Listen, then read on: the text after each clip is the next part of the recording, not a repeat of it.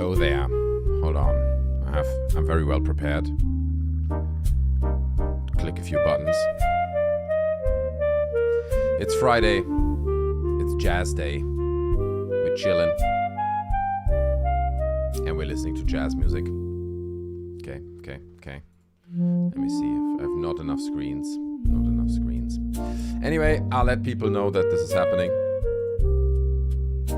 Hold on. I gotta go here because I think this is also on Twitch.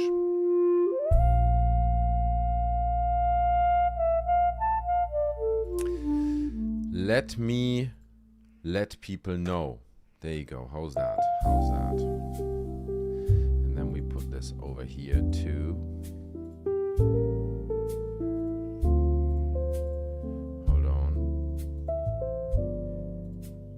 There we go. All right. Joe H. Good to see you, bro. Hold on. Oh, there you go. Okay, I'm just checking if my chat is working, but it seems to be working just fine. Give me a minute. Let a few people arrive, okay? I'll be right back. Just bear with me. We're gonna start in just a minute. I just got started, so yeah, just a second.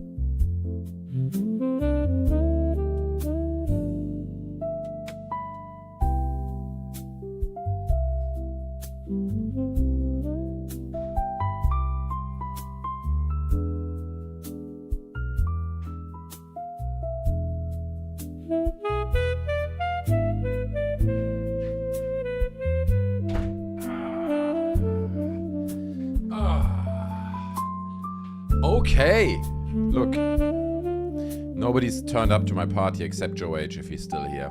Well, that's fine, that's okay. We're hanging out. It's gonna be a very casual stream. We're gonna just chill, listen to some music, and see if some people want to hang out. That's really what it is. I should be preparing for tomorrow's stream, to be honest. But you know how it is. You know how it is. We can't always work, okay? Sometimes we also have to relax. So John Ayers had to here as well. Hey, Professor Joe just subscribed tier 1 over on Twitch. Applause. Huge, my friend. Thank you. I'm drinking water. But I do drink a glass of wine with you guys now. As it is tradition. It is tradition. So thank you so much, Professor Joe. Tier 1 subscriber. And I have good news about that as well. I got an email about 2 or 3 hours ago that said, you're officially a Twitch affiliate now. And I got a little pop-up that said, your hard work is paying off. And I was like, I didn't do anything. I just set up that I'm also streaming to Twitch. But I'm happy. I'm very happy about that. So that's great. It's great to have some people over on Twitch, you know, to just grow a separate, almost platform there, you know, community. So. Okay, podcast, CoD, LCQ, Monkey, Multitask Friday. It is Multitask Friday today. So I'm gonna play some Call of Duty in the beginning. We're gonna hang out. To be honest, I was watching or listening more to the debate of Hasan Piker and Norman Finkelstein. I don't know if you guys are into that kind of stuff. We could chill and listen to that in the background, and I pause every now and then and interact, say what's going on. Cheers, guys. It is 6:30, okay? I can drink a glass of wine. This is fine. Don't be rude to me, okay? Don't paint me as an alcoholic. People just see me on stream drinking wine, so they think I drink all the time, which is not true. I really don't drink that much. But yes, it is chill time. It is chill time. We're gonna hang out. We're gonna chill a little bit. Let me just bring up the game first. Maybe we play a few rounds, And then political stuff later. Okay, let's go into the new Call of Duty maps, okay? Oh, I'm curious about that debate. Yeah, Hasan always seems like he's fighting with half his brain tied behind his back. Sorry for those who like him. No, I mean, look, I understand that Hasan Piker is like a controversial figure and stuff, but... Look. Oh god, here I am, leaning myself way out of the window already. A lot of the things he says make a lot of sense to me, I'm not gonna lie, dude. I mean, if people often say, oh, you know, and then you're like, what is the negatives about him? And then people are like, yeah, well, have you heard about the shock collar with his dog? It's like, first of all, that's not what it was, right? He had like a shock collar, I think, for the dog if he runs away too far from the lawn or something. It was never the thing that he pressed a button to shock the dog for his pleasure, which is absurd, right? It's an absurd. If you know anything about this person, at least from his live streams, if you could judge from that, this is not something he would necessarily do. But anyway, but even if he would do this, this is the argument people have. He shocked his dog. He can't be a good human being. It's like, no, we're talking politics. This is like a political debater, right? So what is the political stance or statement that he made? And then often people say, well, he said America deserved 9/11. Okay, and it's like... Okay, but look, I'm not gonna say America deserved 9/11, but you can definitely say that there's cause and effect. Okay, like if you behave like an imperialistic a-hole, then yes, things may backfire because you piss on a lot of people's legs. The same thing applies to Israel, right, and Gaza. You can't be like, oh, these crazy Hamas. It's like, yeah, fair, that's true, but there's a reason. We need to also look at the reason. Like, sure, nobody says Hamas great, but why does Hamas exist? And why do they have the ideas they have? You know what I mean? Like, we need to look at cause and effect. So when Hasan Piker says, oh, America deserved 9/11, then that is obviously not the right way to phrase it. But I think what he meant was, people do things, and that leads to other people doing things. And we need to look at it as a whole, not just isolate, right? Anyway, there you go. Can Monkey explain COD spasms to me? So, Call of Duty, right? Okay, look, I'm a true, almost day one Call of Duty player. So I played Call of Duty 1 back in the days. At that time, it was just a one more shooter game next to Medal of Honor, right? So, Call of Duty 1, mostly you played the campaign like you would play any other shooter game. And then Call of Duty 2 came out. And, and that game... had like the first real multiplayer. You know, that was like World War II themed, so you would be running around with bolt rifles. But it was, in the core gameplay, somewhat similar to what you see here, right? I mean, this is like 15 years ago or whatever. But, you know, it always was this. So, here's the thing about Call of Duty.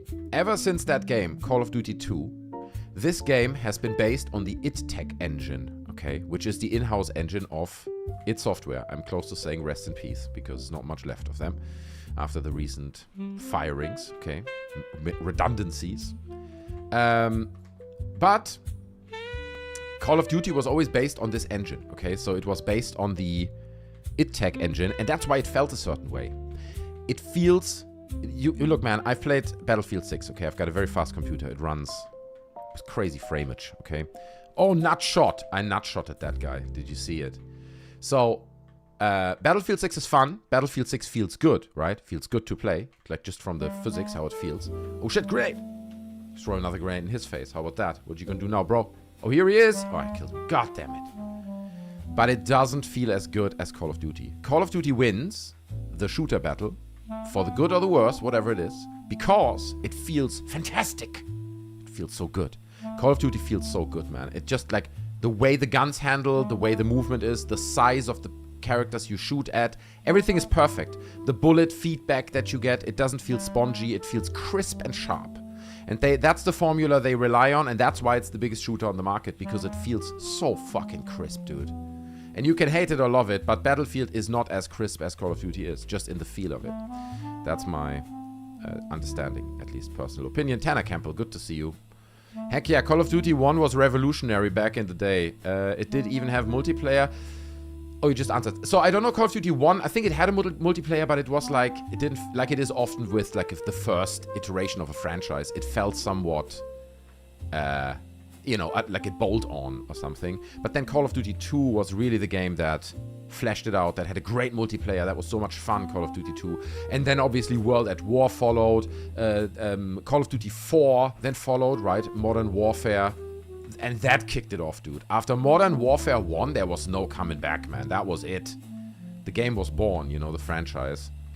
And again, Vince Zampella, right? Big pulling force behind that. Rest in peace. Vince Zampella passed away not long ago in a Ferrari car crash in the Hollywood Mountains.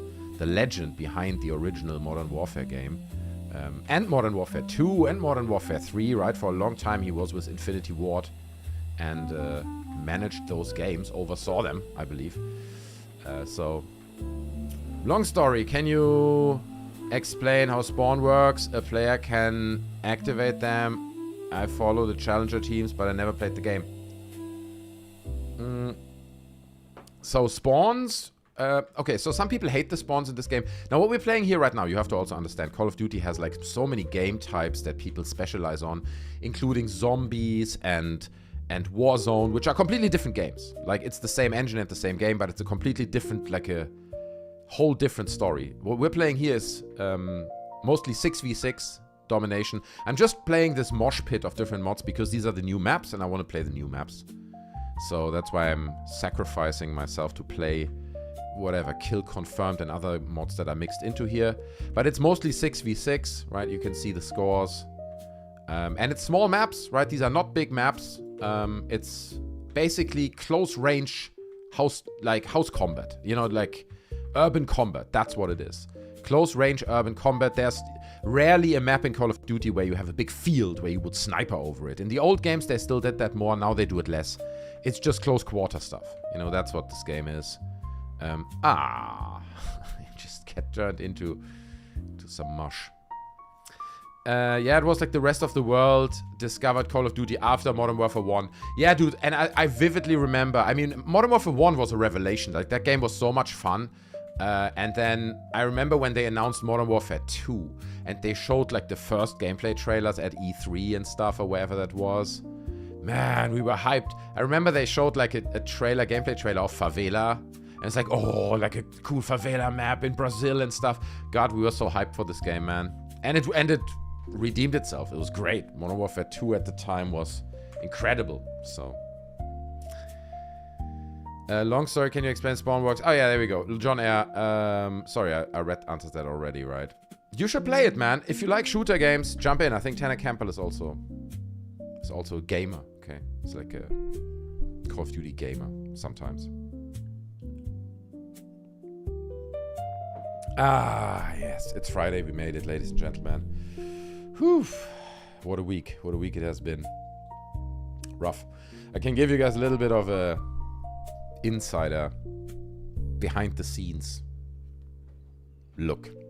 So, next week, it looks like next week, I'm going to drive up to Rendlesham Forest and record a little video that I'm going to put out for 50k. Okay, I'm just going to hang out in Rendlesham Forest a bit. I'm going to try to walk the paths that Admiral Holt, or whatever his name was, walked. So I'll do that. Is the music too loud? I don't know if the music is too loud. I'll turn it down a little bit. Because more often than not, the music is too loud. I appreciate you being here, Jesper. Good to see you, my man. We're hanging out. We're playing some Call of Duty and stuff. Okay, just chilling. We're just chilling. That's what we're doing. How are you today? Hey, Repertory on Twitch. Great to see you. I'm walking alone the road when I reach home. Me and my squad are pulling up heavy to your next stream. Discord, Accordi, I appreciate this, dude. Good to see you, my man. Good to have you. It is Friday. We're hanging out. Good to see people on Twitch. Okay, I'm very happy because we've just been affiliated, greenlit for affiliate program with Twitch, which is amazing. Okay, that happened quickly. That was literally like 3 streams, 4 streams, and I was affiliated. But obviously, we need to keep the momentum going a little bit. So, you know, if you have Twitch, share your Prime subscription with me, or just follow me, or just watch it on a second screen in a little window somewhere. It helps. Okay, it helps the algorithm over on Twitch. But anyway, I appreciate you guys. I'm going to use a little double XP token. 30 minutes. Okay, and we're not only going to play Call of Duty, we'll also play some other games later. Let's see where we get to. Okay, so we're just hanging out. And I'm reading chat. That's what I do. Sometimes I have to focus on the game as well.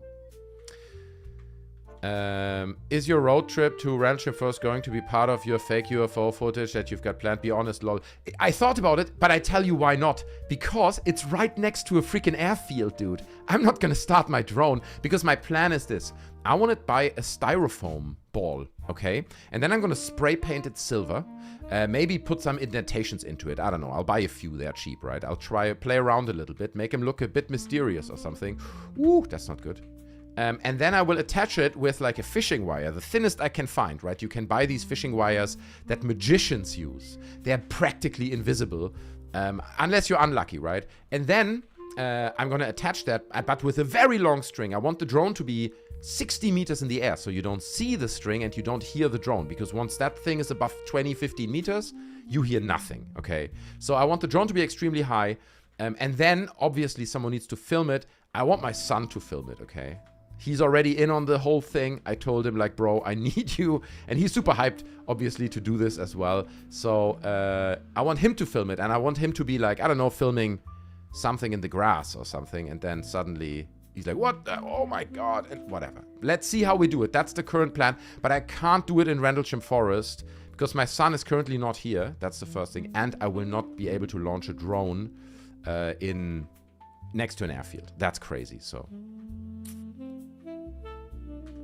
best not to get arrested for 50,000. No, exactly. I mean, it would make for pretty good content if I can claim the chest cam footage of the cops, right? How I get arrested on my 50,000 subscriber celebration. That'd be amazing.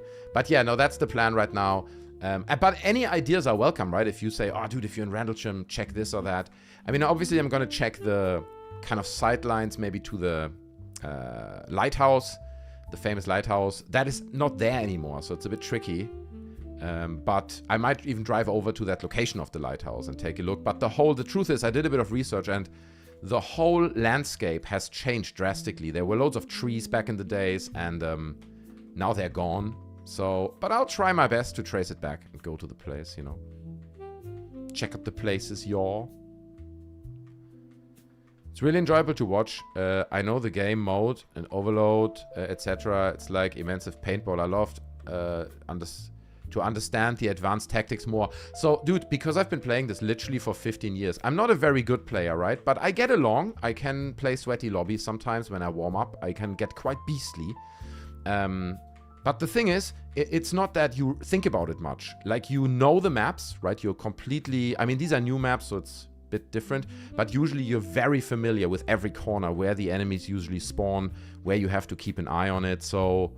it's very much automated. That's also why people often think, oh, monkey, it looks so stressful, right? Like so hectical. It's like, actually not.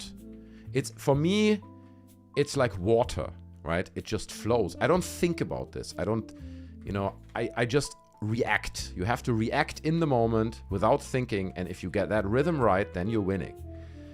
So let's see if we can get to that point. This is our robot. Okay. He's a dog. D-A-W-G. He runs around and causes havoc. Don't think it's mine, though. Don't think it's mine. You could collab with a YouTuber, maker, maybe. Loads of good... Oh, that's actually a good point, man. Like, oh, that's a good point.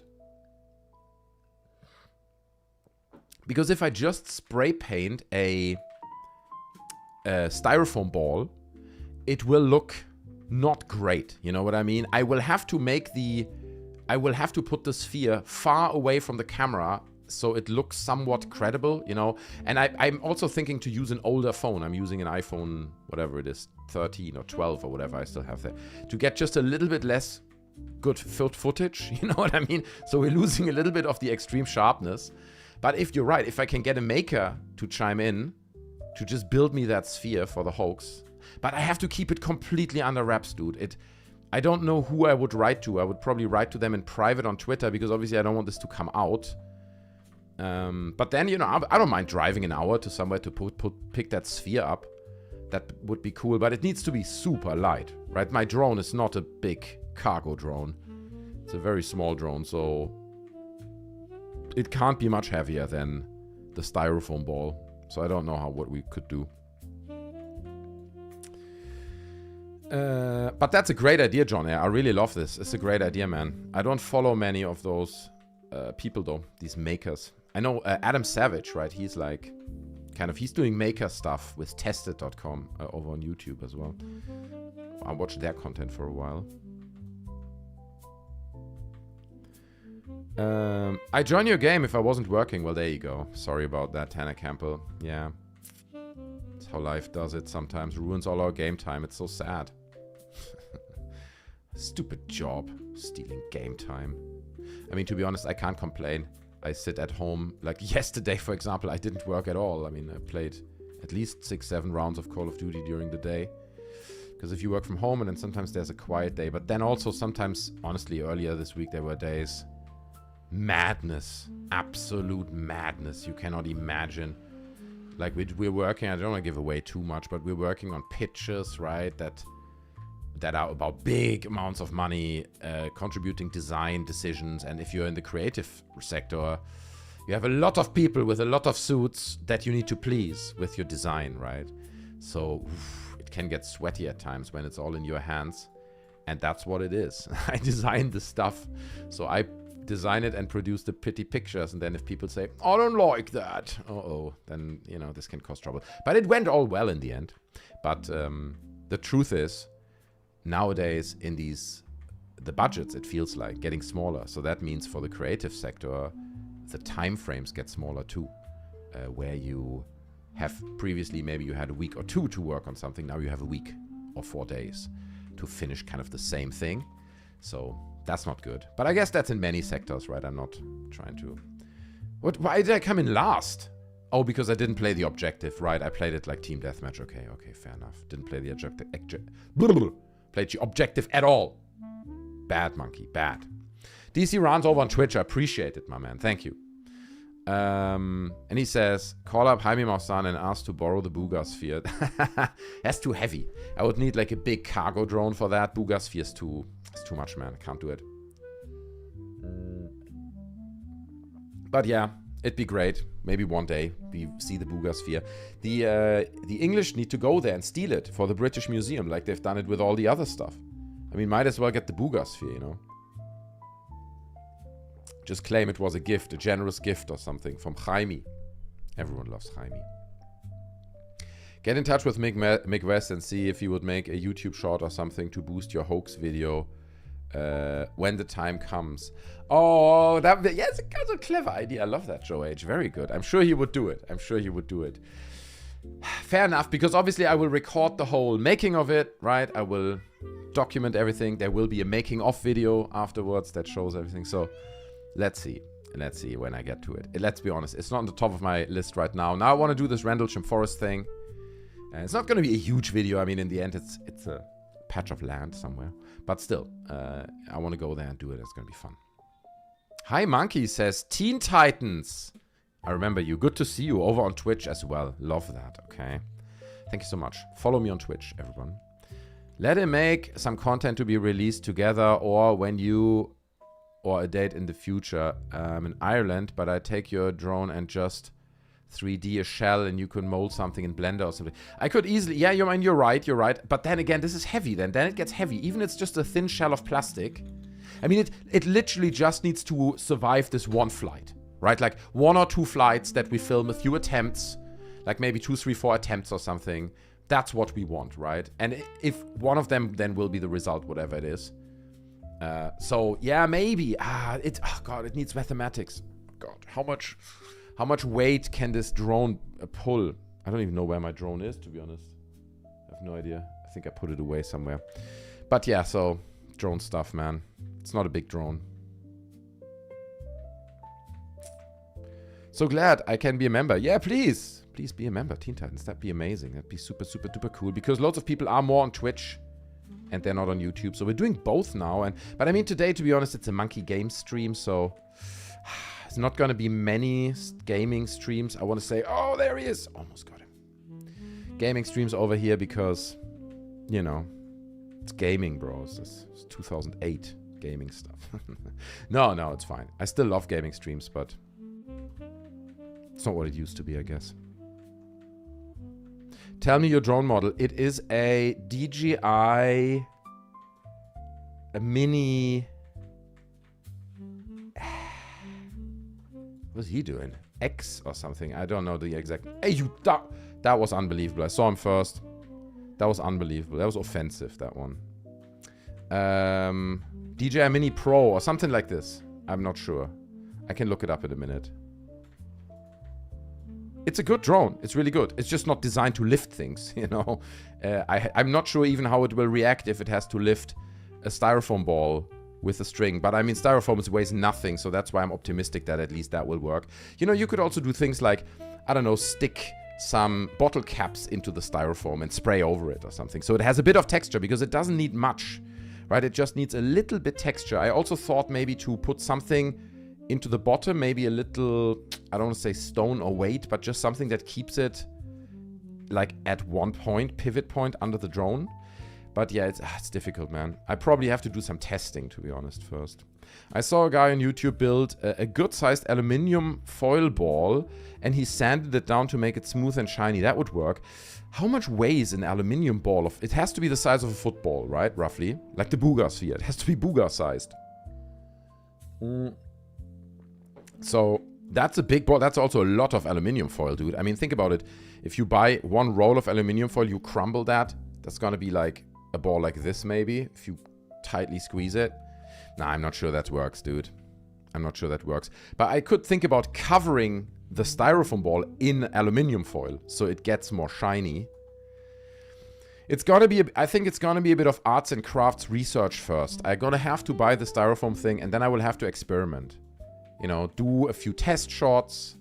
This is like something you learn in the design process. If you have the time, do these things because they will drastically improve your result. You do the test shot and you're going to be like, oh, look how bad that looks, but look how good that looks. And suddenly you can make decisions that lead to just much better outcomes. So yeah, I'll do some testing when I get to it, okay? But that's a great idea to collaborate with makers, man. I love that idea. I love when that happens. I bet it will lift 300 to 500 gram. I was thinking about putting shell around your drone. Let me see. I can look up real quick what drone I have. DJI Mini 4K. I think that's the one. Hold on. Yes. Yes, I have a DJI Mini 4K from China. Apparently it's not available in my region here, but I have it. And it's great. I'm very happy with it. It's a great drone. It takes amazing footage. The stabilization is insane, you know. It's absolutely insane. But again, lifting. But yeah, you can Google that. You can see how much a DJI Mini 4K can lift, theoretically. I mean, it doesn't need to lift it for long, right? It is literally like a little hover over a field. Oh, shit. But yeah, I did want to listen to that Finkelstein interview. Maybe I'll put that on in a minute. But I mean, then it gets very dark, right? It moves quickly from nice, jazzy, relaxed atmosphere to the Israel-Gaza conflict. Which even seems somewhat inappropriate, I want to say. Ah, God, look, I'm getting slaughtered in this round. What's happening, dude?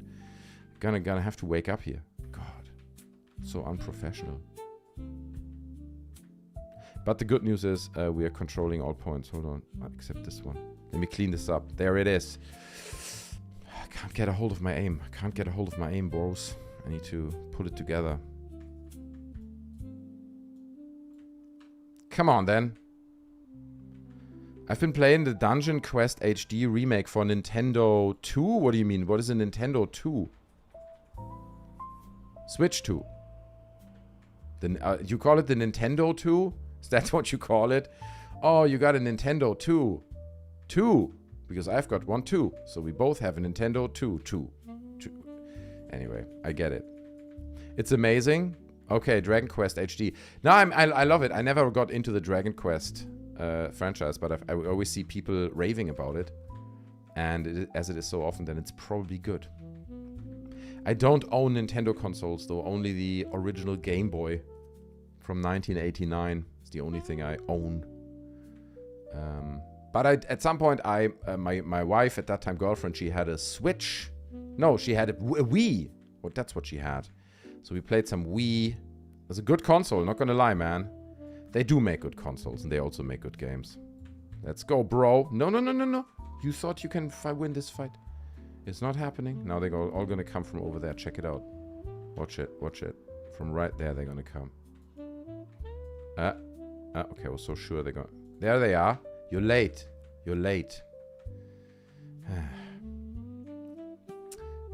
Switch 2, yes. Lol, yes. Old school, I remember to call it Switch. I know. It's just, you know, the Nintendo for me is the NES. That's what it was when people said, hey man, you got a Nintendo. That meant either an NES or the Super NES afterwards. That was a Nintendo for us. And then the Game Boy was a Game Boy, right? Like that had its own branding. But yeah, Super NES. Mini 4K is identical to the Mini 2 SE except the 4K camera, maxing 240 grams payload lift. Let research styrofoam. Yeah, how heavy is a football-sized styrofoam ball? And string, right? But the string's gonna weigh nothing. The string is gonna weigh absolutely nothing. Yeah, that's gonna be great. That's good, actually. 240 grams is pretty good. It's better than I thought. And I mean, that's what it lifts on paper. It probably lifts 300, let's be honest. You know, if you want to stretch it, which I don't want to do necessarily. I don't want to crash my drone for this little experiment, you know. Can't even buy that thing anymore here in the UK. It's like illegal now, probably. Should have bought stock in battery companies. Oh shit. When the Sega Game Gear Color came out. Yeah, that's true. Back in the days. Now, time left. Train has left the station, I would say. What do you think about paying $100 for a game and not physically owning it, says Ed Skeptic. What I think about that is that I will not pay $100 for a game. Okay, maybe GTA. Okay, GTA, I mean, they're coming out for 80, I think. Is what they announced, 80 pounds or 70. I'll pay it, fine. But we're not talking GTA, we're talking average game, you know, that you buy. I'm not spending 100 on it. I will wait for any game on sale. Any game, you know, I will not pay that price. What's up with this thing I just found? It's like neon. It's like Ghostbuster Slimer or something. It's not good. I don't like it. So, but yeah, then not owning games. To be honest with you, I'm not. Look, I'm gonna be bloody honest. I really don't get the whole hype about physical media. I know that we're all putting our money into licenses, basically. I understand it. And they still charge the same as before. And it is kind of fucked up. I understand. What I think is we need new laws that force companies to provide licenses for a certain amount of time or something. If you buy a movie on the PlayStation Network or a game on the PlayStation Network or any other network, the company that you sell it from, it has to be in the agreement of the purchase that this game is now available for you to download for the next whatever 100 years. But then there's like some exceptions to this. Like the other day I saw Spec Ops: The Line. Spec Ops: The Line is a game from 2005, 2008, maybe even later, 2011. Not sure. Yeah, I think it's 2011. And it plays in Dubai. It's made by a German studio, Yaga, right? Pretty good game. Pretty harsh commentary on war. Moments where you push certain buttons and you think it's just a little QuickTime event in the game, and then you see you just killed thousands of families or something. Crazy game that really makes you think about the horrors of war. And it's not available anymore. It's not available on Steam. Even you bought it. It's not available anymore. And the reason for it is that they had licensed music. The game was packed with licensed music. There was like Vietnam songs from the Rolling Stones, you know, Vietnam era songs. That was all in the game, which was great, but that's why they can't sell it anymore now. It's done. It's gone. So that sucks, right? Because that's a great game and it should be preserved just for its story and value alone. So there are these cases, but the truth is, when it comes to physical media and digital downloads for games, dude, if I want to get Spec Ops: The Line, I'm going to download it in the next 20 minutes from a pirate site, okay? And I understand, I bought it, maybe, right? And I should have the license. That's why I say we should have the you know, the companies being forced to maintain the licenses for longer. They can't just weasel out their way out of licensing stuff. But, dude, honestly, I'm also going to say there's also this very weird, strange... I don't know how to say this, dude. Masturbatory element to physical media. And people like, oh, I need to have all the Mario games on my wall. And then I wear my Mario hat and my Mario t-shirt. And then it's the triangle of Nintendo is complete. You know, like, what, like, do you just want to hold the game? Do you want to hold the cartridge that Nintendo manufactured somewhere? Or do you actually want to just play the game? Like, what are we about? Are we about a cartridge? Or are we about the game? Is it fun? You know what I mean? So there's a little bit this conundrum there that I don't really understand. My husband wants to know the name of the game. This is Call of Duty Black Ops 7. Okay. Yeah, the latest Call of Duty. That's what it is. Multiplayer. Playing multiplayer. Not Warzone, which is a big battle royale thing within the game. Doesn't matter. Spec Ops was a good one, right? I saw it as well. And someone on Twitter was like, did you guys know? Game is not available anymore. I think it was a post in light of the whole PlayStation decision now, right? That because PlayStation has decided that they're not going to produce physical copies of their games anymore, starting from something April 28 or something like that. Still in the future, but... And to be honest, dude, like, I have not had a physical disk drive in my computer for the past 12 years. I'm not lying. This computer and the computer before already did not have a disk drive anymore. Like, it is... Dude, we're living in 2026. Discs are not a thing. You know, then you need to come up with something else how you can make the game more interesting. Beyond it being on a disc that comes in a plastic box. I don't know, man. Sell us a USB stick. Is it a cool, stylish USB stick? And every USB stick is slightly different, right? Depending on the game, what it is. And you stick it into your console. But it's just not the same, right? Soccer ball size may be a little too large. 400 gram for standard. Ooh. That's rough, is it? 285 for lightweight and 240 from a Reddit post that claimed they actually had to test it and was maxed out under a load of strain. Oh, that's not good news. That's not good news. Shit. So what am I gonna do now? I mean, yeah, check what a 200 gram sphere would be. I mean that's probably that, but then it's like the size of a freaking snowball. It doesn't work, dude. Could I do something else? Could it be a balloon? Could it be an inflatable? So it's not a styrofoam ball. It's an inflatable. And we hang something under it so it doesn't wobble too much or something, you know. We fix it with a little weight, very lightweight at the bottom. I have very lightweight somewhere here. These mouse weights that you can put on into your mouse, gaming mouse. You can put those underneath. Tricky. I need to think about that now. I want to play the game in peace and not connected to the internet or the company and developer for life, says Ed Skeptic. I mean, are you connected for life? Okay, I completely understand your anger about it, right? And I'm with you. I feel your anger. I'm not disagreeing, but the truth is, man, we have to... The old models just don't work anymore. It just doesn't work anymore. That you get a disc and the game's on the disc and there's no day one patch. You just put it in and it works. That worked when we had 64-bit sprites or something, you know? But not with the complexity of a game that we have now. We need day one patches. We need the connection to be able to fix the game. People play it online, whatever they... find exploits, they ruin the game for everyone else. People need to be able to fix it. So this is just nostalgia, you know. People try to hold on to the old days because that's when things were still good, I think. And I remember those days as well, but they're over. Okay, we gotta move on, bro. Sorry. God, this damn map's coming again. This is like the 5th time I play this map now in a row. It's too much. I don't want to play it anymore. Not again. I'm gonna find another map. I was always presuming the ball wasn't hollow.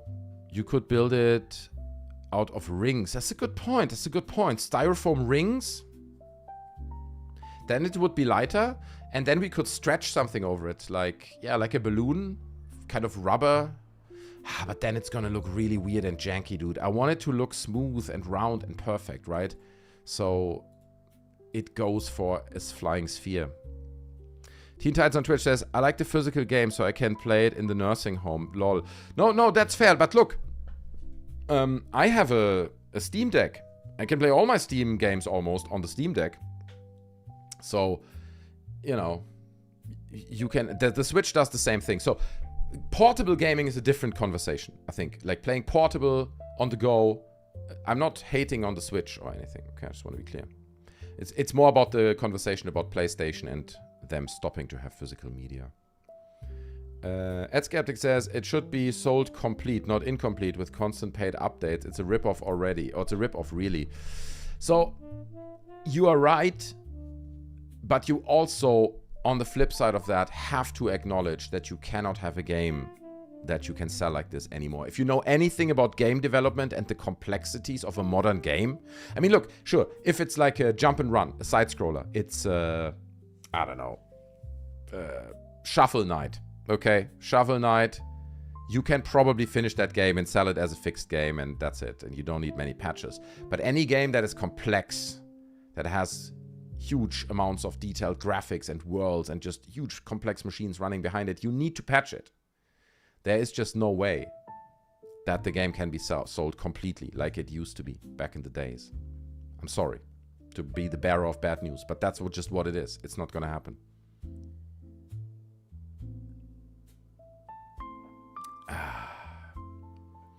And then again, also, like if you really want it, you can probably download the game. I mean, take the copy on your hard drive, get a crack from somewhere, right? Like a crack that cracks that game, and store that somewhere on a disk and just keep it there. You could do that. You could probably do that. It's not the clean way, I understand, but just don't worry, man. Look, about 10 years ago, I watched all these movies online and I downloaded them all because I was like, oh my God, now we have access to these movies. It's going to be great. Shouldn't have done that. It's pointless because now every movie you want to watch at any point in time, same with any game, you just need to know where you go and then you can download it. You know what I mean? At any time.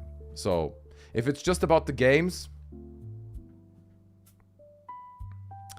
it will need updates, which sometimes will get you free stuff. Yeah, that's true. True. Sometimes. Not often anymore. Back in the days, we would just get free map packs all the time. And stuff.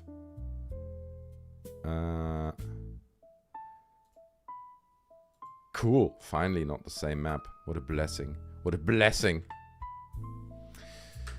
Okay. Yeah. I'm not here defending digital only and all that. But it's a little bit like with AI. Dude, we just have to acknowledge that this is the way forward. You can hate it or love it, and you can protest it, but that is not going to go anywhere. This is the way forward. You know what I mean? And we will download games and you will own them digitally, and we're all going to hate it. And we will all have that moment where we're like, I owned this game and now it's gone. Like maybe PT. Remember that? PT? The Hideo Kojima game on the PlayStation. It's gone forever. Nobody can play that anymore. But that's because it's a PlayStation thing. And it's locked into this weird algorithm or whatever. 200-gram solid ball would be 18 to 20 centimeters. Soccer ball, it's only 23. So 2 inches small. So that's not too bad. That's not too bad, actually. That's actually really good. Okay, fine. That reassures me. So I just need to find a 18 to 22 inch centimeter. Inch would be too big. That, okay, yeah, I can look at that. That's good. That's good, that's good. But again, man, this is a project that needs years of preparation. Years of preparation and research needs to be done, okay?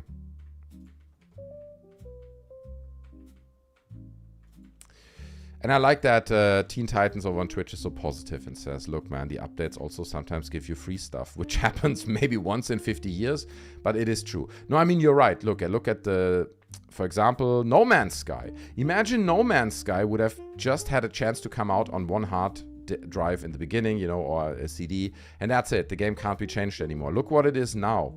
Now it has become this behemoth, right? There's almost no other game that has that level of complexity when it comes to a space sim. So space sim. You know what I mean?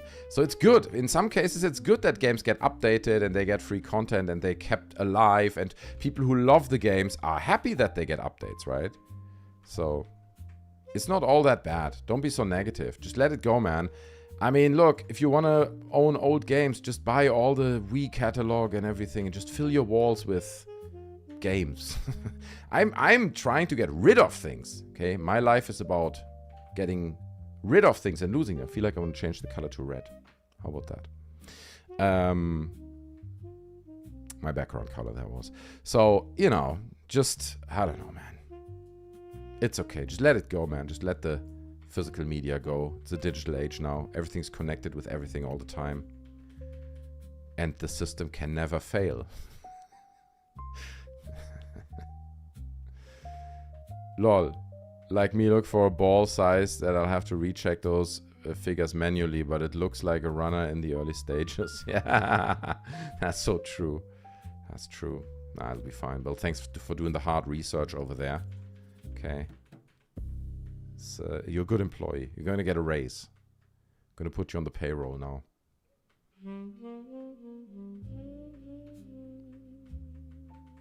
Lol, I'm not even a gamer. I just think gamers get ripped off. Oh, I see what you mean. Ah, okay. Fair enough.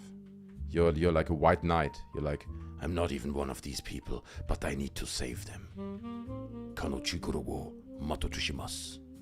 Yeah, no, I relate. I get it. You're a hero. A ninja. Or something. These gamers, bro. Gotta save the gamers, you know. Gamers have to be saved on so many ways, but physical media is not one of them. I would say. Uh-oh. Oh no, it's a dog. It's a dog and not a friendly one. I need to get out of here. Let's get out of here. Where did it go? Ah! Oh shit. Didn't pay attention. As he guns down multiple people. Listen. This is just a video game, okay? And also, it is a video game about family values, ultimately, because I'm obviously doing this for the greater good of the United States of America. Okay, this is a very American game. Call of Duty always has been. I swear to God, like, there were some scenes in, I think it was like Modern Warfare 3 or something in the campaign. It was unbelievable. Like, you blow up a Russian submarine and then overhead fly 6 jets like in a formation, and then 5 helicopters come up on the horizon and the music starts to play. It was like the most unbelievable celebration of the American military you can imagine. They toned it down a little bit. It still is, obviously. It's basically a military recruitment tool, and I'm pretty much convinced that if Call of Duty wouldn't exist, nobody would sign up anymore for the military. It really is the only thing that keeps them afloat. Dan Soda had an interesting convo about buying in content with Palbo Torres, dude. Fair enough. Look, I mean, you can talk about this for hours, for months and years.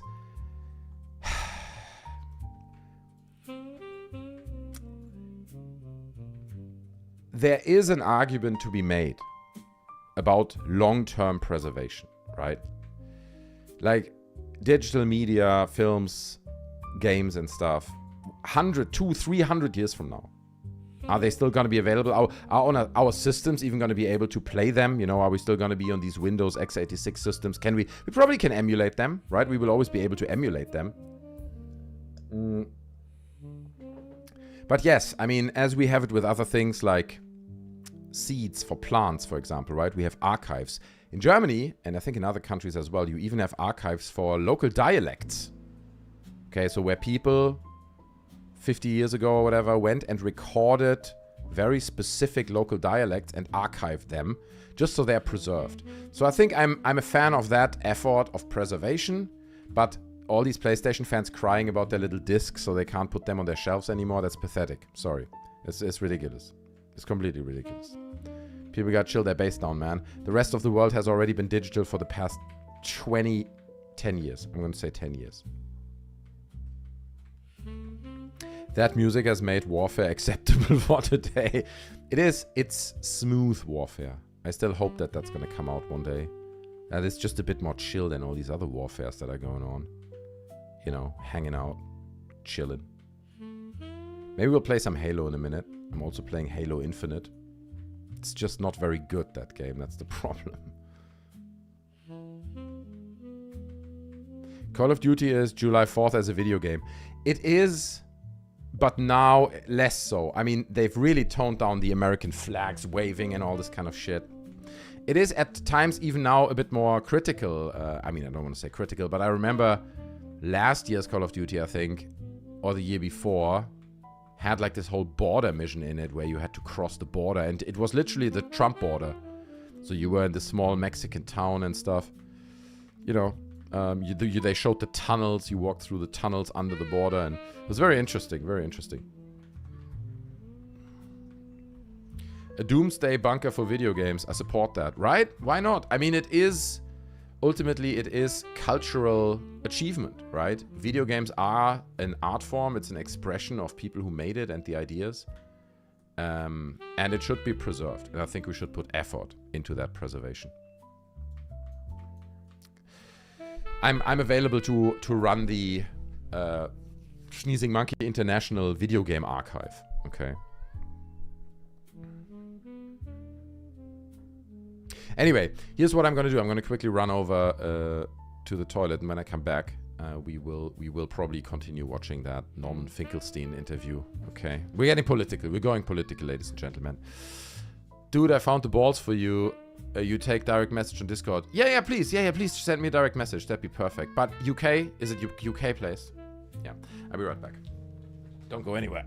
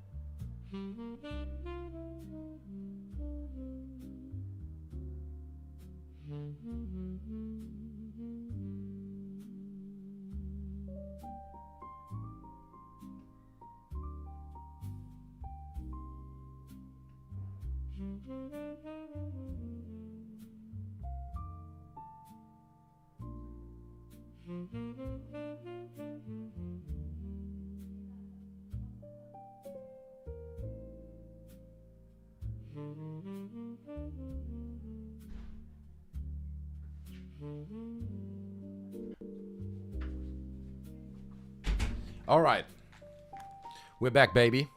I'm glad he's still here. I just stick with Pong, says Ed Skeptic. Those were the days, dude. The other day I saw someone making a Pong out of a... How do you describe this?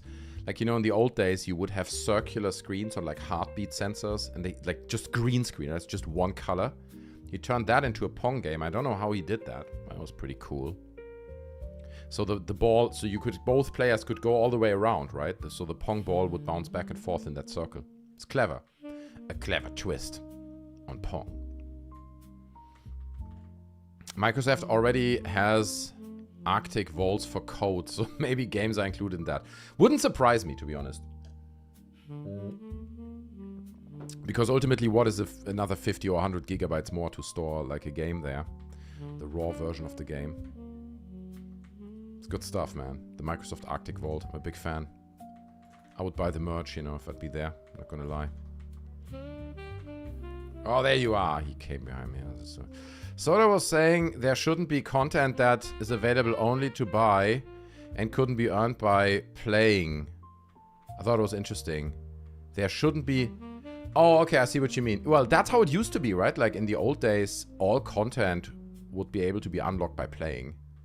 And then they were like, guys, people can just buy it. How about that? And we all earn money. And that, to be honest with you, that really revolutionized gaming because it completely changed the monetization of gaming.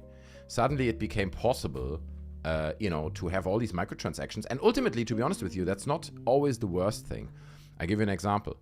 When Call of Duty Modern Warfare 2 came out in 2009, 10, so whenever that was, they discovered that they can sell us map packs, right? They're like, oh, we're gonna sell them map packs. 5 new maps, multiplayer 4, whatever it was.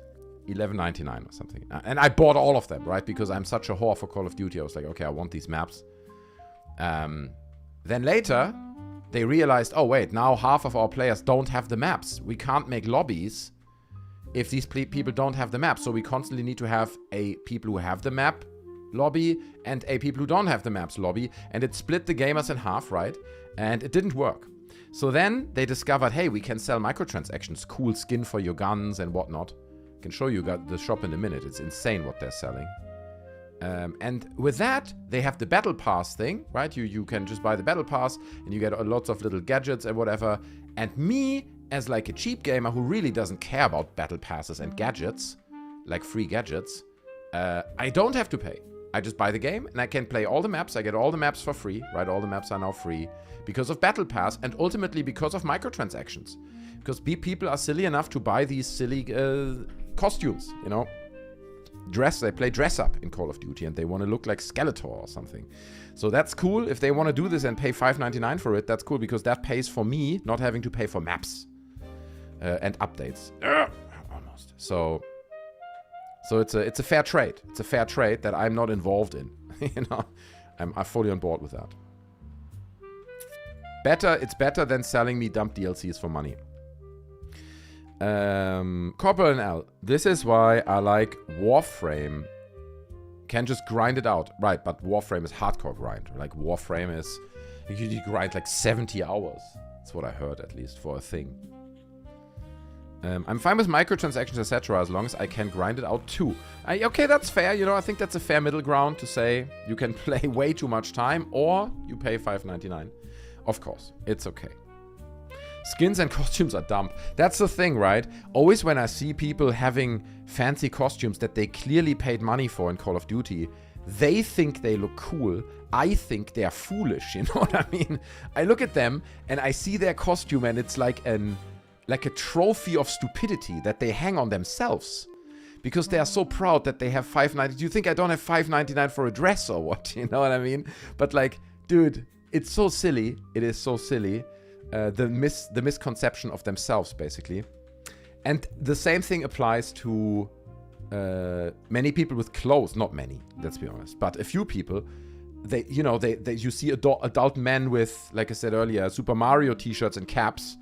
And they think that's cool because everyone loves Mario and they're nostalgic. But actually, from the outside, you just look like a clown, dude. You know, you don't need to be super serious. I mean, my t-shirt right now reads Sega Mega Drive in Japanese, okay? So I could argue that I'm also looking like a clown, which is probably true. But you know what I mean? Like, it just can reach a point that's a bit silly. And this is something, honestly, that really changed the way I clothed myself as well. Once you realize that there's a massive discrepancy between what you think looks good and makes sense on you or whatever, and what other people think. Now, of course, there are people who say, I don't give a shit what other people think. I do whatever I want, you know. Fair, that's okay. But unfortunately, we're living in a world where, you know, you need to talk to other people and have some level of acceptance and stuff in certain situations. So, yeah. You know what I mean. You know what I mean. I don't like when devs will create a problem and then sell you the solution, such as slowing down XP gain and selling a booster pack. Yeah, that's true, dude. That's borderline criminal. Like, that's so insane, dude. That's so insane. I hate that too. I mean, to be honest with you, I have to say, I think Call of Duty has found a good middle ground there. I play this game every year. Now I was really happy. I get it with Game Pass, so that's great. They stopped that now, unfortunately. So this year, no freebies on Game Pass anymore. With Call of Duty. I have to buy it. And again, what a shame, right? But I will probably buy it, as much as I hate myself for it. I'm going to play the beta. There's going to be an open beta. I'm going to test it. I work in a lab, so I wear a lab coat, etc. Anyway, it covers a lot. Okay, fair enough, fair enough. I've gone to work in sweatpants. I don't care. Fair enough. I mean, look, I do this as well, but I work from home, so nobody sees my sweatpants. But I would never go as far as not wearing any pants on a Zoom call. Even if there's any reason I have to get up, you know. I could always stop the camera, I guess. No nudity on Zoom. Try to avoid that. It's just a tip from me for you guys. Wearing a Mario t-shirt must scare the opponent to death. No, I mean, look, a Mario t-shirt... Look, I give you my example for me. I used to wear, and sometimes I still wear them because I have them from literally 10 years ago, t-shirts that would be subtle references to movies. You know, so for example, I had like this t-shirt from the Overlook Hotel, right? It's like it looks like merch you would buy at the Overlook Hotel, which is obviously the hotel from The Shining, right? So it's like you need to be a little bit of an insider to understand the reference. Or I still have one t-shirt, which I think is still pretty cool, of Delta City. Delta City is the city in RoboCop, and it just looks, it's like a graphic, and it says Delta City, the future has a silver lining underneath. And it's like, I like these t-shirts, I'm a film nerd, okay, and I wore them. Now, I mean, I still wear them, but I don't buy them anymore. Now I just buy black t-shirts. I don't buy t-shirts with things on them anymore because... I don't know, man. I don't need to show people that I'm a movie nerd. That in and of itself is already... I don't know, man. I don't need to define my identity through my clothes and express that I'm a person who likes movies. You know, I mean, it's ironic I'm saying this as I'm wearing a Mega Drive t-shirt, but I swear to God, this is a 13-year-old t-shirt. I'm not joking. This, I mean, it looks like that as well. I have not bought a t-shirt with anything on it, I think, except monkey merch, in the last 8 years. I think maybe 8 years ago I bought the last t-shirt with something on it. Since then I just buy black t-shirts, right? And there's a reason for it, right? There's a reason. I don't want anyone to even know, like, oh, he likes movies, huh? You know, it's like, come on, man. It's none of your fucking business. Like, if you're a friend, sure. But if I go out or I talk to someone or... Nah, man. Expanded polystyrene florist ball, 15-20 centimeter ball sourced, but check first option. Okay, I'll check it out. Thank you so much. Huge applause for John Air, okay? John Air, where is it not applauding? He's doing the hard work. It's amazing. It's absolutely amazing. I appreciate it so much, my friend. Thank you. Thank you. Black t-shirts in the bulk, Corporal NL. That's it. That's what I do too. And again, like, if you want to wear a Mario t-shirt, I'm not going to judge you. It's fine. It's fine. It's just, I'm just speaking for myself.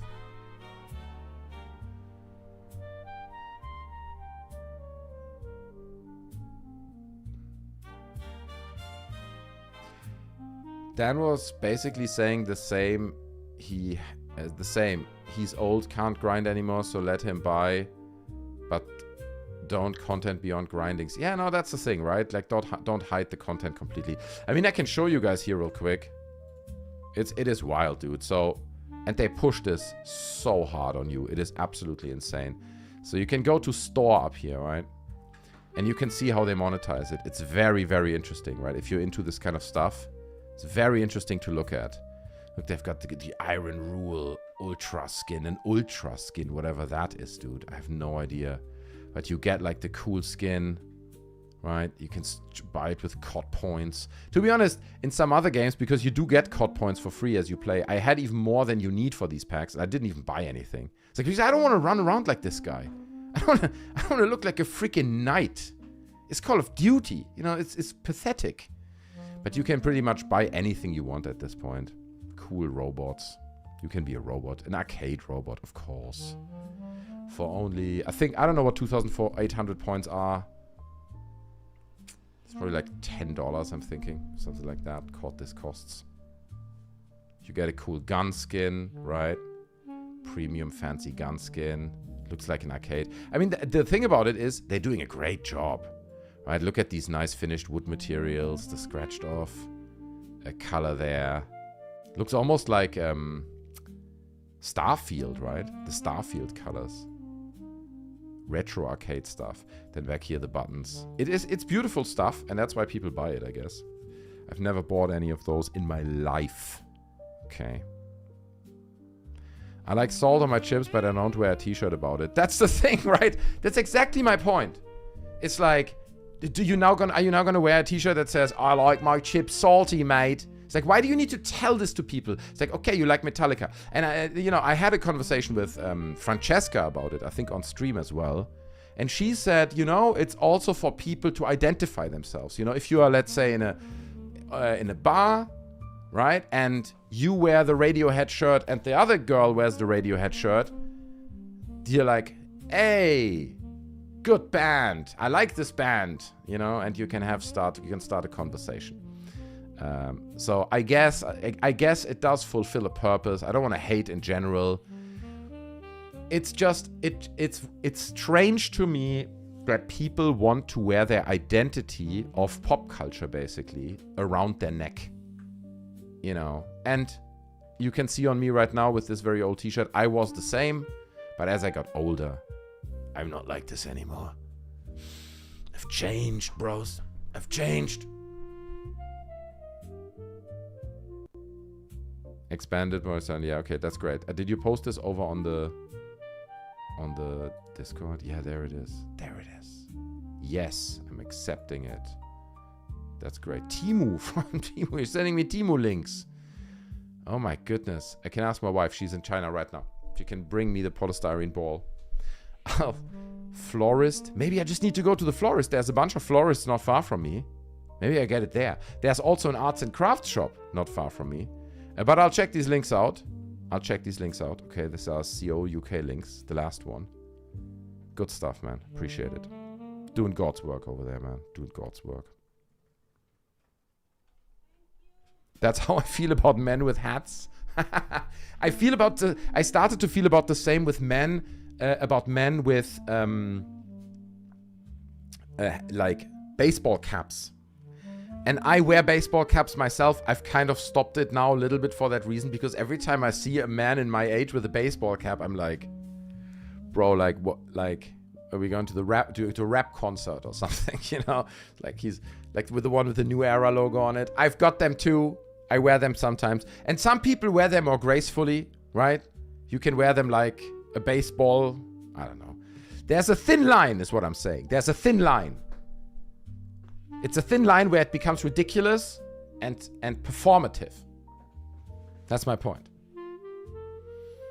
Baseball caps will give you a bald spot. That is not true, dude. That is so not true. There's no way that is true. I'm going to search for that right now. Okay, I'm going to debunk this claim live on stream, because that's an absolutely, utterly ridiculous claim that I will not stand by. Let me ask ChatGPT. There it is. Do baseball caps give you a bald spot? I mean, I don't even want to ask ChatGPT, because ChatGPT is like, okay, let's lower the intelligence findings of this guy by 10% after he asked that question. Okay? No. Baseball caps do not give you a bald spot. But nice try. Nice try. It's debunk, bro. Sorry. Debunk on Monkey Games. Maybe the first debunk on Monkey Games ever. But fair enough. Good theory, Corporal NL. I like it. Hats are for people already bald. That's also true a little bit, right? I'm not. I'm lucky, I have to say. I do notice a little bit of thinning in the very front here, but I'm doing okay. One day I'll just shave it all off and I go with like the shaved, you know, the stubbly. The Bruce Willis. I go Bruce Willis one day. It does count for motorcycle helmets though. Oh, here we go. He's doing it for motorcycle helmets. Do motorcycle helmets cause a bald spot? It's not gonna be, dude. What do you think? Of course not. Makes no sense. I think you're just playing with me. No, bald motorcycle helmets do not cause permanent bald spots or male baldness patterns. As helmets that are excessively tight, repeated rubs in a particular area pulls the hair when being... So yeah, of course, they can pull your hair. They can do that, I guess. So it can cause temporary breakage or friction traction related thinning, but not bald spots. Okay, so just so we got that corrected here. Headsets actually do cost hair. The headband can crush them and rip them out. It happens sometimes, that's true. You guys wouldn't believe this. This really happened to me. So obviously I work all day on my computer, so I have this indentation often, right? I have this indentation in my hair that is from the overhead piece from the headphones, right? My son, who's 11, right, and it's like all 6, 7, and it's cool, you know, whatever's cool. Roblox is not cool, then Minecraft is also not cool. He's like, Dad, the thing you have is so cool. I was like, what do you mean? You know, the indentation from the headphones, that's a cool thing. I'm not joking. He told me that kids admire it when people have the indentation in their hair from wearing headphones all day. It's a cool thing with the kids if you have that. And I was like, oh shit, I didn't even know I had it. I scribbled my hair. It's a true story. I don't know if my son trolled me, but he said it's pretty cool to have it the way I had it, you know, so. No, well, now I need to know what causes bald spots. To be honest, I think in the end it's like genetics. It's like some little number that's different in your DNA than it's in my DNA, and that's it. That's it. So it's nobody's fault. It's just a little numbers twist. You get the high number, you get the low number. I don't think there's anything you can do about it, honestly. I don't think so. But I don't know. I have not researched baldness and hair growth treatments and stuff. Never looked into it. I wonder why. Hormonal change, yeah, that's also true, Corporal Nell, right? As you guys are older, your body changes, you can lose your hair. Truth. Does that indentation sit on your skin too? My previous headset really pressed down. It didn't have a cushion. No, this one has a cushion, so it's very comfortable. It's not an expensive one. It's like a 75-pound Sennheiser one, but it's nice. And it leaves just the indentation, not on my skull or anything. It's very comfortable, but it does press the hair down. And especially when I pick them up from school. So in the morning I shower, right? And then I put it on, work for 8 hours. I sit here, or like 6 hours, and then I pick them up. And then I have this weird thing on my head. They love it, man. Kids, it's huge. For the kids, it's the biggest thing. Have you seen those pictures of hair transplants gone bad? Man, that's nightmare fuel. I'll go bald gracefully, thanks. Oh, God, I don't even want to Google it, man. I don't even want to Google it. Oh, God. Where, like, hairlines are not in the right place and everything. Oh, no. Like, just don't do those things. Like, just age the way you age. You know, that's what it is. We all have to live with our age. We have to watch ourselves fall apart. So, yes, it's genetics, says Very. There you go. See, Very knows. That's why we have the scientists in chat. There you have it, ladies and gentlemen. Still jazzy vibes. Still Friday night, you know what I mean? We're emptying a bottle of wine, chilling. Maybe we'll watch some politics in a minute. Listen to Norman Finkelstein for a while. You may not know well who that is. Maybe you do know.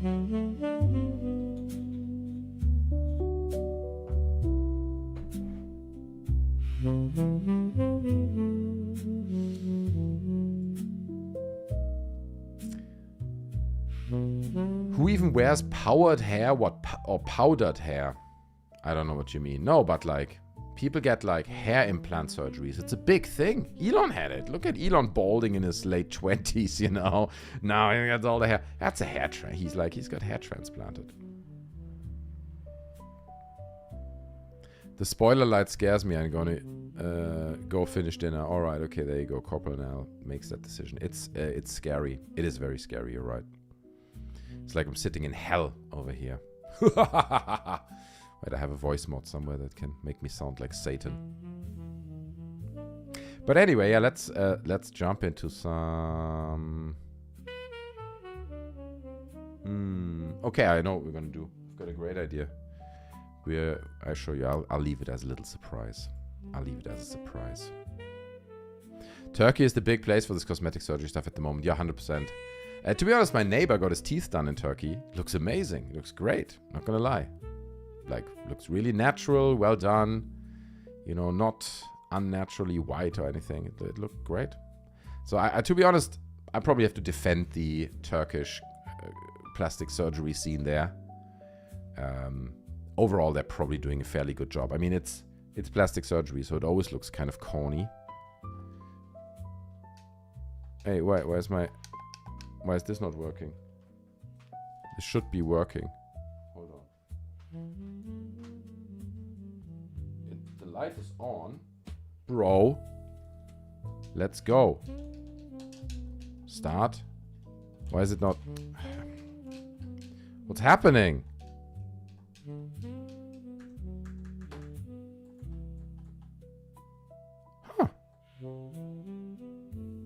Hold on. Oh, I think I know what's happening.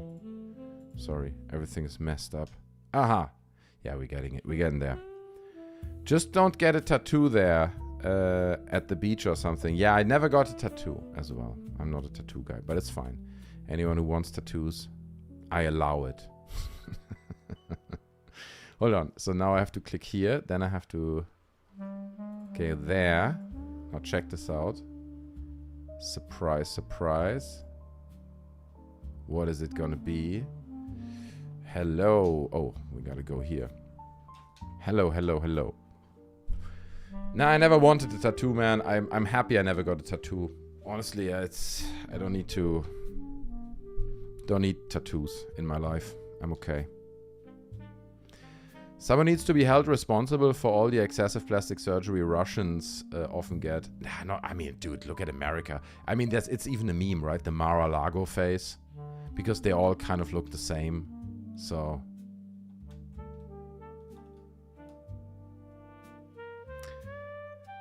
That wouldn't have happened with a physical game. What, that I have to wait a brief second before it loads or what? Or that I didn't recognize my controller?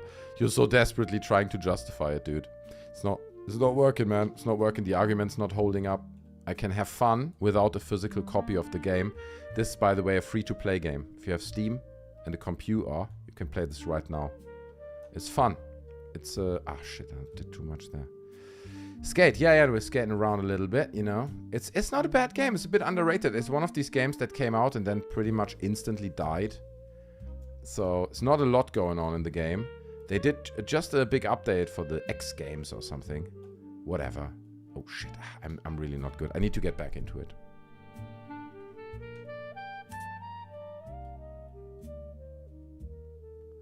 Powdered hair's a thing. Just don't wear it on a windy day. Oh, okay, like I just know powdered wigs that people would be wearing. Oh, come on, man. Try to skate up and then down.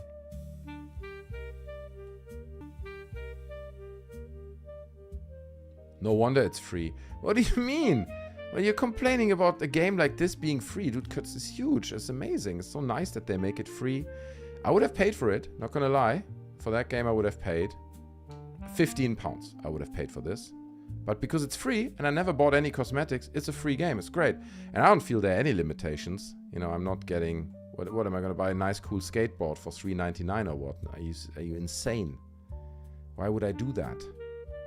So, I'm not complaining. It's great. You can drive around. It's really casual. You know, it's a nice thing you can do. And as you can see, I'm very good at it. As I am in real life with skating. Mick West does not approve of this game, I assume. I'm sure he would love it. I'm sure he'd love it. I mean, it's a... I remember when this Skate hit for the first time on PlayStation back in the days. I think it was, right? I think it was a PlayStation game. Maybe on other platforms too. Maybe on PC. But that was revolutionary because for the first time they introduced a skate simulator, if you want, where you could flip the tricks, right? You flip the tricks with the stick. You go like you would move your feet on the board, right? So just by flicking the stick, you can do all kinds of tricks. So that revolutionized it. That didn't exist in Tony Hawk's Pro Skater, right? Woo! Oh yeah, not bad. Saw a guy play a horse racing game on Steam the other day. It was so well put together for an indie developer. So this is, I mean, dude, you can do unbelievable things now because the libraries exist. You know, you can just download a horse and animate it. It's much less work now to put something together than it was 10 years or 5 years ago. Skate was long after Tony Hawk. Long after Tony Hawk, Joe H. Basically, Tony Hawk's introduced us to skate games. And then Tony Hawk's spawned a whole bunch of other games like... Matt Hoffman's BMX and stuff like this, right? And we got like Sean White snowboarding, and it spawned the whole thing. But in a nutshell, all these games were similar, right? They operated with a button where you speed up your board or your BMX, and then you can do with certain button tricks, you can do combinations, you can lock into a grind, right? So you jump and lock into the grind and then lock out of it again. So it was completely different, and Skate revolutionized the mechanics of it. Skate came like, I don't want to lie, but like 5-6 years after Tony Hawk's. And I think people, even you were a hardcore Tony Hawk fan, you had to admit that this is just better. It feels more like skating, you know? It feels more like you can do crazy tricks, draw different lines, you have more control. It's ragdoll based. So if you fall dynamically, right? Like you would fall into the bushes. I love Mick West, but he's way too polite and accommodating to the fakery and grifters, especially in online debates. I'm not sure you can hear that outside my window. Just give them the shit they deserve. I mean, he's a polite gentleman, you know. He's not a hater, that's the thing. Mick West is not a hater. He's a friendly guy. It's all about respect. So I deeply respect that. Now, I don't think he should become more verbal. I think it's totally fine the way he is. We need people like Mick West that are so down to earth, you know. And people like me who are not at all down to earth and who are completely spazzing out on camera. It's like the two poles of debunking, yeah. But I did love Tony Hawk as well, right? Don't think I'm shitting on Tony Hawk. I love Tony Hawk. To be honest, I told you guys, my friend who took his own life about 10 months ago or whatever, he was a massive, massive Tony Hawk's fan. Like you know, it was I would even say it was part of his downfall, you know, because he played it so much. He got completely hooked on it. He somehow scraped money together at the time to buy himself a PlayStation. And then he just did nothing but play Tony Hawk's in his room for years. I want to say literally years went down the drain there.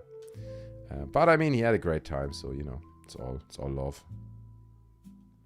But so I do have that special connection to Tony Hawk's 1 because of him. I only played it, I know, not that much, you know. But I played quite a bit of it, like maybe 50 hours, I would guess. Hey, Dogpile Dan, good to see you, bro. It said Call of Duty, right? In the description, it still says that. What city are you skating in? Oh, it's a good question what they call it, dude. It is a fantasy city. I can't tell you the name, dude. It's like some fantasy name. You can do all kinds of tricks, but to be honest, you know, you can do little missions and grind this, get that many points. But I just ride around. These are all real players, by the way, the ones you see here. This is all, it's really happening, guys. And one thing cool thing about Skate is that you can take your board in your hand, you can walk around. I appreciate these kinds of things. You know, that you can also walk. You're not forced to constantly stand on the board. It feels more real. Feels like it allows you to interact with the environment differently. Oh, shit. Sorry, I'm late. I went to see Spider-Man. Oh, Fabius M. Give us the spoiler-free review then, please. In the context of all the previous Tom Holland Spider-Mans. Here's my guess. You're going to give it a 7.3 out of 10. And you're going to say it's pretty good. Maybe not the best one. I leave reality by playing No Man's Sky. Oh, I played that too for a while. Yeah, we spoke about that earlier already. Because some people in chat were complaining about games having no physical media anymore, right? Which I understand. But look at a game like No Man's Sky, right? All the updates wouldn't be possible if it would just be a disc and, you know, the game is done. Then it wouldn't work. It would be impossible. If you enjoyed the other 3 movies, you'll enjoy it. Maybe the best out of the bunch, actually. 8 out of 10. Okay, there you go. That's pretty cool. That's pretty cool. I'll watch it at some point. Again, it's like Steam games. I wait until it's on sale. And you know what that means. It's on Netflix. Or somewhere else. That's all I'm going to say. Without my lawyer present. So yeah, I'll watch it. No, I like these Spider-Man films. They're okay. I think Tom Holland is actually... Probably he's the best Spider-Man, right? Let's be honest. I mean, Tobey Maguire is... For the time it worked, but you look back now, it's kind of cringeworthy a little bit. The whole first kind of trilogy they did there. And then Andrew Garfield. That didn't go too well, did it? The Andrew Garfield thing. Ow. What game is this? The latest Skate? Yes, this is the latest Skate. It's currently available for free on Steam. can go get it. You need a controller, though. You're gonna need a controller. But yes, it's a free-to-play game. I don't know how EA is making money, because the game itself... I mean, nobody's gonna buy skateboards, I feel, but there you have it. I'm glad it's free. Fully supporting it. That's why I'm playing it. It's a great game. I'm promoting it here, basically. On this massive channel with so much reach. It's amazing. Boom. Almost. That was almost a good run. But yeah, I should go back into No Man's Sky. The problem a little bit with No Man's Sky for me is like, I don't know what I'm doing. I just can't build... You can just build a base, you know what I mean? I don't want to build a base. I have no interest in building a huge base somewhere. It's not a good purpose for me. I don't like the superhero multiverse movies. There are no stakes. A character dies, then just an alternate version from a different dimension comes up. Here he is. He was the real Iron Man all along. Yeah. Yeah, it is strange. It is strange, right? I have to say, personally, I mean, I don't hate on it or anything, but I lack the connection completely because I never grew up with Marvel comics, you know. I mean, I knew about Spider-Man, you know, about some of the other ones, you know, about the Hulk and whatnot, but I never read the comic books, and it's so... But I have to say, what I really do respect about the Avengers thing is how they built up to this Avengers Endgame thing over like 10 years or whatever. That was really quite unprecedented. I had never seen something like this done before, right? Where every character gets its own movie, its own trilogy almost. Iron Man and the Hulk and whatnot. Ooh, that was beautiful. That was beautiful. So, and like, you know, Captain America and Spider-Man, and they all build it up with their own movie releases, big summer hit releases, and all the movies are actually not bad. And then by the time you get to Endgame, you're so familiar with all these characters, right? And you're like, okay, I really know their reason for being here and stuff. So that was quite impressive that they pulled that off over that long period of a time, you know.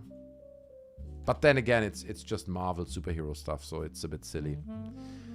Yeah, DC Warner showed it's not easy thing to do. Exactly. That's exactly right. You see, DC Warner, they have pretty much the same assets. Sure, you can say, you know, the Marvel characters are more beloved and maybe work better with audiences or whatnot, but still, dude, they have Superman, they have Batman, they have so many characters they could build on, and they really messed it up, man. They really messed it up. Oh, shit. Oh, I thought I'm gonna fall down there. But I said this before, and I'm going to say it again. The massive chance they had, right? And I'm talking Warner. Was to have Joaquin Phoenix as the Joker, which they had. And, what's his name as Batman? Who's Batman right now? Chris Patterson. What's his name? Not Chris. Is it Chris Patterson? No.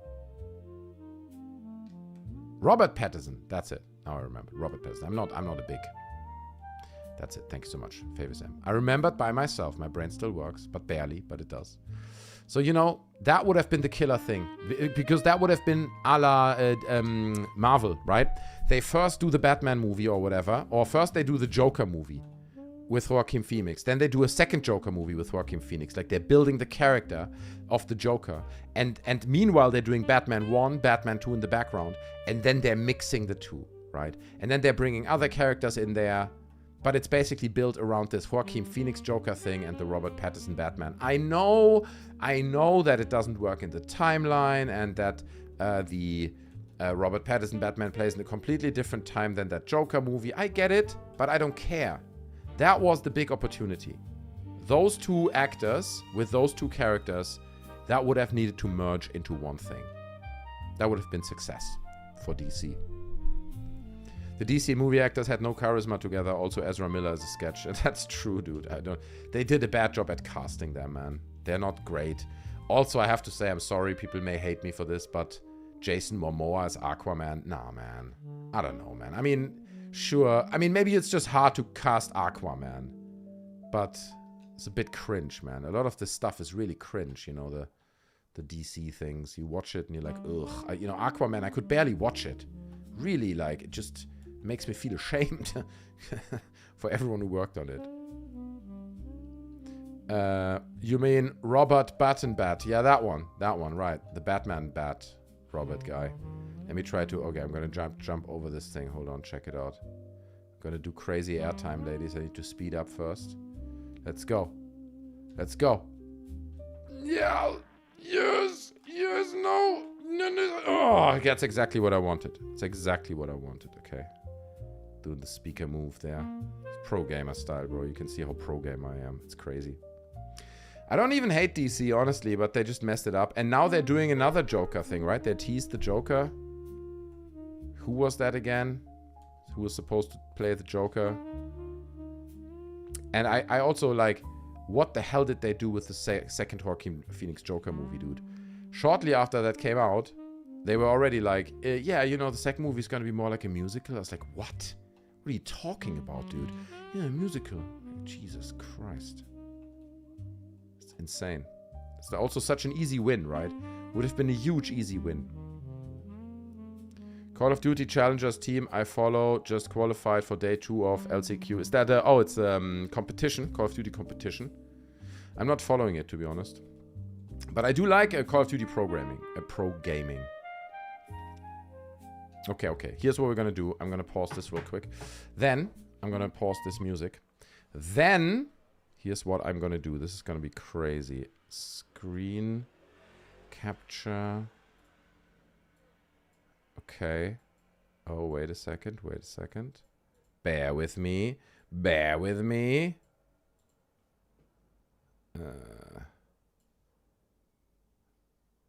Screen video? Yes. Look at that. Check this out. Hold on a second. So we're going to listen to this in the background. But because I'm like a crazy tech wizard, I can put it on for you guys too. I think. Hold on. While I still game. You know, this is the future of entertainment. The absolute future of entertainment. Let's check it out. Maybe we put it somewhere here. Okay. So, we can press play here. Claims against the Israelis. So, to be honest with you, bad news. I've already watched 1 hour 25 of it. So, we're going to jump in at 1 hour 25. But it's fine. It's no problem. It will all make sense. This is a conversation between Norman Finkelstein and HasanAbi. Okay, I don't know if you're it's probably going to lose me half my viewers. HasanAbi is dangerous. He's a terrorist. It's a conversation about Israel, and Norman Finkelstein is an author. He is probably, I would argue, one of the biggest experts on the subject of Palestine and the ongoing Palestine conflict all the way back, you know, to its beginnings in the late 1940s. So he is, though, I'm going to give you a bit of a warning there. He is, oh, you have no idea who either of these people are, lol. Okay, fair enough. So that's probably good, Fabius M. So he has researched the massacres and everything that has happened, you know, all the way back to the Nakba and the whole, and even before that. Like, he's just an expert on the Israeli and Palestinian conflict, right? He's an absolute expert. He visited Palestine, he visited Gaza over many years. He wrote many books about the subject. But the thing about him is, he's a brain, okay? Like, so sometimes it's not easy to listen to him because he's very smart, you know. But he talks very slow. So I've put it to double speed or something, 1.5 speed. So let's just listen to what he has to say. You guys can let me know posted a lot in the comments. Of sexual violence on their own social media.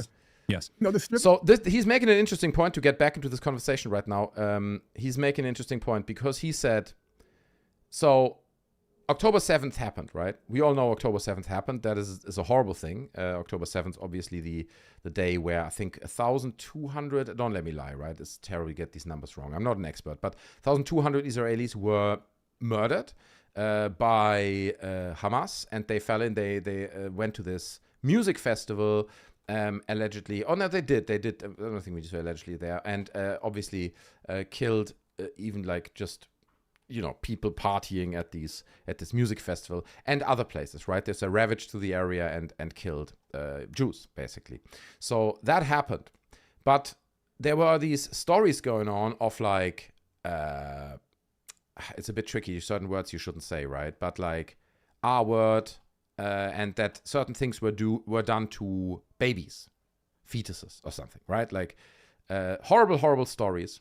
Now, the point he just made is like that the whole Gaza conflict, and even just a few recent years of the Gaza conflict, are one of the best documented conflicts because of the age of social media, right? Like, not only do we have surveillance cameras everywhere, we have drones in the air from the military, but people have their own phones in their pocket, right? Everyone has a camera in their pocket, and that was obviously the case on October 7th as well. Yet, there's nothing from that day that shows Hamas doing the things that are being claimed. There's no footage, there's no visual evidence, and there is visual evidence of everything about this conflict. It is all insanely well documented, too well in some cases, you can argue. But of that particular day, there is no footage. There's almost nothing there that backs any of these claims up the way it's been described. And I'm not questioning whether October 7th happened, but what happened that day.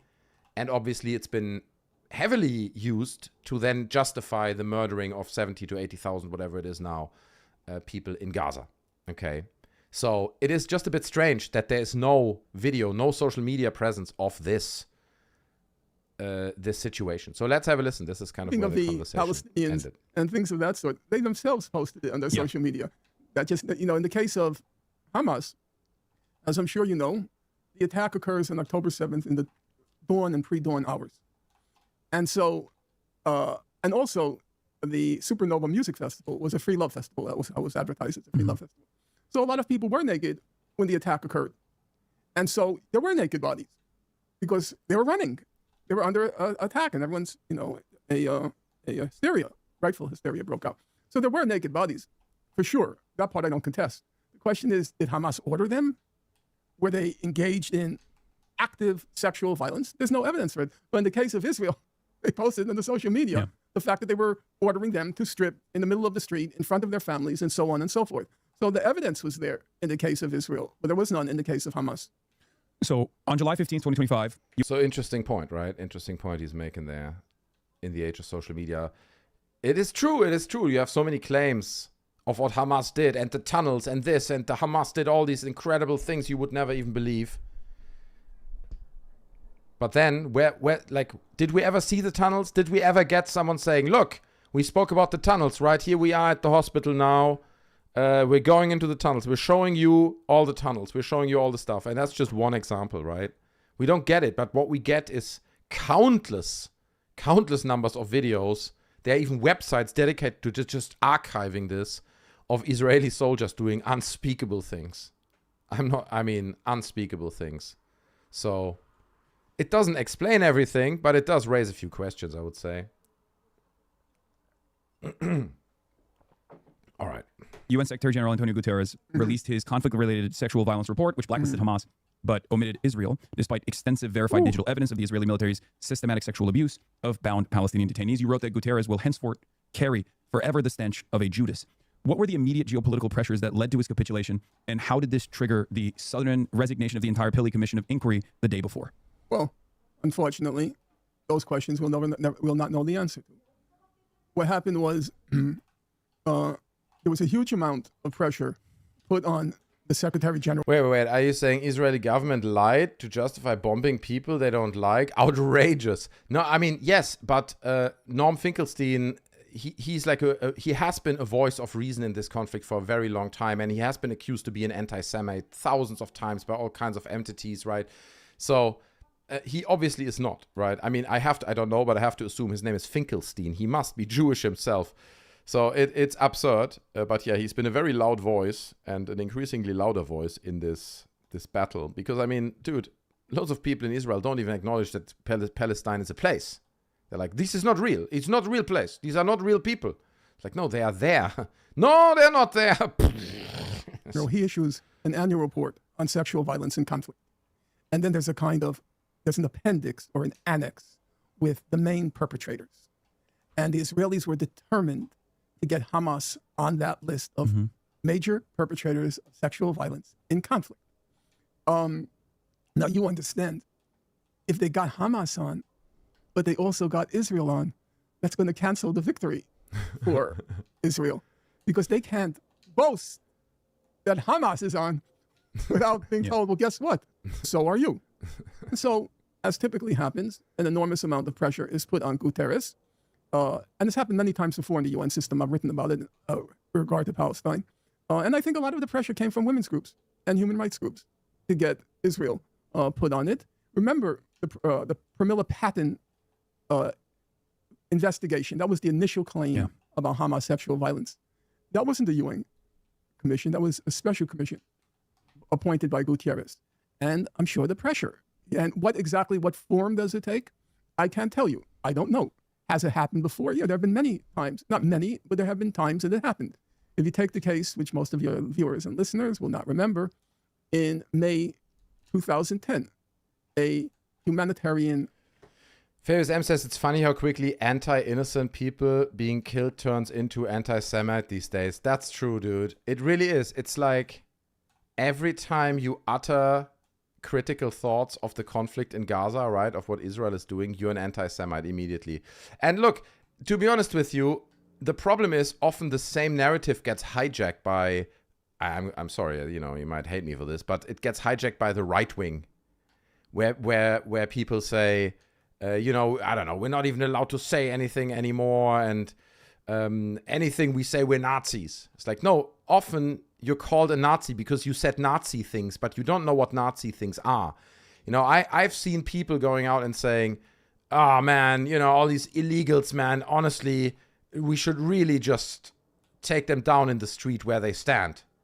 And I'm like, this is Nazi shit, you know, saying something like that, that's Nazi stuff, Nazi rhetoric and Nazi thinking, to be like, this person I don't like, he has maybe no passport, so let's take him down right here on the spot, right? This is what Nazis did with Jews. They're like, oh, he's a Jew, you know, he doesn't have the German passport, whatever. We're taking him out right here, right now. Not even into a camp. We're doing it right now on the street. This is Nazi stuff. But these people don't understand it. They're like, no, that's not.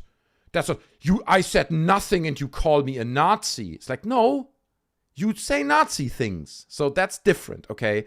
But yes, to criticize the state of Israel and Zionism doesn't automatically make you an anti-Semite, okay? In my humble opinion. I'm sure loads of Israelis will disagree with me there. And probably agree as well, so, yeah. Flotilla was headed towards Gaza. Mavi Marmara. Right. And the lead ship, the flagship, was the Mavi Marmara. Israel attacks the Mavi Marmara in international waters and commits, as is routine for them, a massacre among the passengers. 9 people were initially killed. The 10 persons killed later. Large numbers of people were terrorized and so forth.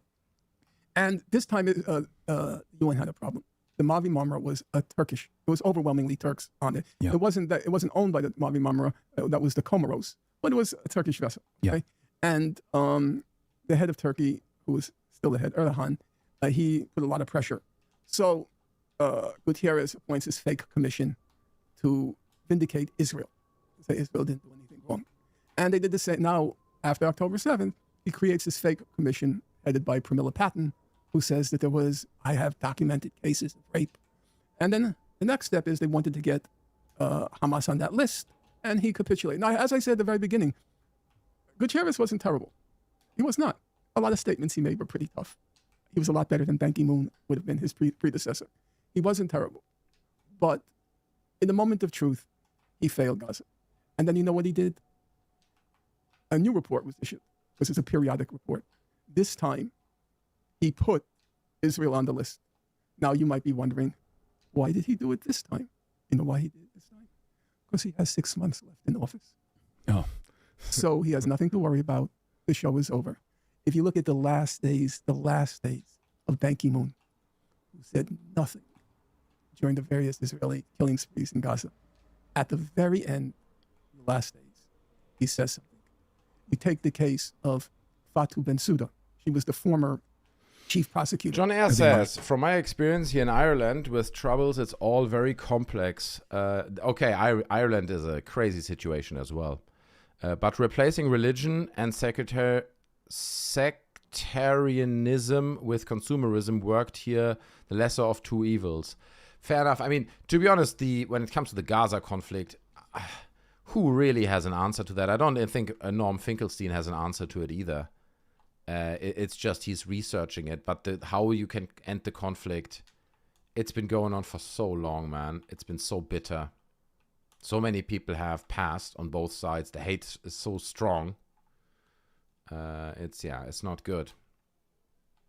It's not good. But yeah, Ireland, man, to be honest, the whole Irish Protestant conflict and stuff, I need to look more into it. I wouldn't be able to talk really about that in any way, shape or form.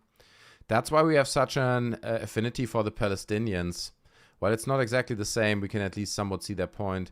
I guess so. I mean, look, often people are also like glorifying the Palestinians, and you know they are still quite radical people. Let's not talk around it. Like if the Palestinians would have maybe the same military force that Israel has, I don't doubt that they would use it against Israel. You know, they would commit absolute massacres, and I don't know this, but I would speculate in their hate for the Jews, and they would massacre and destroy cities like Tel Aviv if they could, if they would have the means to do it. So we don't need to paint the Palestinians as innocent here. They're obviously not, but they don't have the means, and they are completely suppressed. It's a David versus Goliath situation, really. But it is somewhat hypocritical for many people here, you know, the LGBTQ for Palestine. It's like, no, I get it, but dude, they wouldn't be happy with cross-dressers, you know, so still, it doesn't change the fact that they're being slaughtered in an open-air prison and concentration camp. Okay, so yeah, it's messed up, and it's super important that we have these conversations about this, you know, at least. National Criminal Court. The National Criminal Court. Her whole term didn't say. She not only didn't say anything, she fought so hard to protect Israel. And I'll say it because everybody's now acclaiming how Fatou Bensouda. By the way, the audio issue is on his end. I don't know what the problem is with his audio, but that's how it sounds. Resisted and fought back against the Israeli blackmail. That is nonsense. She was either being bribed or blackmailed by Israel until when? She had 3 months left in office. And then she says, I'm going to investigate what Israel is doing. No. Would you They all do the same thing. So I actually want to talk about something relevant because this is in the news right now. Kareem Khan is horrible. So yeah, he initially was the pick. He was horrible. He was Israel's choice. Israeli choice. Yeah. And what's really interesting about that case is that not only was he the hand-selected Israeli choice, that he also actually came in with an immediate concession towards Afghanistan, towards the United States of America, refusing to prosecute certain war crimes conducted there, if I recall correctly. I've said it before, says Fabius M. But my political hot take is nobody should have to worry about getting bombed in their homes, regardless of race, religion, or any other belief. That's right, dude. That's right. But it has a long tradition, dude. It has a long tradition with people that we just bombed them away, you know. And Americans are also on the top of that list, let's be honest, right? I mean, all the way back to the native Indians. And it's always the argument that some god promised them the land. This was promised to us 10,000 years ago, 5,000 years ago. Therefore, you must all pass now. Because it was promised to us and you just don't get it. Yeah. Was the same here. Kids, just like me, going around different school, we play afterwards and just never talk about it. Bad actors get involved on both sides, which both have their points. Maybe. No, of course. You can't glorify Hamas or Palestine. You know, there's in the intent there, I would argue there's probably almost no difference, but it is yet to be seen. The difference is that in Israel, we've seen it. The Israelis have clearly shown us over a long period of time their stance on it and how they use their military power against these people. And the people of Palestine never really had the chance to do it, except on October 7th. But you still have to weigh it up against each other. And you have to be like, dude, none of this justifies a genocide, you know? So, in my opinion. Yo, T420, alles gut, Bruder. We're skating, we're watching political debates. How are you? I hope you're well. We're chilling. Okay. It's never black and white. No, it isn't. You're right. It's true. That is true. But Benjamin Netanyahu has been going on the American news channels and claiming that Karim Khan only chose to prosecute Israel after there were sexual assault allegations launched against him in an effort to, revitalize his career, in an effort to gain favor. Do you feel like that was potentially, because it looks like it has the hallmarks of Israeli blackmail, or just blackmail in general, not just Israeli blackmail? First of all, Karim Khan did nothing during his term, from the beginning of his term of office, in defense of Palestine and Gaza. There was now an ongoing investigation. That was what Fatah Bensouda, he launched an investigation. Mm-hmm. He did absolutely nothing. And then he had a problem. The problem was October 7th. Yeah. How do you do nothing? You acted with a blink of an eye over Putin in the Ukraine, and you were doing nothing in the case of this genocide in Gaza. So he had to do something to save face. Now remember, you have to laugh. He indicted 3 members of Hamas and 2 Israelis. Yeah. 3 members of Hamas and 2 Israelis? Would you mind showing me the numbers? About maybe 50,000 killed at that point. Yeah. 50,000 killed versus 1,000 killed. And there are 3 indictments against Hamas and 2 against Israel. So he had to do something. And then he was punished for doing something. The funny thing is, obviously we can go down 1,000 byways because there's so much to say. So who's leading the charge against Karim Khan? Ken Roth, the former head of the Human Rights Watch. He says Khan did terrible things. Does he talk really weird, or am I having a stroke? We're watching it on 1.5 speed. I can show it to you at regular speed if you want. Where is it? Here. Because he talks very slow. He talks very slow and considered, and if you want to listen to him, it's easier, I think, to listen to him at 1.5 speed. Blah, blah, blah, blah, blah. Now, let me tell you something. They're going after Turkey as well, not the country, the other guy as well. A Volker Turk. Yeah, Volker Turk, right. Not Turkey. Ken Roth was so terrible when it came to the occupied Palestinian territories, when he headed Human Rights Watch. It was known, because I suspect this will get back to him, so I'm not going to say with absolute certainty, but many people told me that the only reports he checked... No rules on monkey games, that's true. Personally, it's true. When it came to Monkey, why are you dipping into such heavy subjects? I want more news and orbs and boogospheres. Well, because this is Monkey Games, okay? It's a different channel, that's why. We're hanging out. It's not for everyone. That's why some people may not like Monkey Games, and they may say, Monkey, it's politics. But over here we do that sometimes, because I do enjoy streams like this and just talking about these subjects. And I don't do it on Sneezing Monkey, okay? We're not doing it on the main channel. That's where we keep it politics free, but here we have these conversations. So yeah, I'm sorry if it's a downer, I guess. And before the UFO channel, the main channel was like this. That's right. Yeah, this is how the main channel was before we drifted off into space, the final frontier. But now that's why I have a second channel now where we do this, and we do it in a smaller community, and it's less people and it's a bit more intimate and all that. Just show up wherever, because it's like sitting around talking with your bros, and sometimes little conversations just go this way.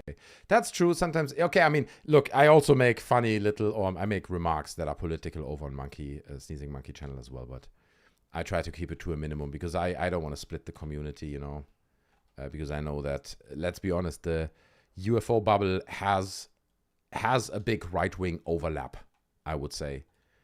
Especially in the believer spheres, there are loads of people in that right-wing bubble that are also in the UFO bubble. No homo, yeah, there you go. Reports produced, the only ones by Human Rights Watch, which are voluminous. I mean, they're covering the whole world. Yeah. They're covering the whole world. So the only reports he checked personally were the ones on Israel, Palestine. And he always, see, what happens is a human rights report has effectively 2 aspects. One, the facts. You send out investigators, competent people, they try to assemble the facts. In general, the human rights reports are good on the facts. Professional people take their calling seriously. recognize they're being watched, so they better get it right because free media, they're going to be exposed. In general, the facts are done It's a big point he's making here. It's a bit hidden between the lines. But what he's saying is, if you're part of this, right, you're part of Human Rights Watch or you're part of Amnesty International, and basically your research that you do in these areas like Gaza, newspaper articles, whole opinion chains rely on that work you're doing there, right? Researching the situation and trying to come to some kind of truth, maybe. Damn, she's zesty, that chick. So if you make mistakes, you get exposed, right? And that's why he mentions free media, because that's something that doesn't happen over at Tim Pool or some other kind of free YouTube channel, Twitch channel where people can do whatever they want. If you're part of CNN, if you're part of Reuters or of Human Rights Watch, and you put information out there that a month later gets blatantly debunked, you're getting exposed. Reuters will get exposed, right? So the reputation of these entities, and I'm not saying they always get everything right, but the reputation of these entities depends on the accuracy that these people are doing, of the work that these people are doing, right? It's a big difference between free internet opinion media like my channel or other even bigger, 100 million followers channels that have political content and opinions, because these people are not being held accountable. If you go out and say, oh, the vaccine was dangerous, fine. If Human Rights Watch go out and says, oh, the vaccine was dangerous, people are going to be like, why? Based on what? What is it? And if you then can't back it up, then you're going to have a problem, right? You're going to ruin the reputation and credibility of your source. So that's what he's saying here, right? In this little side sentence, that people are being in the media, just believe it or not, the legacy media are being held accountable. You get fired if you mess up at BBC. Well, the problem is... Hey, Split and TAM, hot topic. True, over on Twitch, I appreciate it. Have you seen Professor Dave's video on it? On the Palestine-Gaza thing? On what? On what exactly? No, I have not seen it, is the answer. No. Personally, I think your fine Europeans don't see the world in left-wing, right-wing, so you're probably touching both sides. Wait. Your fine Europeans don't see the world in left-wing, right-wing way, so you're probably touching both sides. No. We very much also see the world at this point in left-wing, right-wing. But keep in mind, right? 20 years ago, 15 years ago, maybe the older generation will remember, the opposite of the political left was not the political right. The political right, those were radicals, like skinheads, Nazis, that was the political right. Radical people that tried to pull us back into a dark time. That was the right. The opposite of the left was conservatism. That was the left. You're either left or you're conservative, right? That's it. So the idea that we've now already completely normalized that the political right is the opposite of the left, it wasn't always. That wasn't always the case, This is just a new thing that has evolved, where we are becoming tolerant of opinions that are being propagated by the right, that are often questionable, in my humble opinion. But yeah, these Europeans, we are different. I mean, that's very true. This is often the thing about gun laws and stuff, where Americans are like, you just don't get it, bro. If you're not American, you would never understand. Professor Dave's video on Destiny, dude, it dropped today. Oh, on Destiny? Oh, God. We can watch it if you guys want to watch it. I guess it's more entertaining than this Norman Finkelstein video. He's not an entertaining guy, but... So, Dave. Okay, let's see. I'll bring it up. Hold on. Destiny. Loves. Okay. Hey, everyone. Okay, so this is Professor Dave. He talks about Destiny, and he calls it Destiny Loves Genocide. Actually, Destiny also had a conversation with Norman Finkelstein, and Destiny is obviously pro-Israel. He's defending what Israel is doing. I don't know how he can do this at this point, but he still sticks by that. So we're going to watch this one then. What's up, Debugger? Good to see you. No, it's not entertaining. It's hardcore. True. That's true, dude. Let's see. Because Destiny, I mean, I know he said some things that are just insane, dude. It's absolutely insane. And Professor Dave's always doing a great job as this. So kudos to both of them for staying cool and calm, though. That is, I mean, yes, that's true. It was so funny because in this conversation with Finkelstein, he calls him Mr. Bogdelli, Mr. Bonelli, listen. It's so funny. His name is, what's his name? Stephen Barnell. Mr. Bonelli, you have no idea what you are talking about. It was really funny because here was the debate Lord Destiny, and he reached his capacities there with this 60-year-old or older intellectual there. Wait, what's happening? Why am I spinning around? Is someone fooling with me? Who's fooling? Has someone been fooling with me? I'm confused. I saw my character just spin around. Yeah. Anyway, let's watch it. Professor Dave's video. As you know, I'm a science communicator who explains science and debunks science-denying frauds. Quite the Venn diagram exists between anti-science propaganda, predatory capitalism, Christian nationalism, and Zionism, which means I end up bringing up Israel from time to time. Zionists hate that, so they attack me constantly, like what happened recently with a guy named Destiny. Let's talk about him. If you don't know who Stephen Bonnell, aka Destiny, is, he's a media personality who takes to defending liberal and progressive viewpoints on most political topics. He sounds smart enough when debunking MAGA talking points, and if that's all he ever did, you'd be hearing nothing negative about him from me. True. But that activity is dramatically overshadowed by his unrelenting Zionism and support for the never-ending parade of human rights violations being perpetrated by the genocidal ethno-state that is Israel. Whether he is being paid by Israel or is genuinely just dumb enough to have fallen for Israeli propaganda and is in too deep now to admit it, I can't say. But he recently decided to poke the hornet's nest by doing a particularly slanderous live stream about me, accusing me of being a Jew-hating neo-Nazi. It's called Professor Dave Goes Mask Off. And the thumbnail says, "These fucking Zionists," where Zionists is covering the word Jews, implying that I really just hate all Jews. I didn't even know that he did this video about him. Lol, lol, lol. Okay, Jesus Christ. I mean, he's a clickbaiter as well. Like, it's crazy, you know? People like Destiny. Oh, my God. Okay, fine. I have to pee real quick. I'll leave it on for you guys. I'll probably go back in a second. Is it Skate? Yes, it is Skate. It's Skate. We're skating in the background a little bit. It's free to play on Steam. Anyone can play it. Johnny S says, I don't really deep dive into politics and not familiar with Central Europe.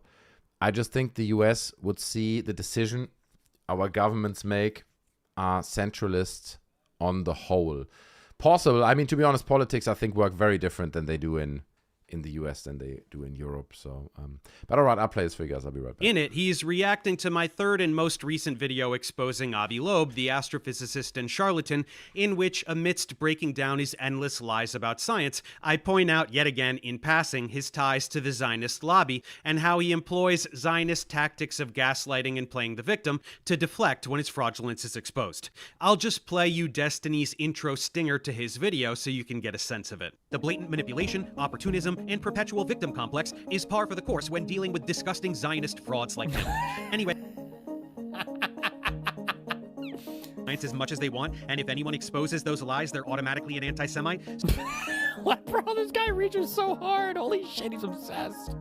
I'm not sure if you noticed, but the whole world despises your ideology. The world knows your gaslighting and your Hasbara tactics. Shouting anti-Semitism at everyone that hurts your feelings is just going to hasten your demise tenfold. So keep it up, you worthless Zionist pile of filth. And I didn't mention Judaism. I said Zionism. Get a grip. This kind of like rhetoric right here, you know you don't. This is Nazism right here, right?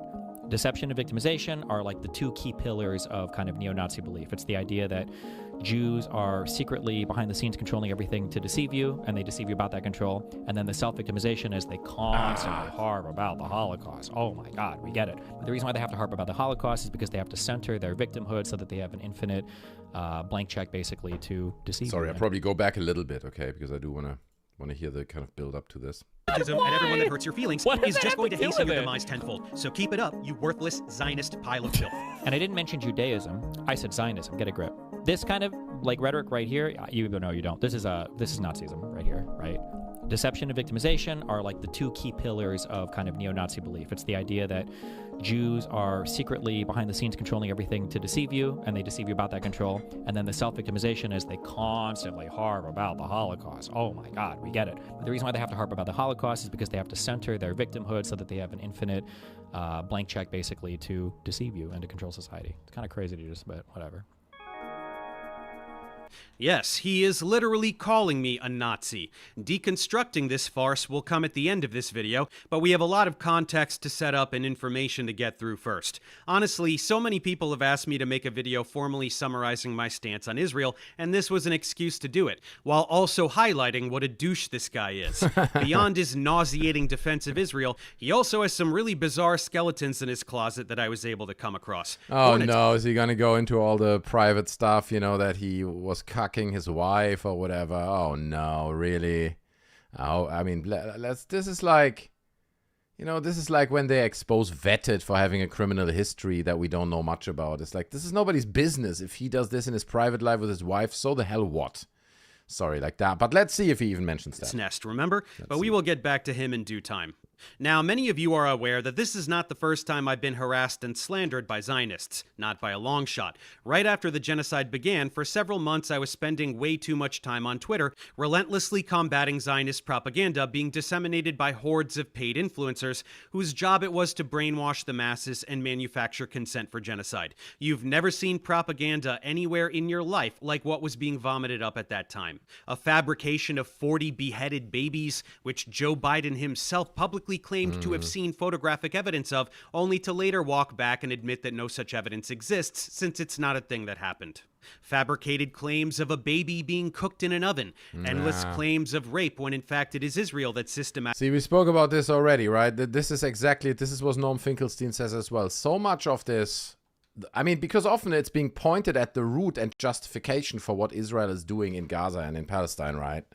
It is October 7th. I mean, the truth is we all know that it goes all the way back to 1948 or whatnot, but this is the point. You know, this is pretty much exactly the same thing that Norman Finkelstein said as well.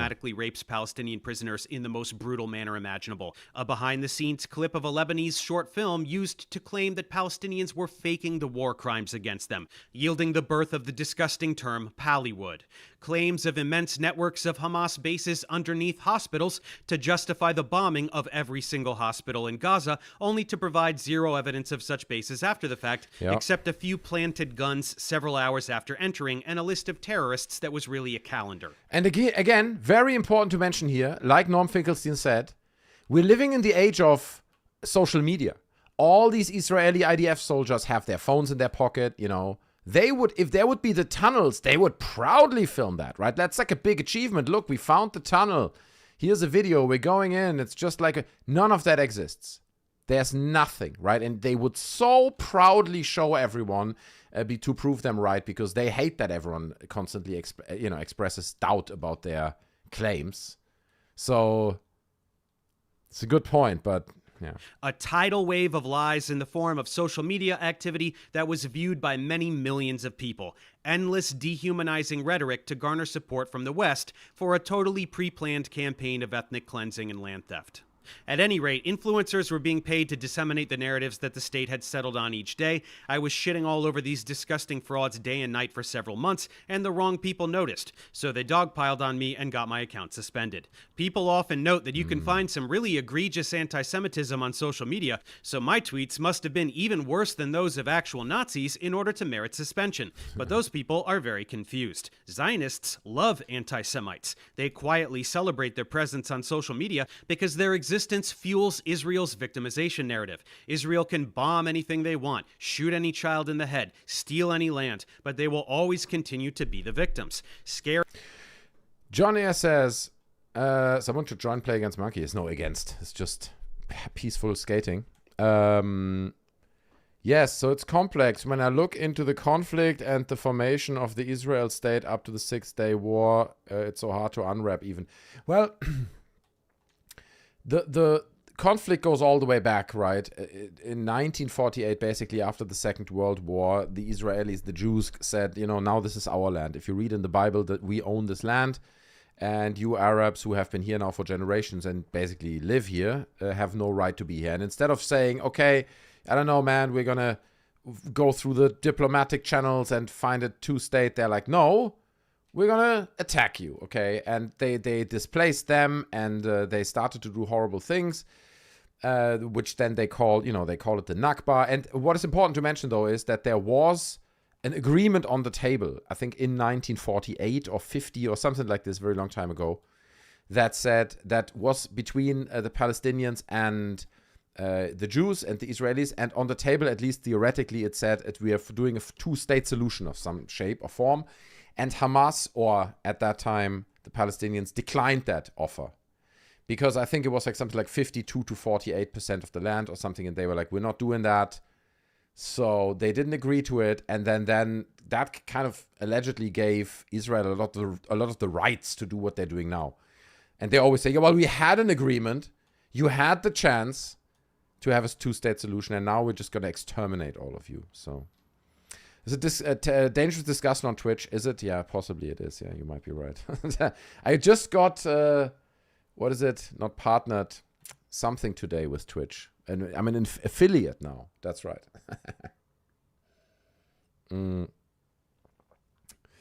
Professor Dave is a bit too incisive for my liking. He may have a good point, but the guy is like a rabid dog destroying a little teddy bear. You feel this way? Really? Because I feel Professor Dave, I mean, he's got good view numbers, but he's boxing upwards, right? He's going, okay, maybe not with Ashton Forbes, but he goes against people like Ashton Forbes. No, I don't feel that way, but I can see where you're coming from. I'm not watching his videos. I'm not a big fan of him. Not gonna lie. Also, it says let's do a Holocaust on the screen all the time. I guess maybe I should switch that off for a second. From what I remember, the Old Testament, the current day is Israel is behaving in a very godlike manner. Look, I don't want to get into this because there's already a problem with semantics there.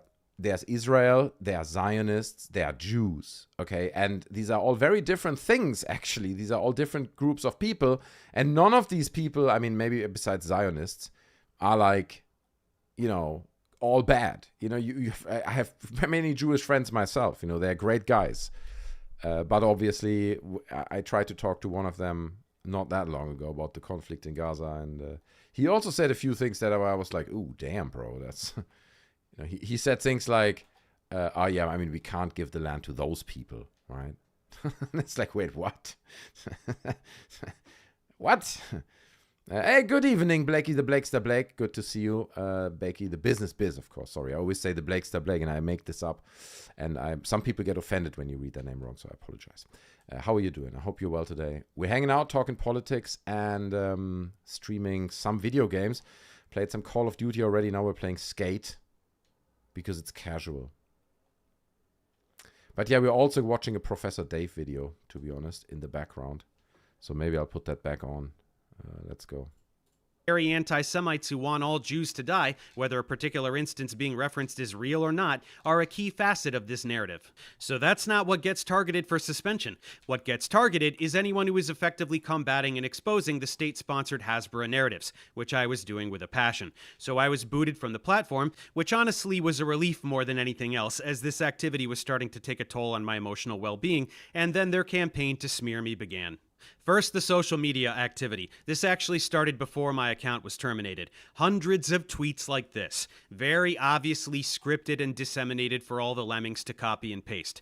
Pretending to have been followers of mine, regrettably, they must unfollow because I'm a Nazi. It's all quite unconvincing. I mean, that's funny, dude. I'm not going to lie, dude. That's super funny. Suddenly these people turn up and they pretend to be credible. I used to be such a big fan of him, but now he's a Nazi. Oh, good God, man. But yeah, I can imagine. I can totally imagine. I mean, this stuff is hard to prove because we have these bot farms now, especially with AI and things. But I'm totally convinced that this exists. That certain people within certain governments can say, this is the narrative we want. We're going to draft 5-6 tweets. Messages, give the algorithm 6-7 images, and then let it do its thing. Go out there, all the accounts start sending it, saying, man, I used to love the guy.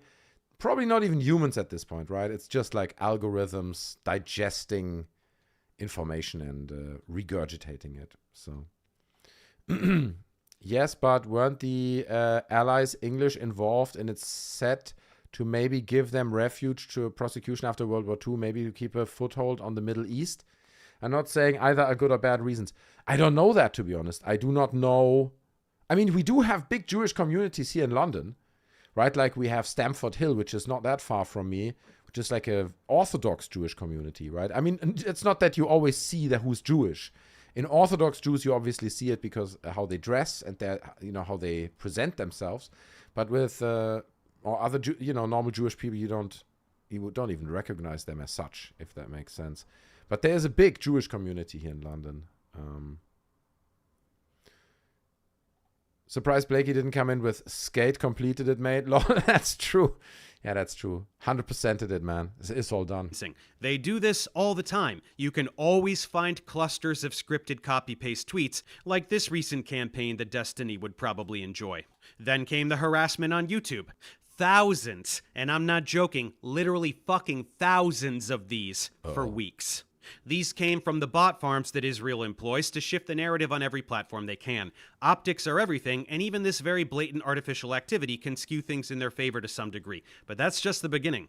Organizations like StopAntisemitism.org and Canary Mission are a form of weaponized retaliation against those who speak up for Palestine on social media. I was named Anti-Semite of the Week, along with countless actors and activists like John Cusack, Susan Sarandon, Mark Ruffalo, Roger Waters, Cynthia Nixon, Greta... You're anti-Semite, and you're an anti-Semite. Yeah, this is... that's good. It's good stuff, man. It's just so silly, isn't it? Jesper, over on Twitch. I appreciate it. Says, you should wear a helmet. The previous fall could have snapped your back and my neck. It's fine. I don't need a helmet.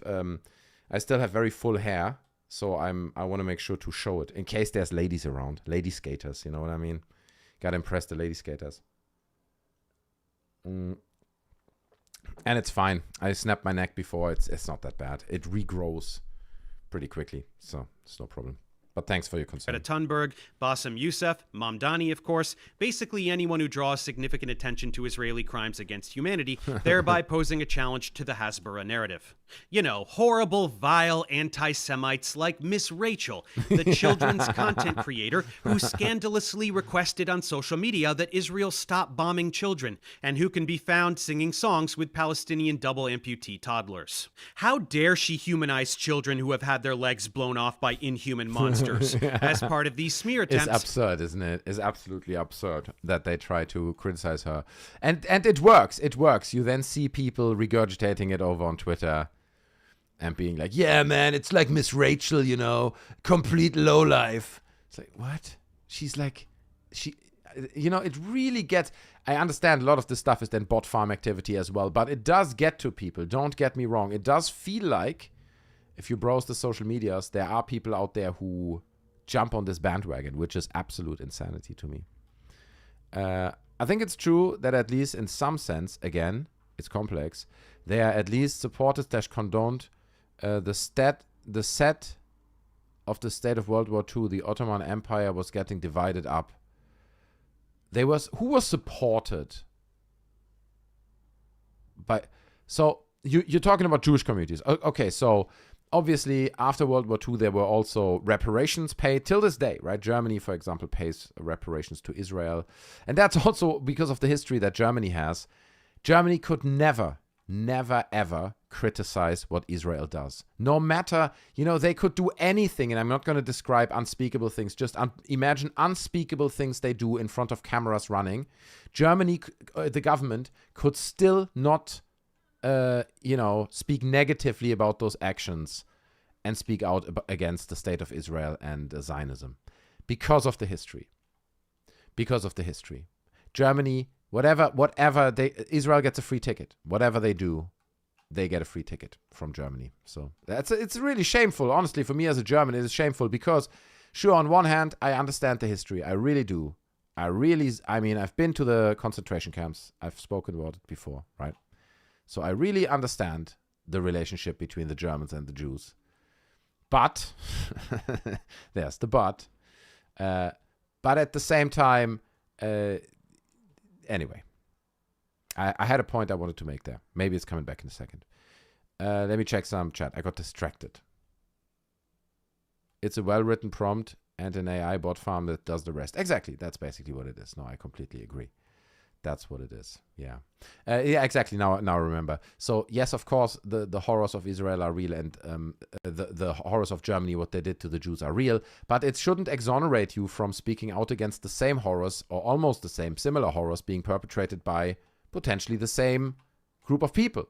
Right? As a German, I find it shameful that Germany is not speaking out. That's not taking a side there and clearly says, okay, sure, man, we understand World War II sucked, but don't do the same thing. Could you please not do that as well? Because that's the absurdity of all this, right? That we're now seeing the people who fell victim to one of the worst things in human history, the Holocaust. I mean, I don't want to compare it directly, okay? Because numbers are not the same, but still, absolute atrocities. They're doing their little own Holocaust. And it's not good. It's silly, but people are silly. It's so effective. Exactly. That's what it is, man. It is. People are really dumb. Dumb. I always say dumb. Someone corrected me, said, don't say the B. It's just dumb.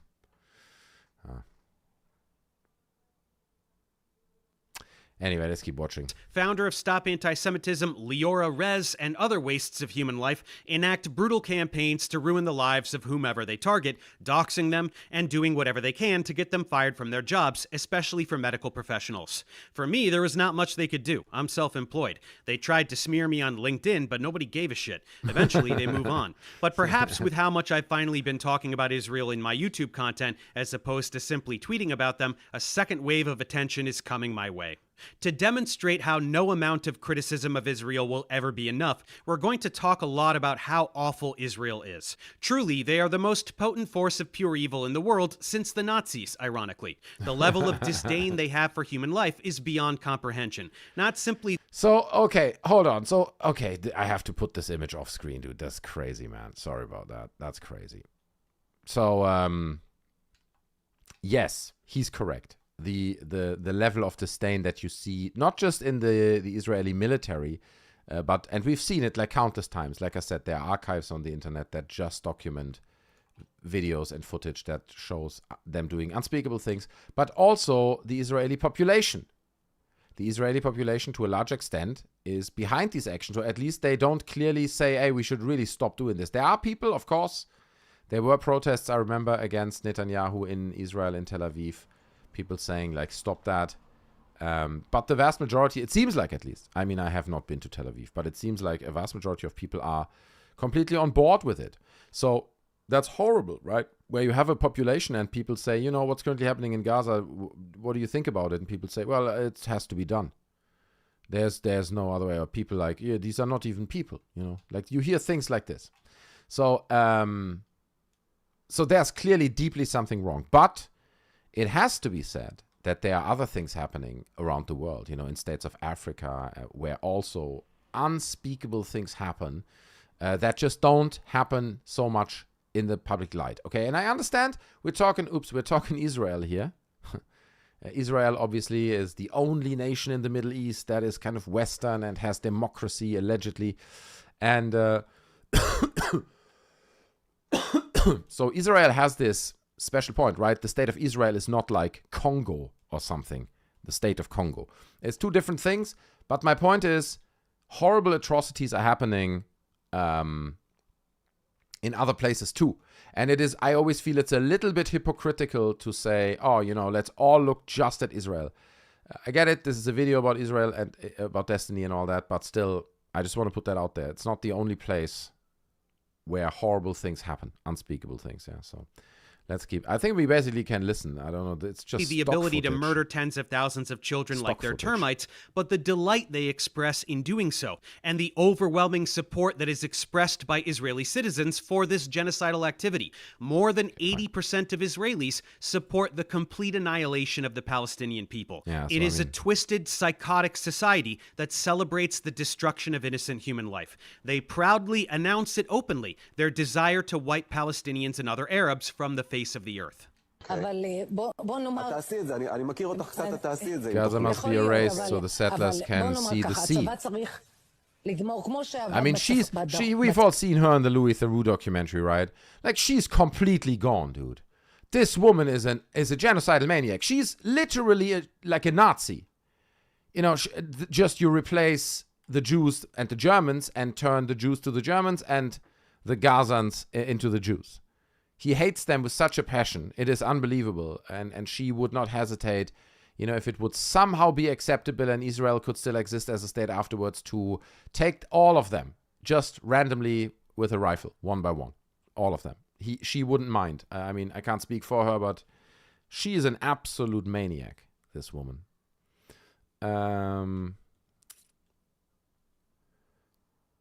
Victims can also be perpetrators, and that needs to be acknowledged. You're right, very absolutely right.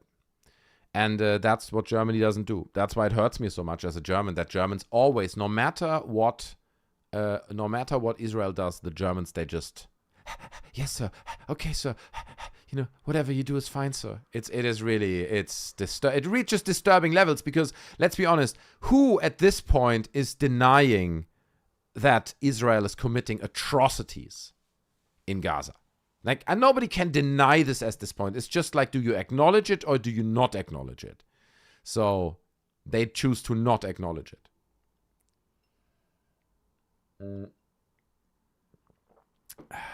This video got rough, even audio, just a heads up. Wait, what? Is there something wrong with the audio? John Air. Without picking aside from my experience, there's just some crazy on the other side. There's someone just as crazy. That's probably true. But the difference with her is, and generally the state of Zionistic, the state of Israel, right? The Zionist state of Israel, is that they're executing it. They're not just talking about it, right? You have loads of lefties talking about things, and I don't know. I'm sure you can find tweets where they threaten to kill all right wing and whatever, right? Like crazy threats. But they're not acting on it. But these people, they're actually acting on it, right? That's the big difference. So it's terrifying. Yeah, but if you hear audio issues, let me know. Okay, I don't like those. Democracy means that the majority decides, but the majority is stupid. I know, and that's why you have a very high interest in keeping education low in certain circles, okay? Because if people are not that educated, they will fall for your nonsense over and over again, and you can stay in power. And that's why you have certain groups investing less into education than other groups, okay? Political groups. Let's go. Oh boy, let's go. Yes, baby. Oh yes, baby. Oh, we're doing it. Oh my God, I've never managed to do this in my life. I swear to God, dude. I've never managed to jump on that rail the way I just did, and I grinded it. Oh my God. And I've tried it, man. I must have tried it 150, maybe 200 times down that tower. I swear to God, I've never managed to do it. That was the first time. Holy cow, dude. That's insane. And it was first try. You know. Wow. Unbelievable. I don't know what to say. I'm kind of proud of myself there. Never did that before. Let's go. We do it again. No, we're not doing it again. I hear it. Okay, says Debugger. Okay, I'm glad to hear that. I don't know what the audio issues would be. Maybe the video we were watching, the video is too loud or something.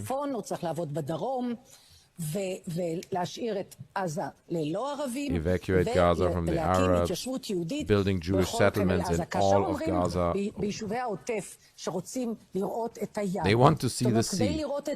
Do you not understand? The settlers need to see the sea. They need a look on the sea. It's beautiful. Have you not seen the sea or what? Have you not seen the sea, how beautiful it is? So they want a beautiful view from your window. From their window, I don't understand why you don't. You see, it's that level of delusion you're dealing with. They don't even understand that they're dealing with humans here, right? At least she doesn't understand. This woman does not understand.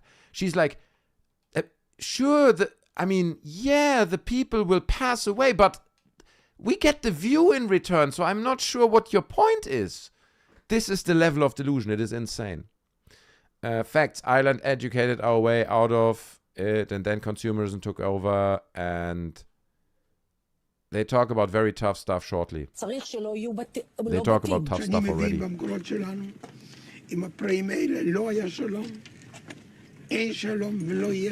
Oh,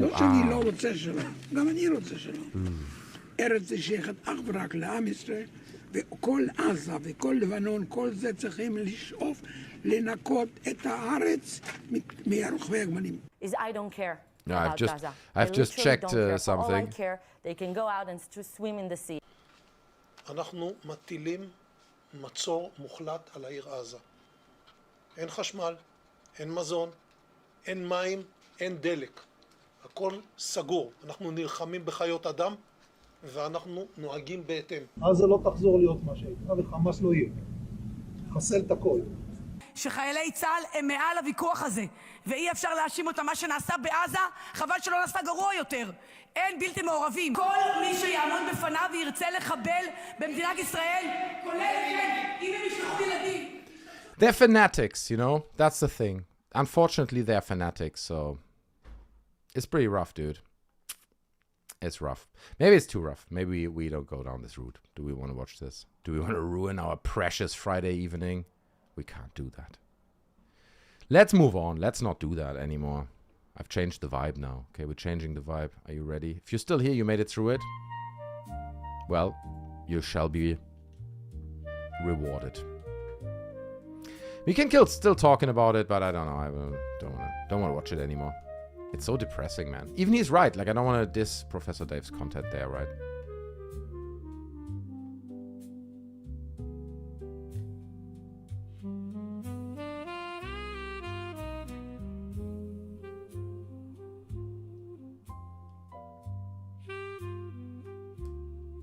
Ouch.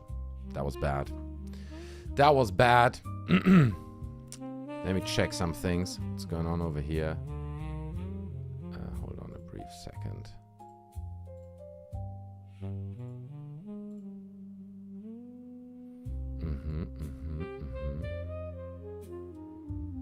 Cool. I'm just checking that I'm not being striked or something by Twitch or YouTube for talking about these things. Getting paranoid now. You get paranoid, you know? It's like suddenly, oh, you said the word Israel and they shut everything down. Who knows, man? Who knows?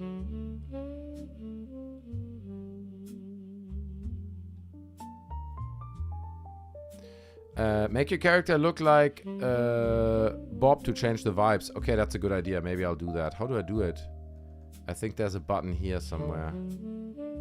Social, party, friends, shop. Apparel. Look, there it is. Let's see. I think actually I've unlocked a few things. Yeah, we just spoke about unlocking free stuff. Let's see, but I don't have cool things. See, I've got this one. That's not too bad. But it's too hot, bro. You know, it's too hot in the city. We need a short one. See, that's all I have. I don't have much choice because I'm not paying for it. So they keep me on the short leash. So yeah, fine. We can change to a love one. This one, look. We're going full LGBTQ here. And then I mean, the pants are already pretty LGBTQ. But let's go with the slightly too short shorts. Shoes. Something blue. Funky. Okay, we're going funky.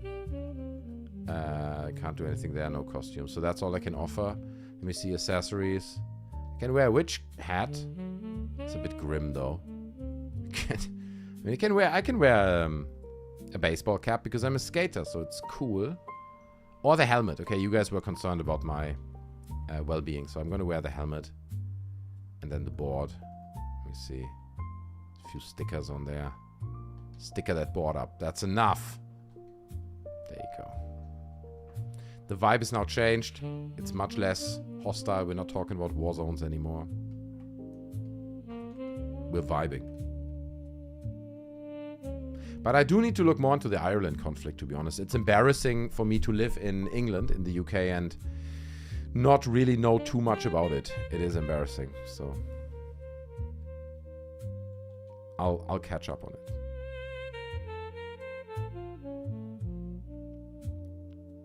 Splinty M, sorry for killing the vibe. No, why you didn't kill the vibe? No. I wanted to talk about it. It was on my plan. I wanted to listen to the Finkelstein interview, but it is so miserable, dude. So I can often only take it in like short, smaller doses, you know. I don't want to constantly listen to it for so long. You just switch off every now and then. You listen to something else. You know, normally now I maybe would watch a movie or something, but obviously we can't do that. Can't do that. That's a real shame, right? It'd be so cool if you could on a stream watch a movie, but people then have to pay for the rental, like a smaller fee, right? So let's say you watch Terminator 2 on stream. I buy it for $10, right? I have to pay a bit more because I buy a streaming license. So I pay $10, and then you guys have to pay 99 cents entry to the stream. And then you can watch the movie with me together, right? And we can all watch the film. There's like a small entry fee, and I have to rent it. And then I think that something like that could be fun. Paid watch parties.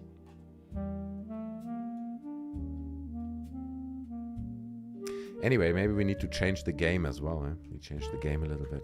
Go full screen for a minute. There it is, ladies and gentlemen. Well, I appreciate you still being here, especially people on Twitch. Also everyone on YouTube. Okay, I love you guys. But special love goes out to the Twitch viewers because it's new and I'm an affiliate now. I'm a little bit proud that I've speed-run the affiliate thing, right? But we can't let the pressure go down. We need viewers over on Twitch as well. At least a few. Don't bother on Ireland. What school like Germany? You grow up there, and how do you get so good at English? My English is not that great, I would argue, to be honest with you. But to be honest, the truth is, I've been living in London for 15, almost 20 years at this point, you know. It's been a long, long time, so I just speak English. English is now, I would say, my first language. It's the language that's most natural to me. Even I still have a thick accent, as people tell me, which is not true. It's a rumor that persists, but it's not true. And I try my best. And I do like language, you know. I like language and how you can express things with language. The same in German. I like well-written German things. It's nice to read well-written things. Unfortunately, I'm not that good. I'm not very articulate, you know. There's a lot of people who are way more well-spoken than I am. But I try. I think I have other qualities. That's it, right? I think I have other qualities. I have the quality to engage people. I can be more engaging. Even my vocabulary is limited. Like Donald Trump in many ways, right? No, I didn't mean that. I'm sorry.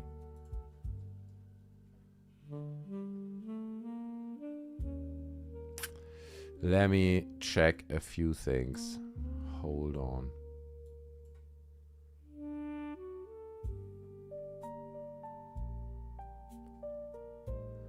English. If you guys have anything you want me to talk about, if there's anything on your mind, you know, then please feel free to share that with me. I would love to hear it. Just checking something real quick. Something real life related.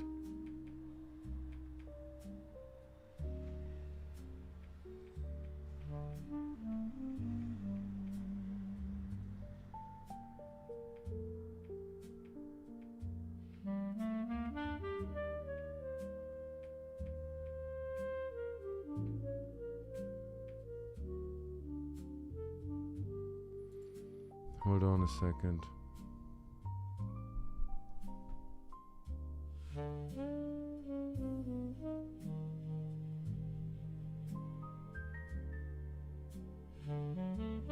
Okay, cool. All good. I just had to check something. I'm back, ladies and gentlemen. We're still hanging out. Oh no, oh no. Cosmic Faux Pas has released a new video. I think we should check that out. Hold on. With Dr. Stephen Greer. Even this is Monkey Games. Still, we check it out. You're talking specific UFO questions. You may be able do me an answer. Yeah, sure. If you have a question, let's go. It's UFO related.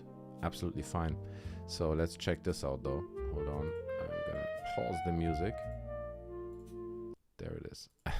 So this is from the Patrick David, whatever his experience name is. And he had Dr. Stephen Greer on. Let's take a look there for a second. Here we go. So that in September, and then of course I was almost killed in October. I think I mentioned that to you.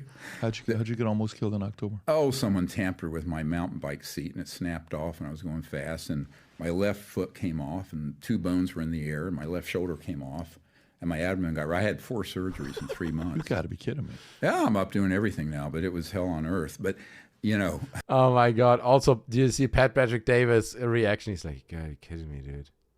That's unbelievable, man. Like he's not buying it, dude. It's ridiculous. It's the same with when he was on Jesse Michaels, right? And he started talking about his appendix surgery just before the show. Unbelievable, man. Yeah, I'm up doing everything now, but it was hell on earth. But you know, shoulder came off. Yeah, it was not the first. And how do you know it was tampered with? How do you know somebody? Well, I mean, it wasn't the bike that. It was like the whole thing just was kind of sawed through and snapped off. So that right, it was sawed through and snapped off. Obviously, man. The people try to assassinate Dr. Stephen Greer. He's getting too close to the truth. That's what it is, man. So there you have it. Any other specific UFO questions? Well, to be honest, that's too funny. I'm probably gonna have to put that into Saturday's show. Yeah, which is tomorrow.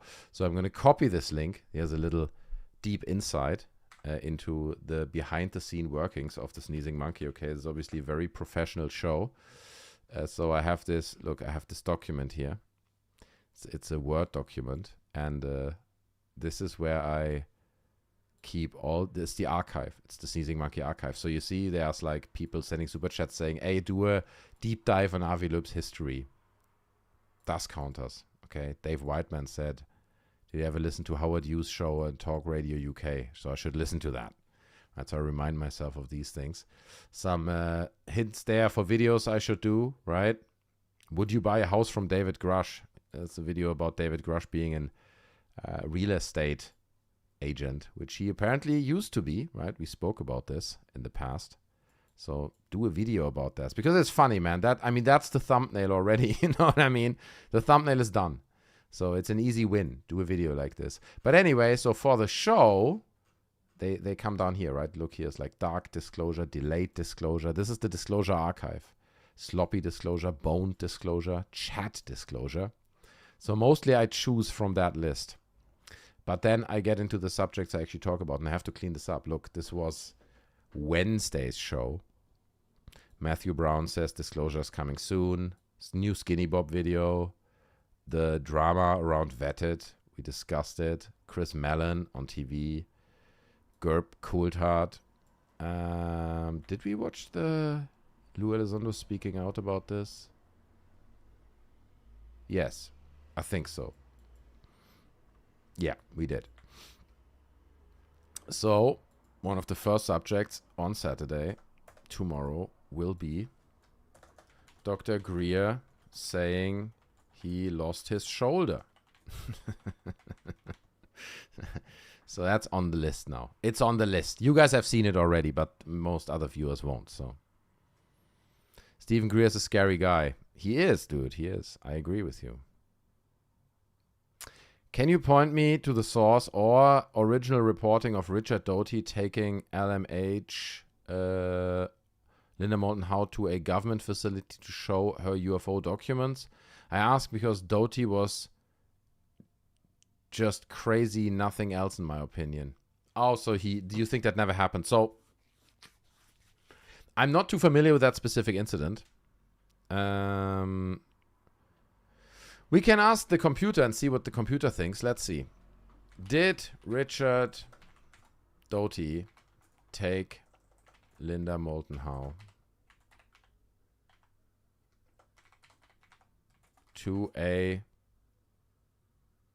government facility? It's not a secret facility, right? Government facility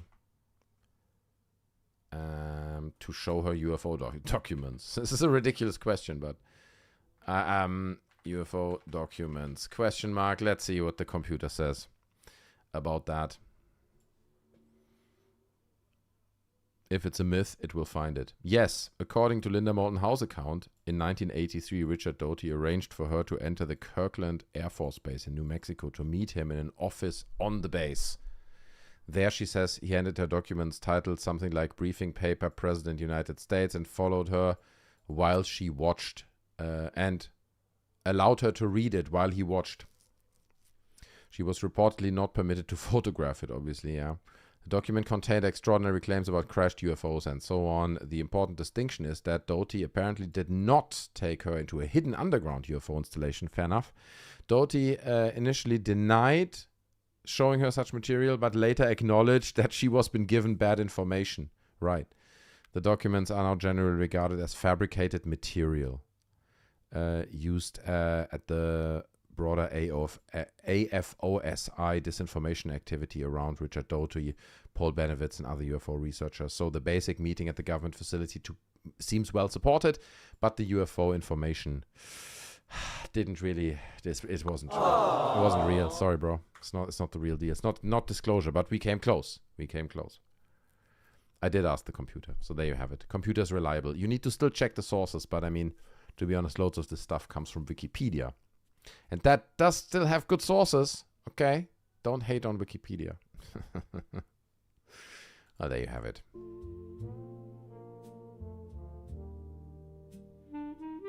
The picture of this live stream, by the way, is a picture of a fat cat drinking wine. And I weirdly identify with it. I have to admit that. From what I found out, Linda Moulton Howe said it said it first, and Doty just followed suit after first denying it. Just hit a roadblock tracing it back. Yeah, it didn't go anywhere. I mean, whatever her showed her. I mean, we all know about Yankee Blue and all this, right? These government programs where they do produce fake documents to do these rituals with new kids. So I'm sure that existed at that time. I'm not sure how much it exists right now, but... Have you tried running any local AI model? Gamma, 12B, and Gwen are not bad for their size. I mean, to be honest with you, I use quite specific tech, and I don't think it's available to be running locally. It's like very specialized companies offering subscriptions, unfortunately, that offer very specialized AI models, you know, for the type of work that I do. So, and I mean, I use ChatGPT, fair enough. That's probably something I could run locally, like the kind of thing you just ask it questions. But why? What do you think is the huge advantage to run it locally? Except they don't have your data, right? They don't have your data, but I'm not that concerned about it, to be honest. People are often panicking about these companies having your data. It's like, yeah, sure, you ask questions to ChatGPT, and ChatGPT knows a lot about me, right? Don't get me wrong. It knows a lot about me, but it also knows a lot about probably 140 million other people, right?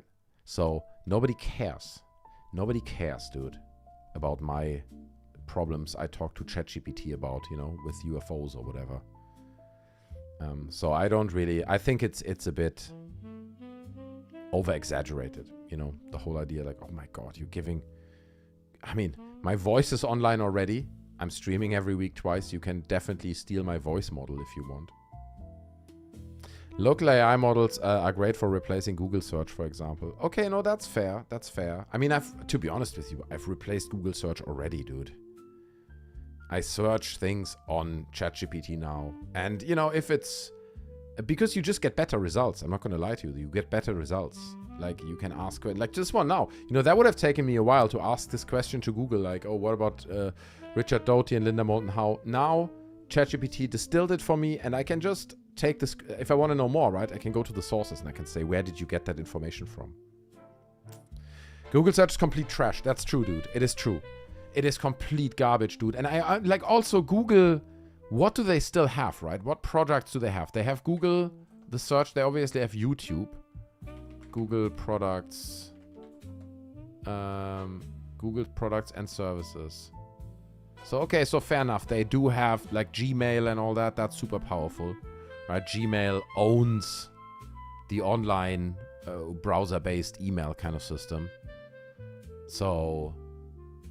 They have their phones, which I'm not saying they're bad. I don't think they're very successful You know, it's not like Google is like crazy successful and profitable with their phones, I would imagine, especially now with hardware prices where they are.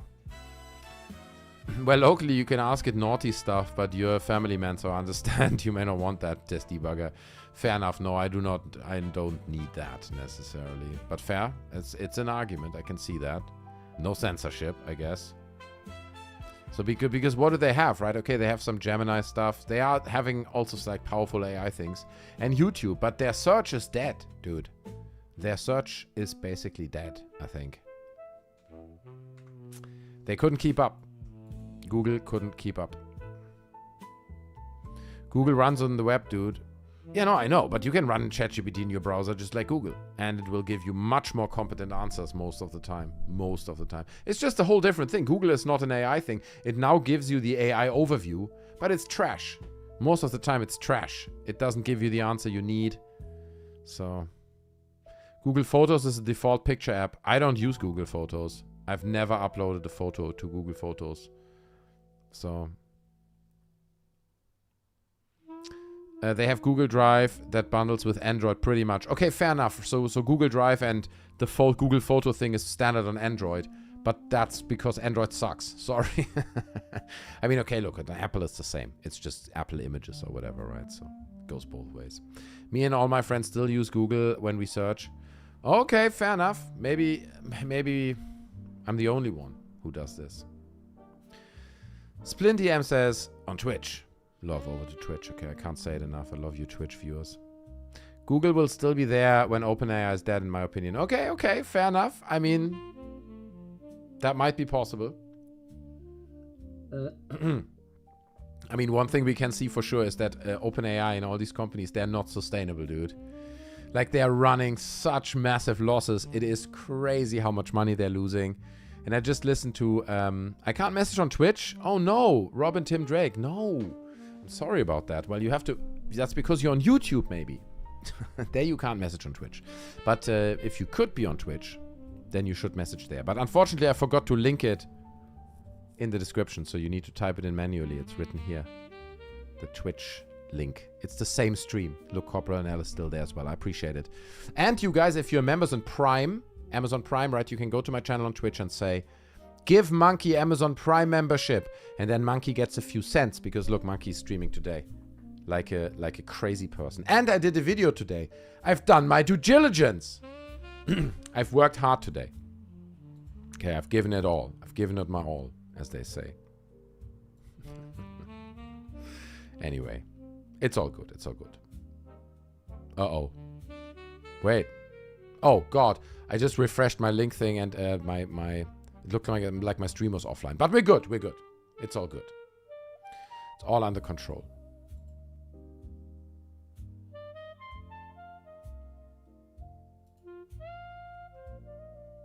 I love Cosmic Faux Pas, dude. It's the funniest Twitter channel, I swear to God. This dude is so funny. And the funny part of it is also he seems to be somewhat disconnected from the rest of UFO Twitter a little bit. He engages, but he's not part of the whole schizo group that's around there. I'm not naming names. Half the world would not work if Google disappeared. That's also true. I mean, you're right, you're right. I'm not saying Google disappears. I'm not Google disappears, but I can show you guys this is crazy, actually. If you go to Google Earth, Google just built a massive, massive new headquarters. It's not completely finished yet. In the center of London, right?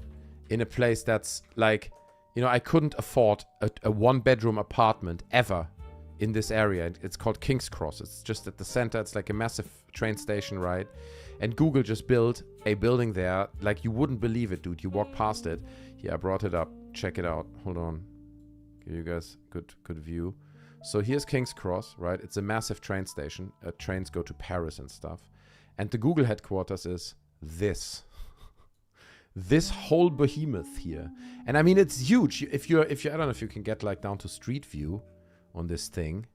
I heard that they added an AI filter where you can go to places. Let's see. Yeah, look at this. Oh, this is when it was still built, right? It is absolutely huge. It stretches from down here from the station all the way to the top. If you go here, you can see it slightly better. 3 floors, massive roof garden, right? And they started building this just before COVID really started and hit. So I wonder what a great idea that was, to build a headquarters in the heart of London for I don't know how many hundreds and hundreds of millions this cost. Just before COVID, then everyone works from home. But yeah, I guess we're back to offices now, aren't we? There you have it. It's impressive, dude. You never get a good view at the roof garden, right? It's a shame. Very impressive, right? So there you go. Google building that shit. They say Apple have a big place. We want a big place too. Yeah. Bump your stream in Discord maybe, says John Air. I could do it. Yeah, true. I could do it, but I'm also a bit lazy. So it's Friday night, you know, but that's true. I could share a little link there. I think earlier I forgot to share it on Twitter actually, or on somewhere, wherever that was.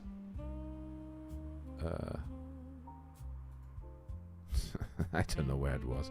Look, it's Friday. This is a chill stream. I'm not panicking about sharing links or viewer numbers. This is Monkey Games. You have to understand this channel has much less reach and people don't like video games so much. So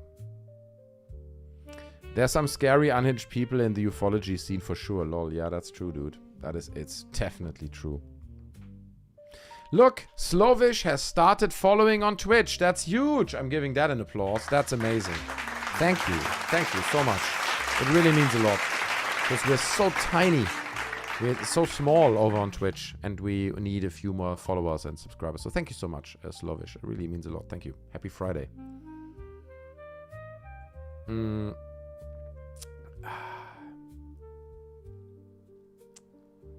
GeoGuessr, I'm not good at this kind of thing. And it costs money. GeoGuessr is a paid app.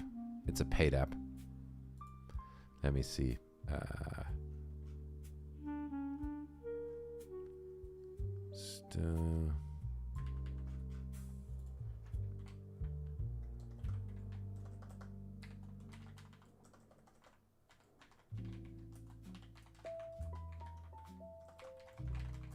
I think people on Discord, they're not here, but they're chatting on Discord. They feel guilty. They're like, shit, Monkey's streaming and not watching. It's embarrassing.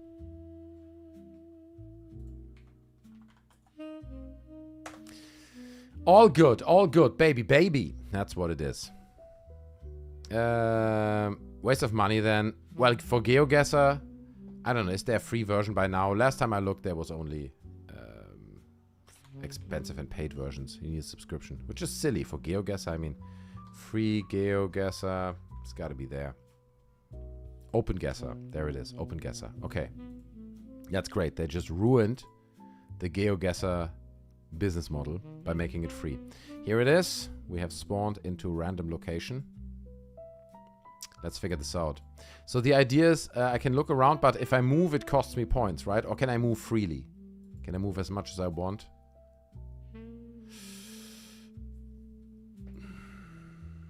Damn, dude, this is hard. This could be the US, but I'm not actually thinking US. I'm thinking South America is what I'm thinking. It's no homo until it is. Not here. Okay. Not with me. I'm sorry. You guys can have fun though. It's alright. So I'm gonna guess. This is so hard, bro. Look at the landscape. This is South America, isn't it? This is not Africa. It's not Africa. They don't have these roads in Africa. It could also be in Australia, but Australia's flatter. This doesn't look like Australia. So I'm gonna say... Okay, I'm gonna walk around a little bit more. Let's see. It'd be great to see a road sign, right? Something. It says R354 here. Well, I'll see if I would know where that is. Like what country marks their roads as R. Look at this shit. It could be the US, dude. This could be the US.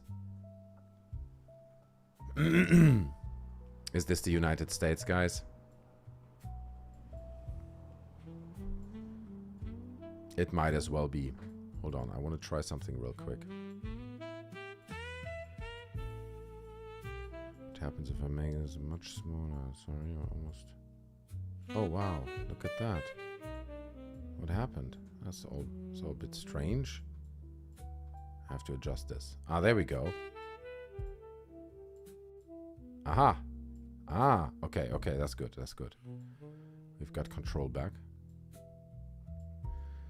I'm saying United States, but I tell you why, because of these long straight roads, dude. Utah, you see Skinwalker Ranch from there?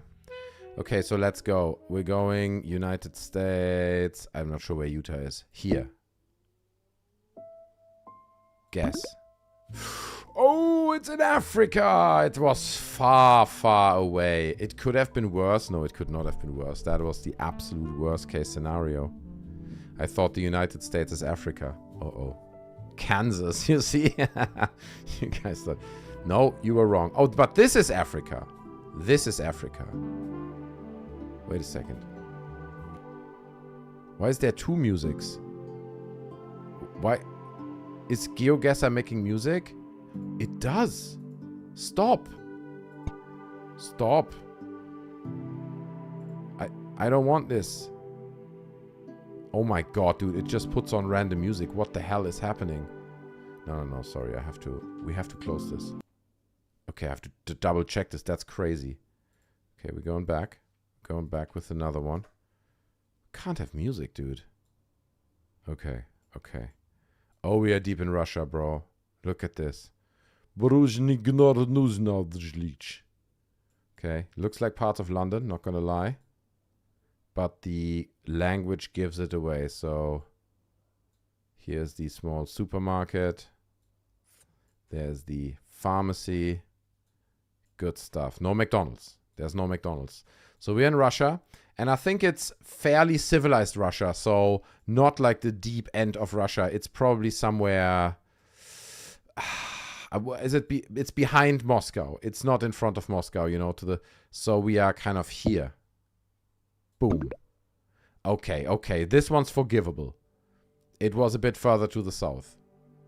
Dude, now it plays music again. After my first guess, it plays music. I cannot handle this. I want to be in control of this. There's no way that it... There it is. Music really. My god. What an absurd decision to put music into a GeoGuessr game. That is absolutely insane. Fair enough. There's a setting for audio in the menu. I got it now. We got it all sorted.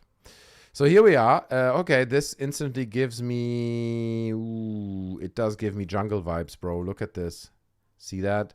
That's jungle terrain. This is South America. This is Nicaragua or... I mean, it could be Africa, right? It could be Africa as well. Jungle terrain. South America or Africa? What do you guys think? What? Solivian or what they call one of them. I don't know what you mean. No clue. Okay, fair enough. Great. Chat's being super helpful. Great stuff there. Appreciate that, debugger. Okay, I'm gonna say, let me walk around a little bit more. There's people. People. Hold on. Okay. That's actually somewhat helpful. They're barely blurred, dude. That's actually crazy. They look Asian. Dude. And I'm talking like... But they also look South American, man. This could be like some Inca, you know... Yeah, it could be like a South Asian type thing. Thailand. But it could also be like somewhere in, I don't know, south of Mexico or somewhere. Cambodia. Okay, fine. You guys also vibing more in the south of Asia, right? So, Myanmar, Thailand. I don't think it's India. Laos. Okay, you know what? That's jungle terrain, bro. We're going Laos, Vietnam, Hanoi. Boom. We're going in the middle here. Cambodia. Not that bad. We're not that bad. Look. South. It was a bit further south, right? But come on, man. It's basically the same strip of land. Very good. Florida. That's close call, bro. Very close call. Okay. Okay. Oh, no. I know this place. I've been here. No, I have not been here. But, I mean, that looks like... there's graffiti, and it's like graffiti style, right? It's like not just damage graffiti. Not bad. Nailed it, right? We're not that bad, bro. We're doing it. Tuk-tuks. We know. So tuk-tuks are very popular in Thailand, right? In that part of the world, you get a lot of these tuk-tuks, which are the little motorcycle-y things. This one. Those are tuk-tuks, right? Oh, but it's in a bad place, dude. It looks like it's in a bad place. It's not a rich country. Reminds me a little bit also about the Maldives, where I was recently. Parts of that looked similar to this, not gonna lie. But I don't think it's the Maldives. What is this called? Akata Street. Yeah, I'm again somewhere in... Ooh, look. Someone's got money, bro. Damn, dude. Someone built himself a little house down there. Okay. Japan. This is not Japan. We know where that is, monkey. Think. No, we don't know. What do you mean? You say it as if I'm an idiot for not knowing it. Ooh, look, we're going into the shady streets here. Oh. That could give us a hint. Congratulations. Alejandra Perreno Jalejono. We are in South America, aren't we? We are in South America. Alex Gutzi, good to see you. Iran have been cyber attacking the US water supply. Go get your bottled water before the rush. Is that true? Alex Gutzi does work in the military, so it might be that there's some truth to it. But how would they do this? How do you cyber attack water supplies? Do you just attack the water so hard that it evaporizes? Do you overload the data centers so they need so much water to cool it that there's no drinking water left? All valid strategies. Philippines, does it say it there? No, it doesn't say it. Could be Philippines, South America. I think we're in South America somewhere. It could be Mexico as well, right? All is welcome. Come and be blessed. Okay, that was good. It could be Mexico, Arriba. Entrance. See what I mean? It's not Thailand, because Thailand has a different language. They have the symbols. Hotel. Oh, mamma mia. Wait a second. What kind of hotel do we have here? I think that looks... Hotel Carico. Yeah, you know what happens at Hotel Carico stays at Hotel Carico. That's what they say. That's what I heard, at least. So, yeah, I'm not sure I would want to go in there. But this guy seems happy. His business is good, bro. Business is good. He's got a bunch of containers and doing business. So, what do we have here? NBI Clearance Center, Town Center, Mana Town Center. Okay, there's beach stuff here. Casino Filipino. Okay, I think 7-Eleven.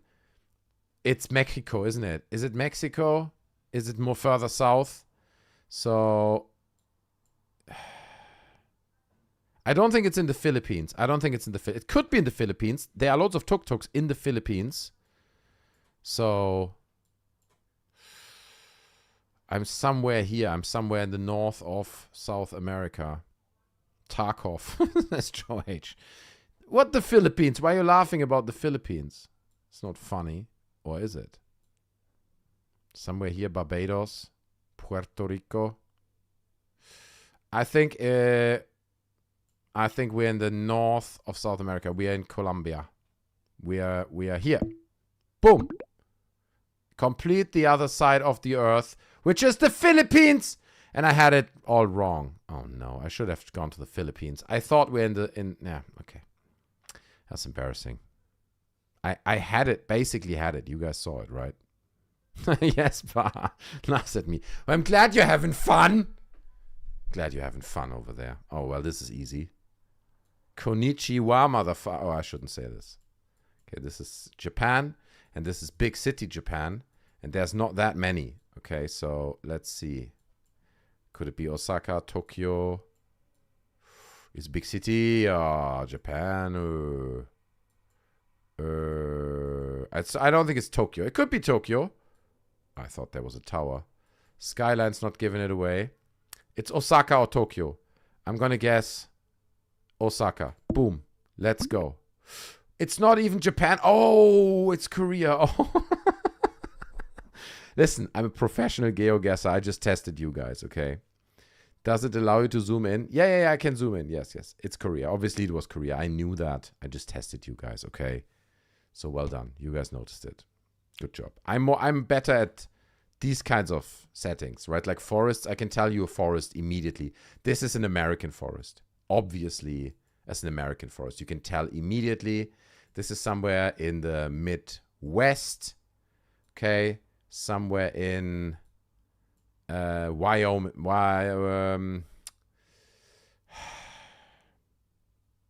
Alabama. I don't think it's Alabama.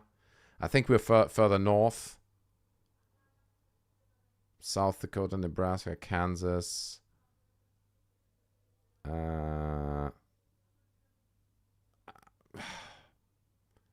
East if it's US. Okay, so I'm going to go more east. I'm going to say Kentucky. Boom, guess. That's not bad.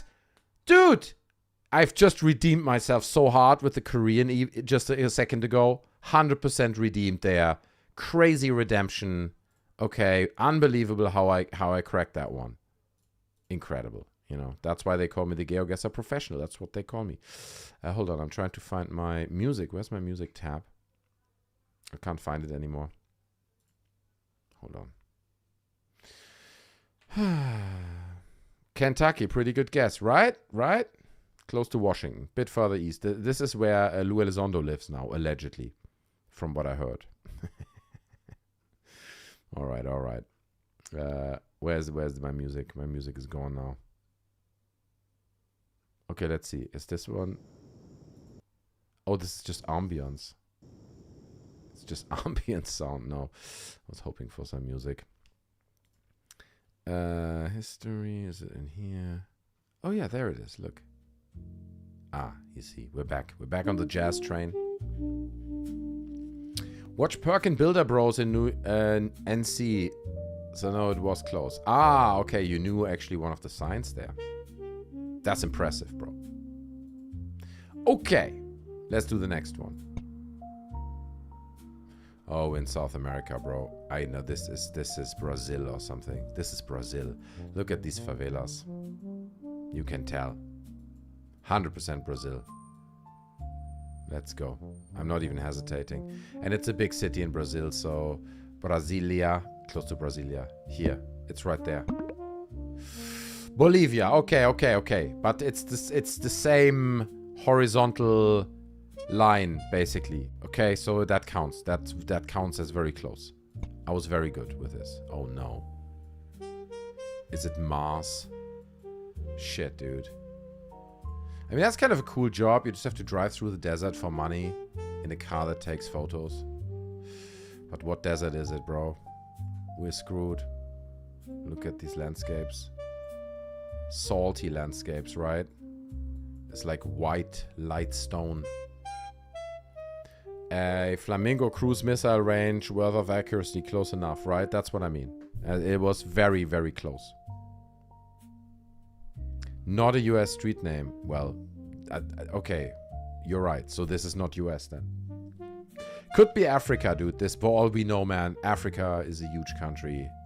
We were tricked by this earlier already. The thing is, there's no established street here, right? It's never been...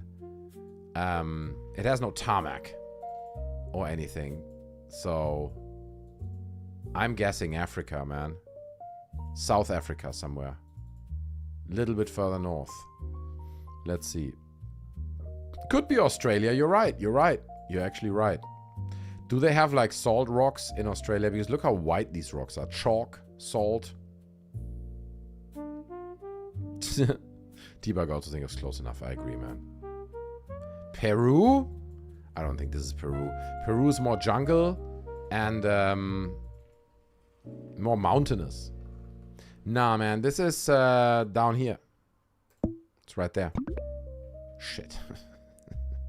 Okay, wrong continent, but same area. The South. It was the South. South America, South Africa. You get it. It was Argentina. And I kind of knew it. Again, testing you guys. So there you have it, okay. I think Africa South as well. See, John Air was with me. Oh, look what we have here. Are they holding a flag of their country? Oh, I thought they hold a flag. Okay, so another poverty-stricken country, dude. You can see the poverty. What's up, dog? It's the kind of guys you don't want to stop next to when you're driving down the road with your car. I'm sure the Google employee is shitting himself. But there you go. How do I get this job? How do I get paid by Google to drive around in a car? Wouldn't mind that. Look at the staring down the Google car. Yeah, they're staring it down, right? I felt the same way. It's Africa, dude. We're in Africa. Look at the landscape. Look at the sun. Look at the condition of these road stones. You know, the cornerstones there. That's not good. It's falling apart. Let's keep walking a bit further. See if we... Oh, we got tuk-tuks. Is that a tuk-tuk? No, it's a small truck. Yeah, that's Africa stuff, dude. Motorcycles. But he doesn't look African. He looks more like Indian. He looks more like South Asia kind of thing again. Spicy, spicy. Somalia? No, it's not Somalia. Somalia will look different, I think. Just hope to find a few more cars or some kind of settlement. Something that gives us a few more clues. Look at these people. Look at these people. How do they look? How do they look? Do they look Asian? They look like Indians. Look at that. Look at that. What are you looking at? Why is there? Yeah, it's definitely India. It's definitely India, bro. We're in South. We're somewhere in South Asia. For sure. The sexy Indian boys gave it away, man. It was too much. Too much information. The question is just... I mean, that's not... It's not close to a city, it feels like, right? What is this? Oh! Yeah, that's India. Okay, so...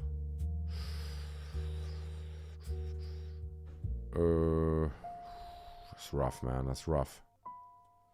Pakistan. It's not Pakistan. No. This is northeast of Mumbai. Somewhere here. Boom. Not bad, you see? You're good at this. 500 kilometers away. We were so close, bro. That's Hindi. That's what I said. India, right? I have no idea what I'm talking about here, guys. Okay? You know this. That's part of the charm of the show. Alrighty. I'm gonna have to pee real quick. And when I'm back, we're gonna do another one. Smash like. Follow me on Twitch. Send a comment on Twitch. Give me a second. Oh, you know what? I'll put the next one on and you guys can guess. Okay, here. There it is. Oh, this is... Oh. Okay. When I come back, I want to hear your guesses, okay?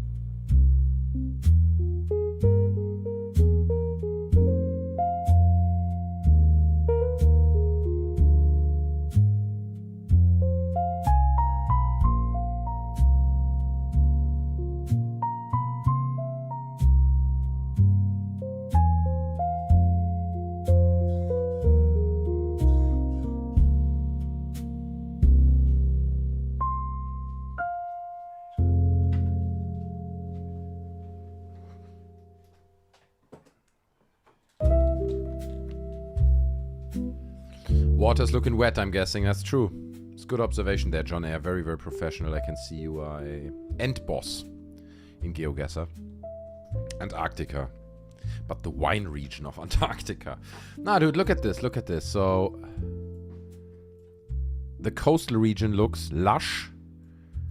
Looks hot. There are palm trees and shit. You know what I mean? This is south. This is somewhere south. Australia. It could be Australia. I think Australia is a good guess.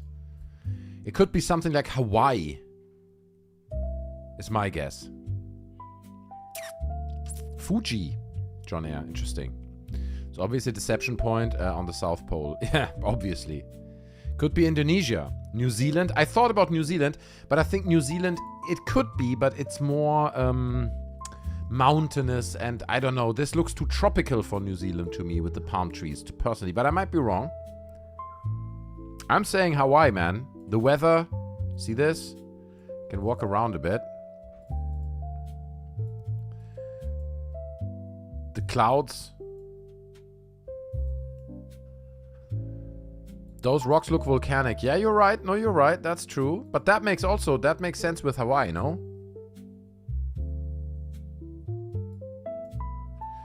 If we had a taste-o vision, we'd nail it. That's true.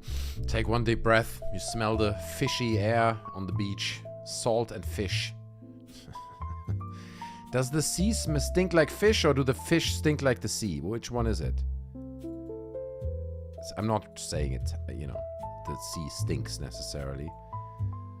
The coast along the west, south of Africa is also rugged like this. Yeah, you're right. It could also be Africa. You're absolutely right, dude. I think it's Hawaii or Africa. What do you guys think? Looks like Ireland? Nah, man. I mean, okay, admittedly, there are not many palm trees. There were a bunch over there. There's a few here. But it's not, like, dominated. It's not... What's this rubbish there? Let me see. Can we make out the product? It's a shoe, no? It's a football shoe, I think. And a few beer cans. At least that's how it looks. Football, so it can't be Australia. No, I know, they have their own little football. So, we can explore caves. Hawaii could be fast, deeper climb, I think. This is very flat. Okay, fine. Okay, fine. So, not Hawaii then. Donegal. I don't know what that is. I'm guessing Africa. Okay, fine. West coast of Africa, huh? Let's see.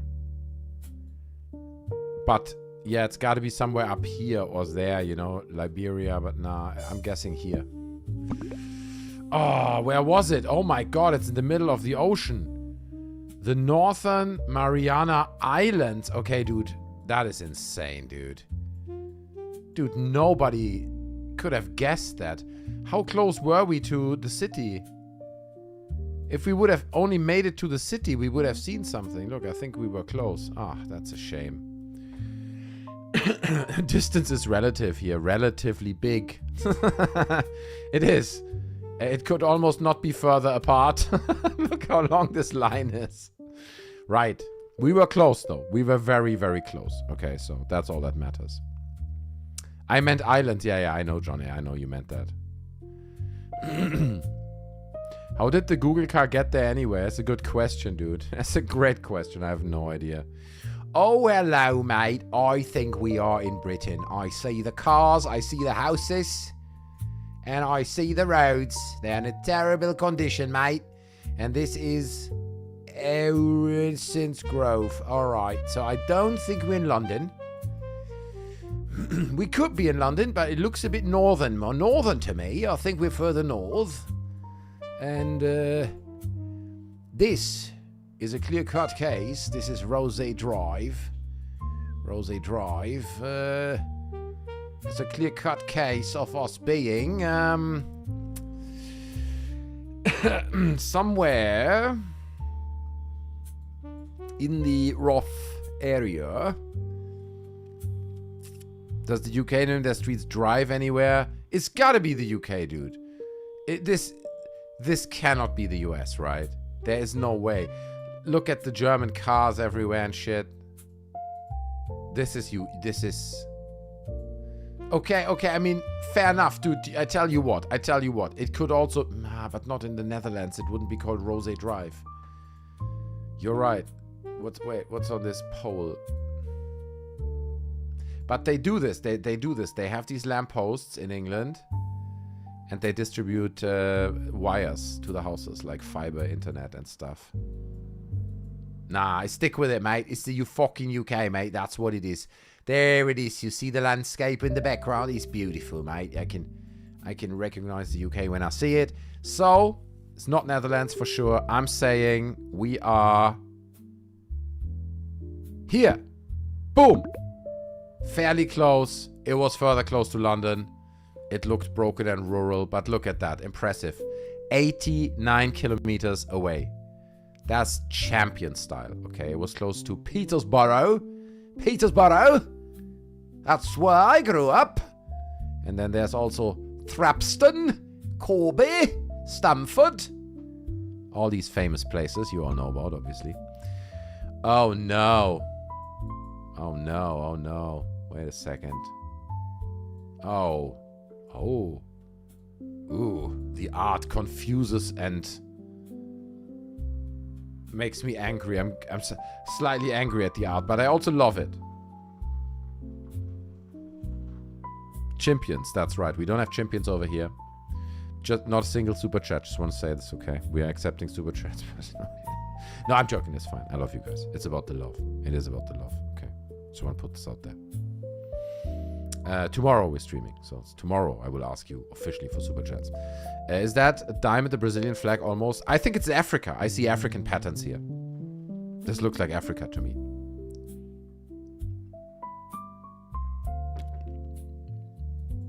These are African patterns. The colors, the designs, the amateurish nature of it. Let's walk around a little bit more. People are blurring their houses, okay. But then again, you look at some of this stuff and it looks like Asia, right? That's not an African kid. Those are not African kids, bro. Nah, man. Bangladesh. Is this Asia or is this South America? That's always the big question, man. We gotta learn the differentiators. How do you recognize South America from Asia? If you don't have the letters. What does that say up there? Airtel. Everyone knows Airtel, the famous company. I'm more in...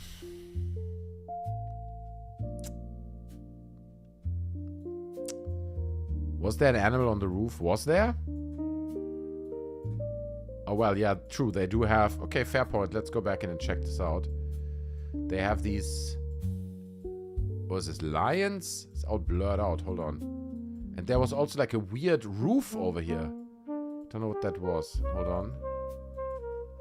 Anyway, let's... It's all blurred here. I can't see shit. These ones, right? Lions. Lions? India, you know. Look at these decorations here. Look at these decorations on the house. It's blurred. I can't go close to it. But it's got the little onion type shape. I think India, Thailand. India is... Look, this is what I mean. Like, what the hell? This is out of a Star Wars movie, this roof. The hell is that? Probably a church, right? But then I look here and I see Brazil. I'm like, there's a favela, dude. So... I'm torn. I'm torn. It's a mosque? Was that a mosque? Are you sure? Where's the... Normally they have the star and the sickle. Not the star and sickle. They have the crescent moon.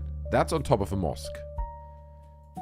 I'm not sure. I'm not sure I can trust this information that this is a mosque. Look, here's a house. He's got like his little painted balcony, man. He put some love into that shit. I respect it. Painted the front in 3 colors.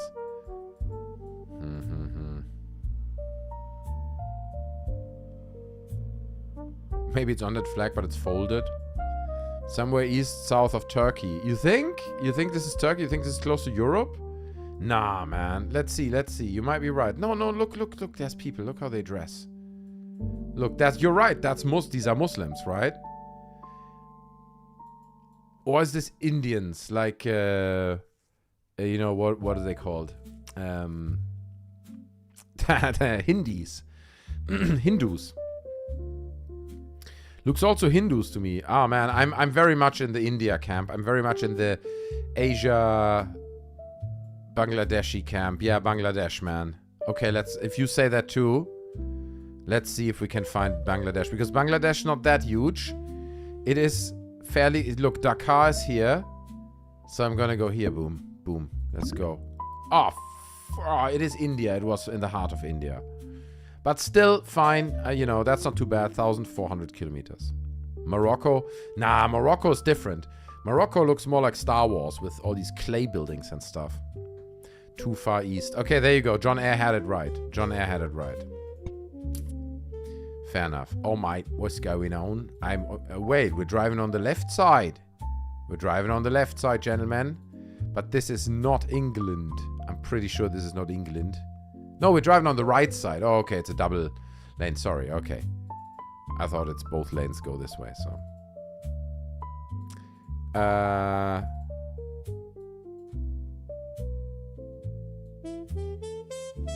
Fair enough.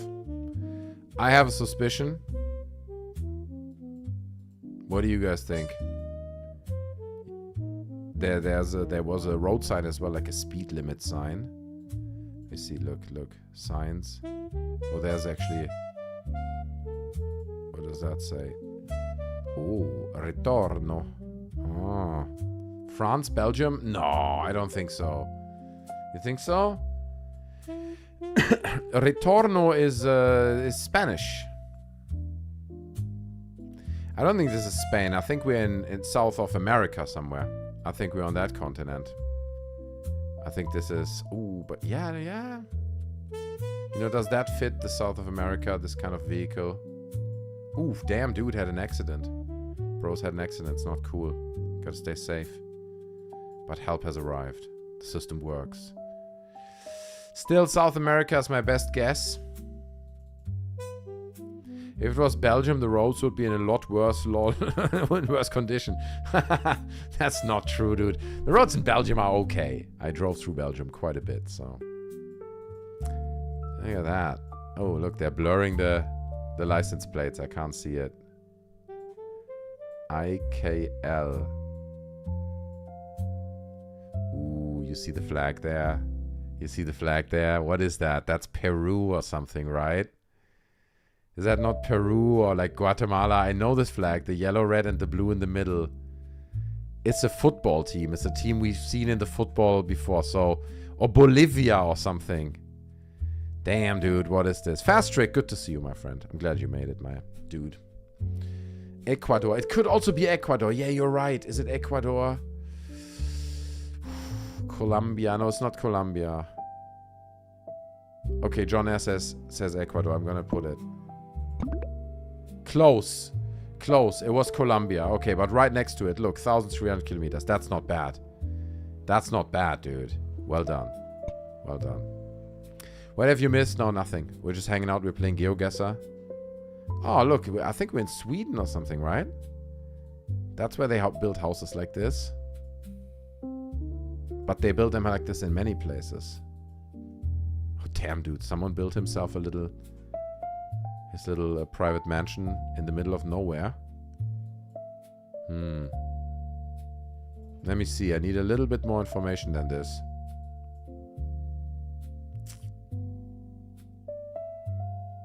Maybe Denmark?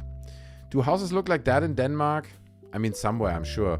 But you see, they have these little wooden overhangs and stuff. That reminds me of Scandinavia. Let's see a little bit more. Let's see the landscapes. Yeah, I mean, the landscapes fit that part of the world, right? Many parts of Germany look like this. But I don't think this is Germany. No, this is not Germany for sure. I want to see a few more houses. Eastern Europe with metal and roof not. Yeah, but look. Look at these houses. Nah, this is definitely Scandinavia, dude. Look at these markings on the house here. These white stripes. Nobody does that. That's a Scandinavian thing. Denmark, Sweden. Something like that, dude. Look at the picket fence and the decorations, you know. It's like out of an Astrid Lindgren book. This is Sweden. I think we're in Sweden, dude. We usually don't have electricity above ground. Okay, interesting point. Okay, fair enough. There is electricity above ground. Well, maybe in this part of Scandinavia they do. Gas pipes above ground are in Eastern Europe, Balkans. Oh, shit. Okay. You think? I'm so sure about the decorations on the house. But okay, we will find out, I guess. Let's see. So you guys think it's like Balkan? I mean, it does look quite cobbled together in parts, right? So that would fit Balkan. We'll just do it quickly. 2 days, 3 days, I'm done. What do we have here? Oh, are we coming? We're coming. Is this a settlement? Hello, stranger. Oh my god, okay, look at the build quality. You're right. This is not Scandinavia. You're right, dude. I just don't think, look, it's like you cannot use more different bricks in building something than they do here. Starting weird at the bottom and then red bricks, these dark bricks, the light bricks, and then different ones on top again. An adventure, I would say. And there she is. And a child. There's a child. Is it problematic to show a child? I hope not. They do exist, so. Okay, fine. I guess I'm more on the Eastern European side with you.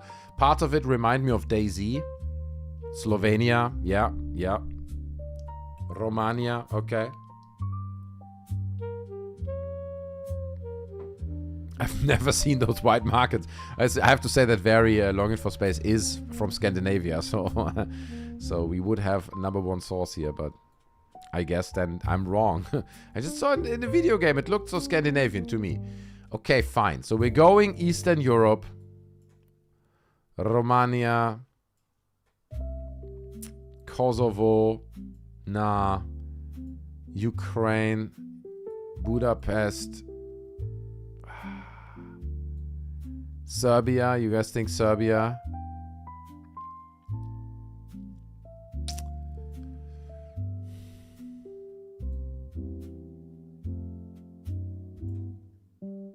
Where's Serbia? Here. Okay, you say Serbia, I say Romania. Okay, we put it. I give you Serbia. Let's see. Let's hope you were right. Damn, it's a bit further north, but it's Ukraine. It is Ukraine, but that was not too bad. We nailed the part of the world, okay? Eastern Europe. Definitely not India, debugger, nice. Again, great observation there. Bosnia or Herzegovina.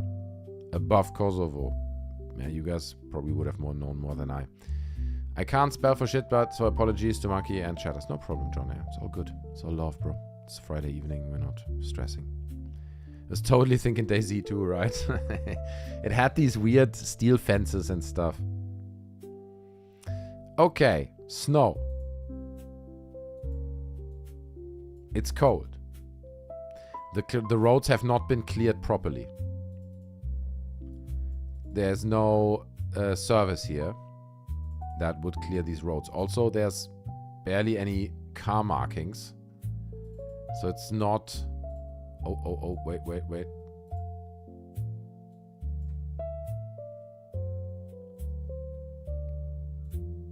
Hangasjari Popostrupipu. Okay. The other one I can't read, and I think this is the only picture we get.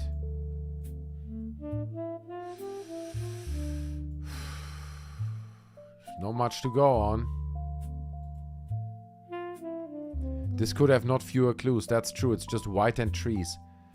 I feel it's a Russian thing, but the language was not Russian. It did not have these Russian symbols. It could be something like Canada. You know, like just quite up north in Canada. Finland. Yeah, it could be that too. It's cold, brew. But the sun is shining, so that's nice. What is he riding on? A sled? He must have like a jet ski or something, you know, like a snow ski thing. I wonder if it's Google branded. Oh, look, there's a little hut in the woods. Oh, no, that's for animals, right? It's for animals to get food or something. Oh, we're getting some landscape here. Okay, at least something. Ooh, and we're getting a settlement, ladies and gentlemen. Look. Mountain range. Kind of. Can we go to the town, please? I want to go closer. Oh, yeah, I guess. No, wait, this way. Come on, man. You gonna drive past it? How does it look? There's a playground. There's a playground there. Huh. Was that sign not Scandinavian? I don't know how signs look in Scandinavia. Here's another one. Look, it looks exactly like this one. Let's see if we can get it from that one. I think this is a little clearer. Look. Sotkan Armin. I think we're again in Eastern Europe, dude. Poroposto. None of this makes any sense, dude. Again, it's Slovenia or something, or... But it's not that cold there, right?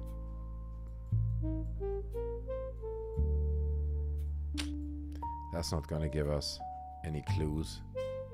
We can't go into town. Someone else did. Look, there's footprints. But we can't go into town. It's a shame. Let's keep moving. There's a few houses down there. Looks like Finnish. You think so? Think Finland? Look, these are nice houses, man. This is a nice house. It looks nice. So, yeah, maybe. Okay, fine. Let's check that out a little bit more. I'm gonna go a little bit further.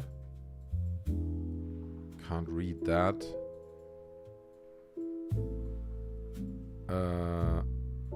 There's a sign up here, I think. No. Right, okay, fine. This is not giving us many clues. So, I'm gonna go with your guys' guess. I have no idea. So, I would think more Eastern Europe.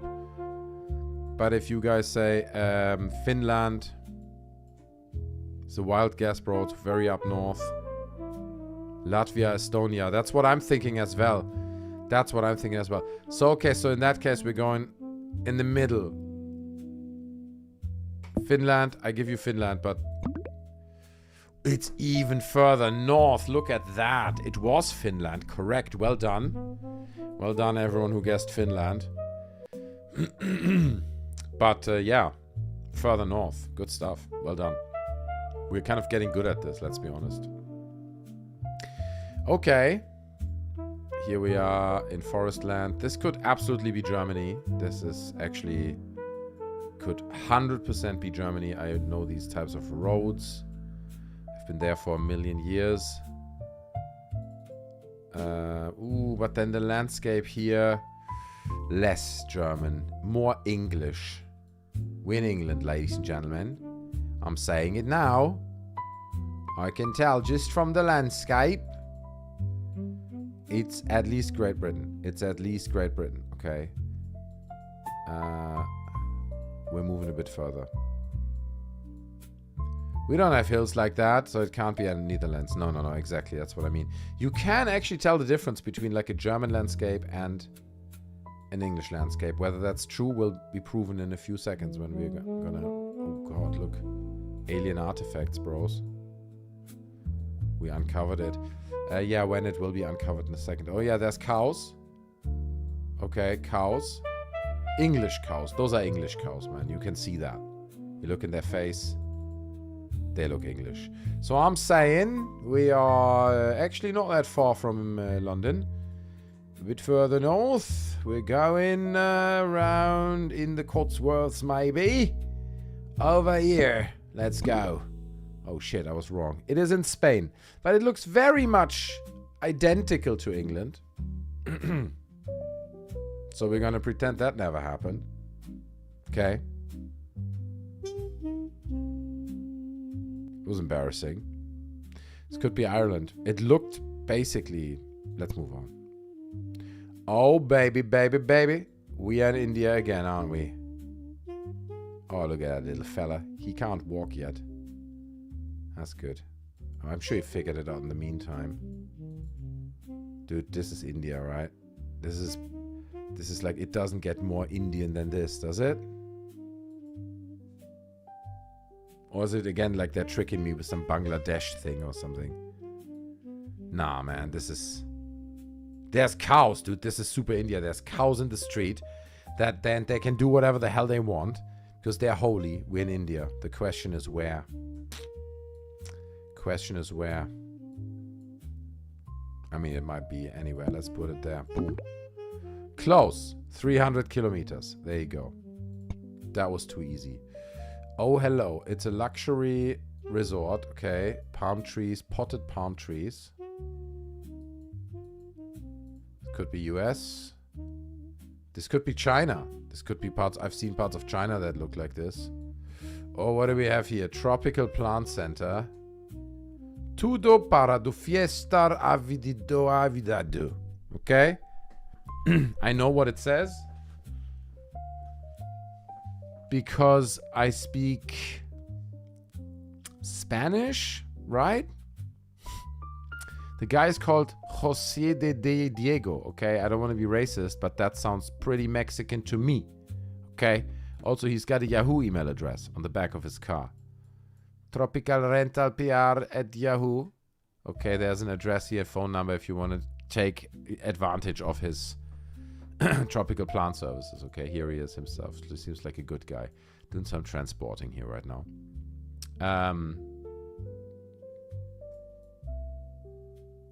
What are we, in Mexico? But this looks... I mean... Is this like somewhere in America? It's like an American thing? Could be, right? My money's on Puerto Rico, you think so? This is like super urbanized. It's really clean, right? It's very clean. It's very beautiful. I mean, sure, you know, whatever. But, I mean, it's good. Look, there's activities. They've got stuff. Paseo de las Letras. Ay, ay, ay. San Juan. Okay. Amore. Is this Mexico? San Jose. Where's San Jose? Yeah, is that somewhere on the Mexican border? Let me see. San Jose. Is that somewhere over here on that side? San Jose down here. Is it down here?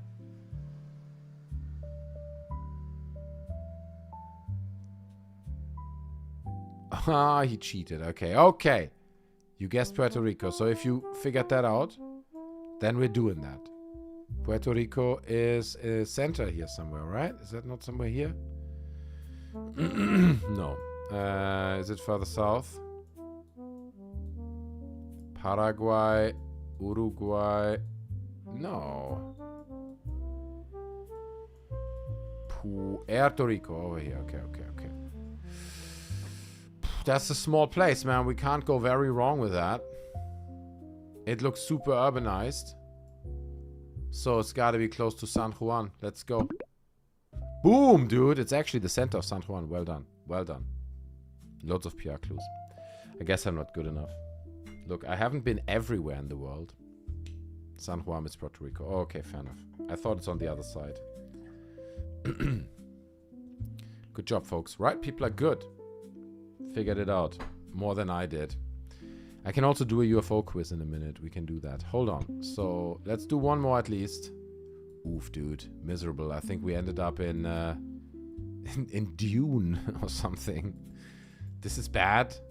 This is giving me countryside Africa vibes. Right? Where it's like really, like you can just see the infrastructure is... Local government, 24-hour service, health clinic. Antenatal care, right? If you want a baby, dude, you go to this place. That's not good. But I guess babies get born, you know.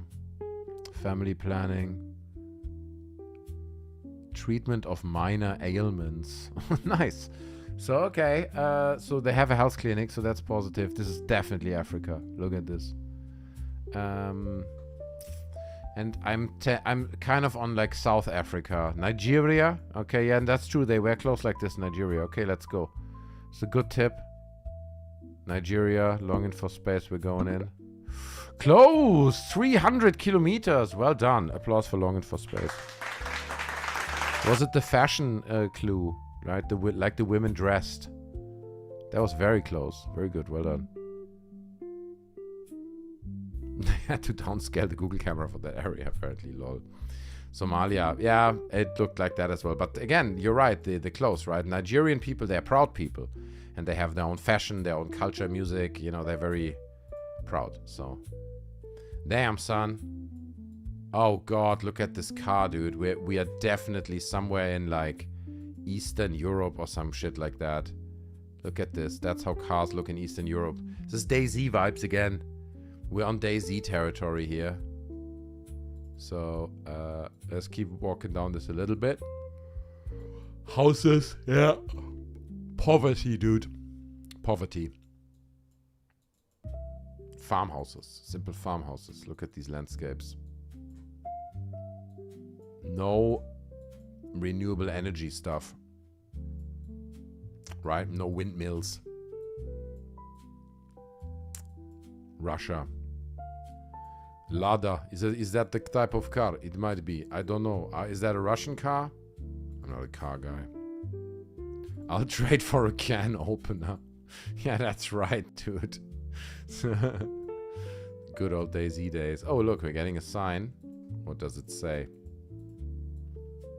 Oh, man, that's like crazy DayZ vibes right there. Holy shit, it's off the charts. Lada's mostly Russia, Ukraine, Belarus. There you go. So, what are we saying then? Ukraine. Earlier it was Ukraine. Moldova.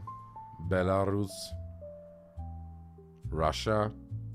You guys think it's Russia? Okay, fine. I'm going here. Right there. Boom. You're going to be surprised how close it is. 300 kilometers. That's crazy close. That's as close as the previous one, man. We are like getting crazy good at this. We're vibing our way through this in a way, you know.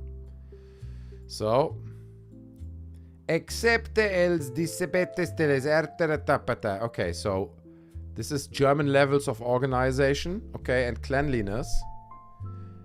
But le is French, right? It's France. This is France. We're in France. Cyber Cafe. Oh, Cyber Cafe. Catalonia Cyber Cafe. You can go. Carmel. Let me see. Oh, yeah. What's it called? Gara de Pontois. We're in France. Okay, so, but where are we in France? It doesn't really look like... Let me see. It's near Barcelona, you think? What makes you think that? It's not a tiny city, right? You can see this is like... It's a city. Okay.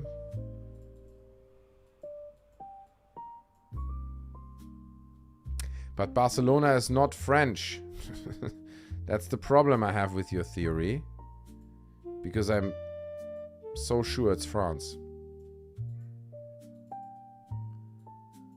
Repsisio Integral. Okay, you're right. It's not France. Okay, damn. Portuguese? Okay, that's true. You're right. The Portuguese have a weird language.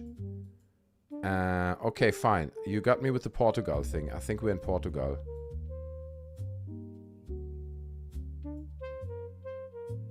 Supermercat. It's not France. Yeah, you're right. It's not France. I was wrong. For once. I can be wrong once. Okay, sorry. I'm joking. Esporte Manliu. Okay, so it's definitely Portugal. And because it's confusing, and we're gonna say it's a bit further north. Portugal. Ah, it's Spain. But that's just 800 kilometers. Okay, fine. Look close. Catalonia's old Spain. Is that what it said? Catalonia. Uh-oh. Okay, you guys wrote in chat. I got it wrong. Okay. Wheat fields. Rich wheat fields we have. The ground is rich. You can grow and grow every year. The harvest is good, Steve. And then they have silos over there. Those silos, bro. Where do they have them? That's my question.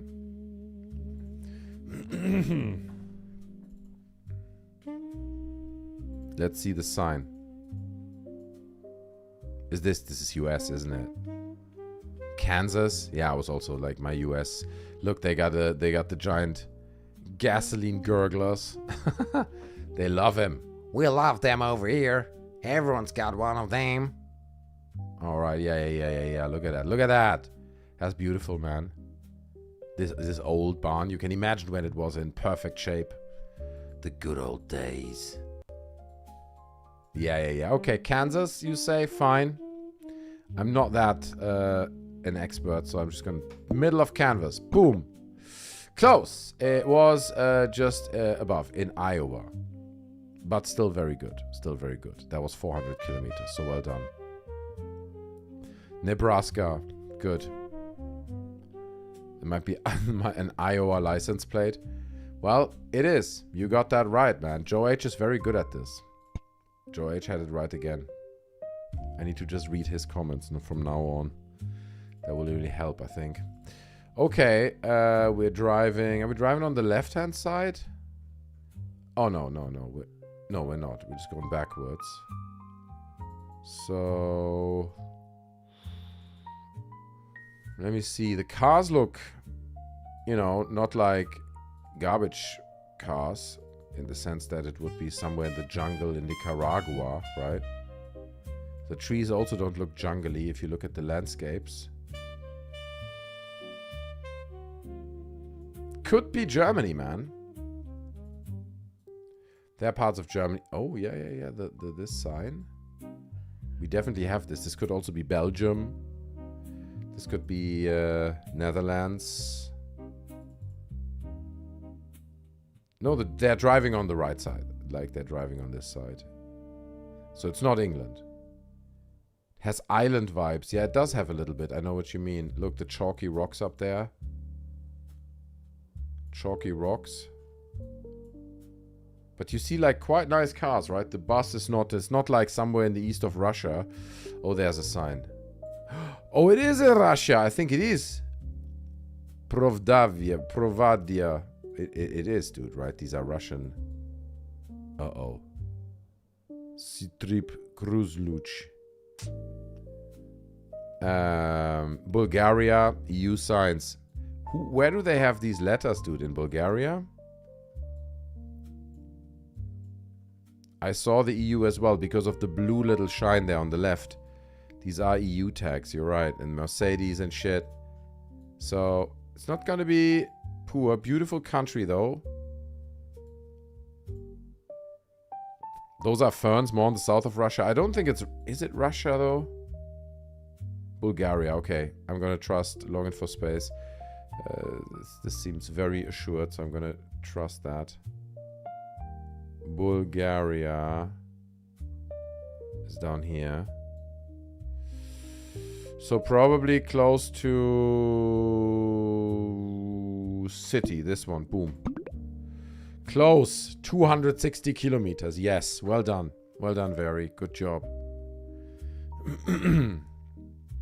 I don't think this place has harsh winters. Oh, it can be like that part. Can be cold. It can be cold. But it's at the same height of Italy. I know what you mean. All right. Anyway.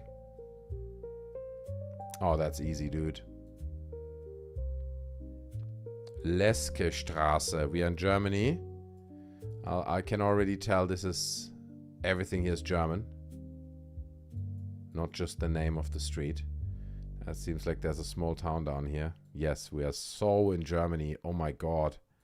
I've never been in Germany more in my life. This is... the question is just where is it in Germany? Obviously I don't know the city.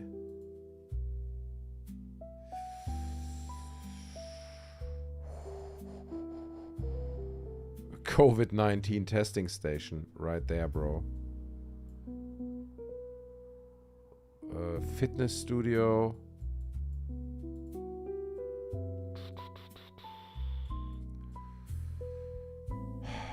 Doctors, pharmacies.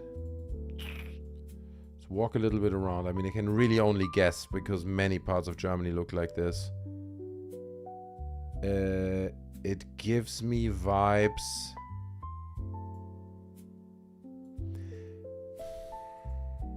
The mountains can give it away a little bit. How mountainous the region is. So they do have mountains. I think we're in the south. I think we are...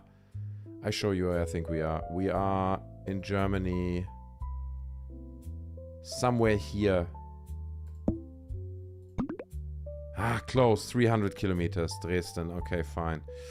Fine. You can do it 100 kilometers. That would be ambitious, dude. I mean, I could have looked more at, like, names. But I feel it's always cheating. I don't want to read the signs like, oh, the best bakery in Dresden. Then it's cheated. I don't know, man. I want to get it from the vibes. The signage, you know, like here, look at this, dude. It's already given away where we are. A good day to you, Monkey, and a good day to all the gangsters in chat. I'll be right with you, but I first take a moment to smash the like button, says Bucho. I appreciate it. Thank you so much, bro. Smash like, do the things, follow me on Twitch, please. I love you guys. Cheers. It is obviously Japan, yes. But where? Oh, I know these mountains. Horrible things took place in these mountains. Once upon a time. We will never guess it right, so we just have to click somewhere in Japan, right? Is there like a part that's more foresty than other parts? It's impossible, dude. Just gonna guess. Boom, right here. Further north. Very north of Japan. About 200 kilometers, almost 300 away. Those were definitely Japanese characters. Jesper, okay? You just don't speak Japanese like I do. Harutsu kurukunda shute tachimasa. Horo das diesing monkey. Okay. By my Japanese is fluent. So, Trump would say it's a shithole country, and with this particular position here right now, I would kind of tend to agree, actually. This is not great. If you're born here, you wish you would be born on Tatooine, you know? It's better than this. This sucks. Looks very African, right? Also, the kids look African. Not like earlier, where they really looked Indian. You see all these... Oh my goodness, dude. This is a wild place where we spawned in here. Scary. Mauritania, you think? That's specific. Wow, that's impressive, dude. Brunsk. I can't read your name. I'm just gonna call you Brown. Can I call you Brown? Tell me how you want to be called. Where the hell even is Mauritania? So it's gotta be... Okay, because that's so specific, I'm gonna guess it, but I need to find it first. It is somewhere in Africa, right?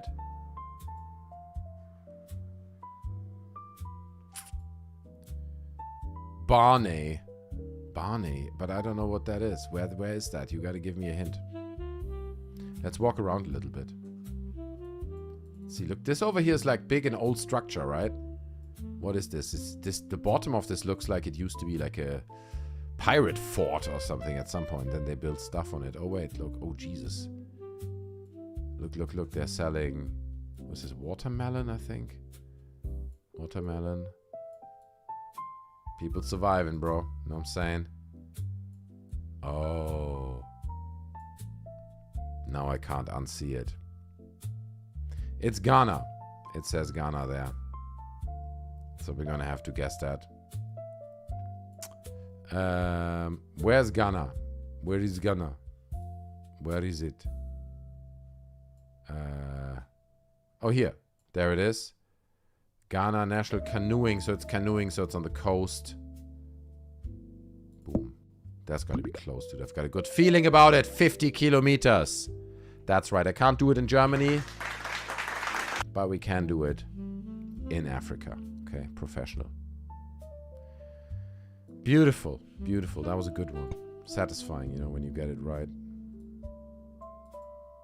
Oi, mate, this pretty flat land. But they got a river there, so it can't be Australia. There's no regular water. What is this? Like the straight road? Is this like Florida or something? You know, like when the crocodiles, they come and then they hang out next to the road and shit. Florida kind of thing. Let's walk around a little bit. Thanks, Joe. Appreciate it. That was a big achievement. Oh, wait. They got these. I think we're in the US, bros. This is a US thing. I don't even know what they're for exactly, but that's where they have them. Let's see. Road name doesn't sound like Florida. Okay, fair enough. Old tractor there. So we're not going to see anything. But these straight lines, dude, the straight roads, that's what throws me off a little bit. I think those pump water in through for cows. Ah, okay, possible, yeah. Corporal, I know.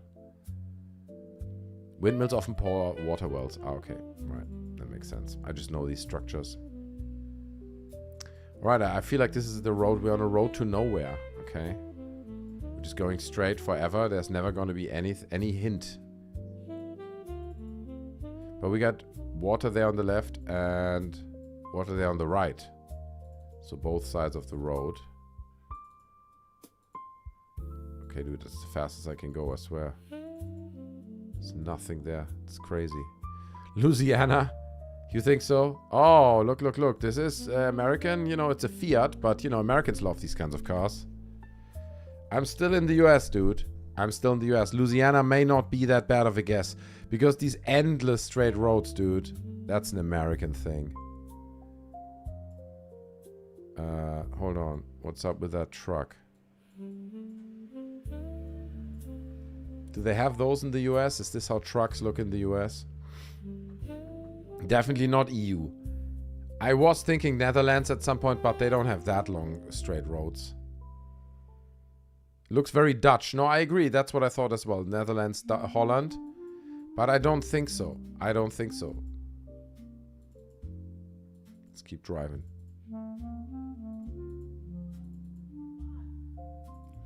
Looks like Bayou. Did I say that right? Bayou? Is that a place? I'm not familiar. Or is it Canada? Nah, is it? I mean, do parts of Canada look like this? I don't know. No, I'm still very much on the US train. Look how endlessly long this street is, dude. And it doesn't have a single curve, man. That's just crazy, you know. I'm already feeling tired just clicking on it. Imagine driving it for hours. Bayous are like swamps. Oh, okay, fair enough. We get some swampage there. See, the rivers are not as watery anymore. But there's just nothing here. Like, there's no building. Nothing that would give me any hint. You see, even if this is America and they're like, oh, sorry, the country is full. We don't really have any space here. It's like, look around you, bro. It's huge. What are those, cows? Hold on. I think those are cows, man. Look at those juicy grass patches, dude. The cows, this is paradise for them. No humans anywhere, and they just hang out. Enjoy that delicious grass. Good times. Good times were had. Alright, but is there some... I hope there's some civilization there with these trees on the horizon. Not USA, says Dutch Boy. You think so? Oh wait, there was a road sign. Hold on. Where was it? There.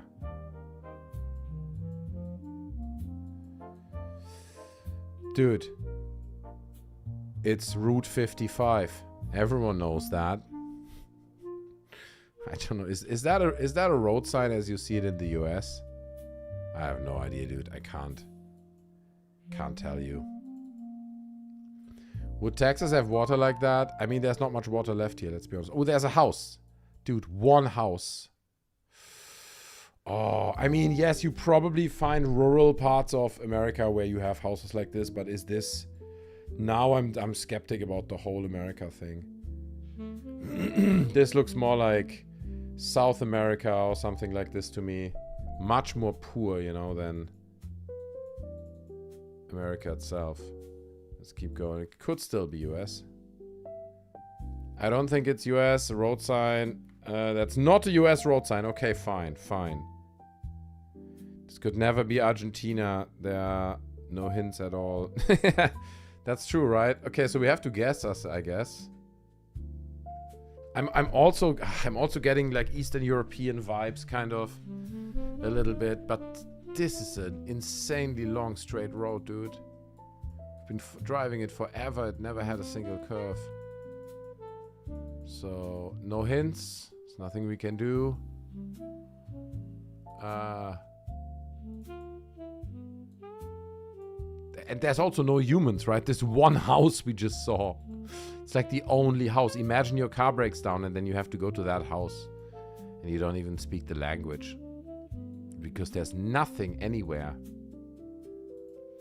Africa? It won't be Africa, no. It's not Africa. This is hard, man.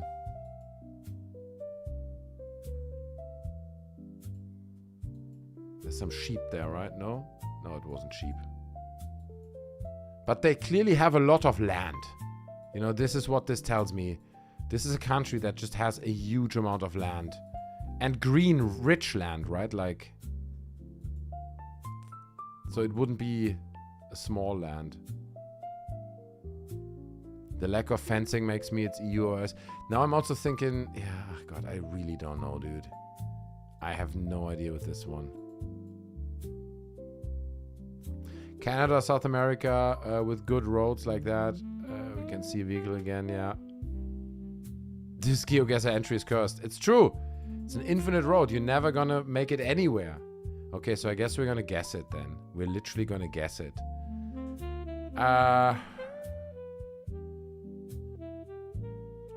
Canada. Canada.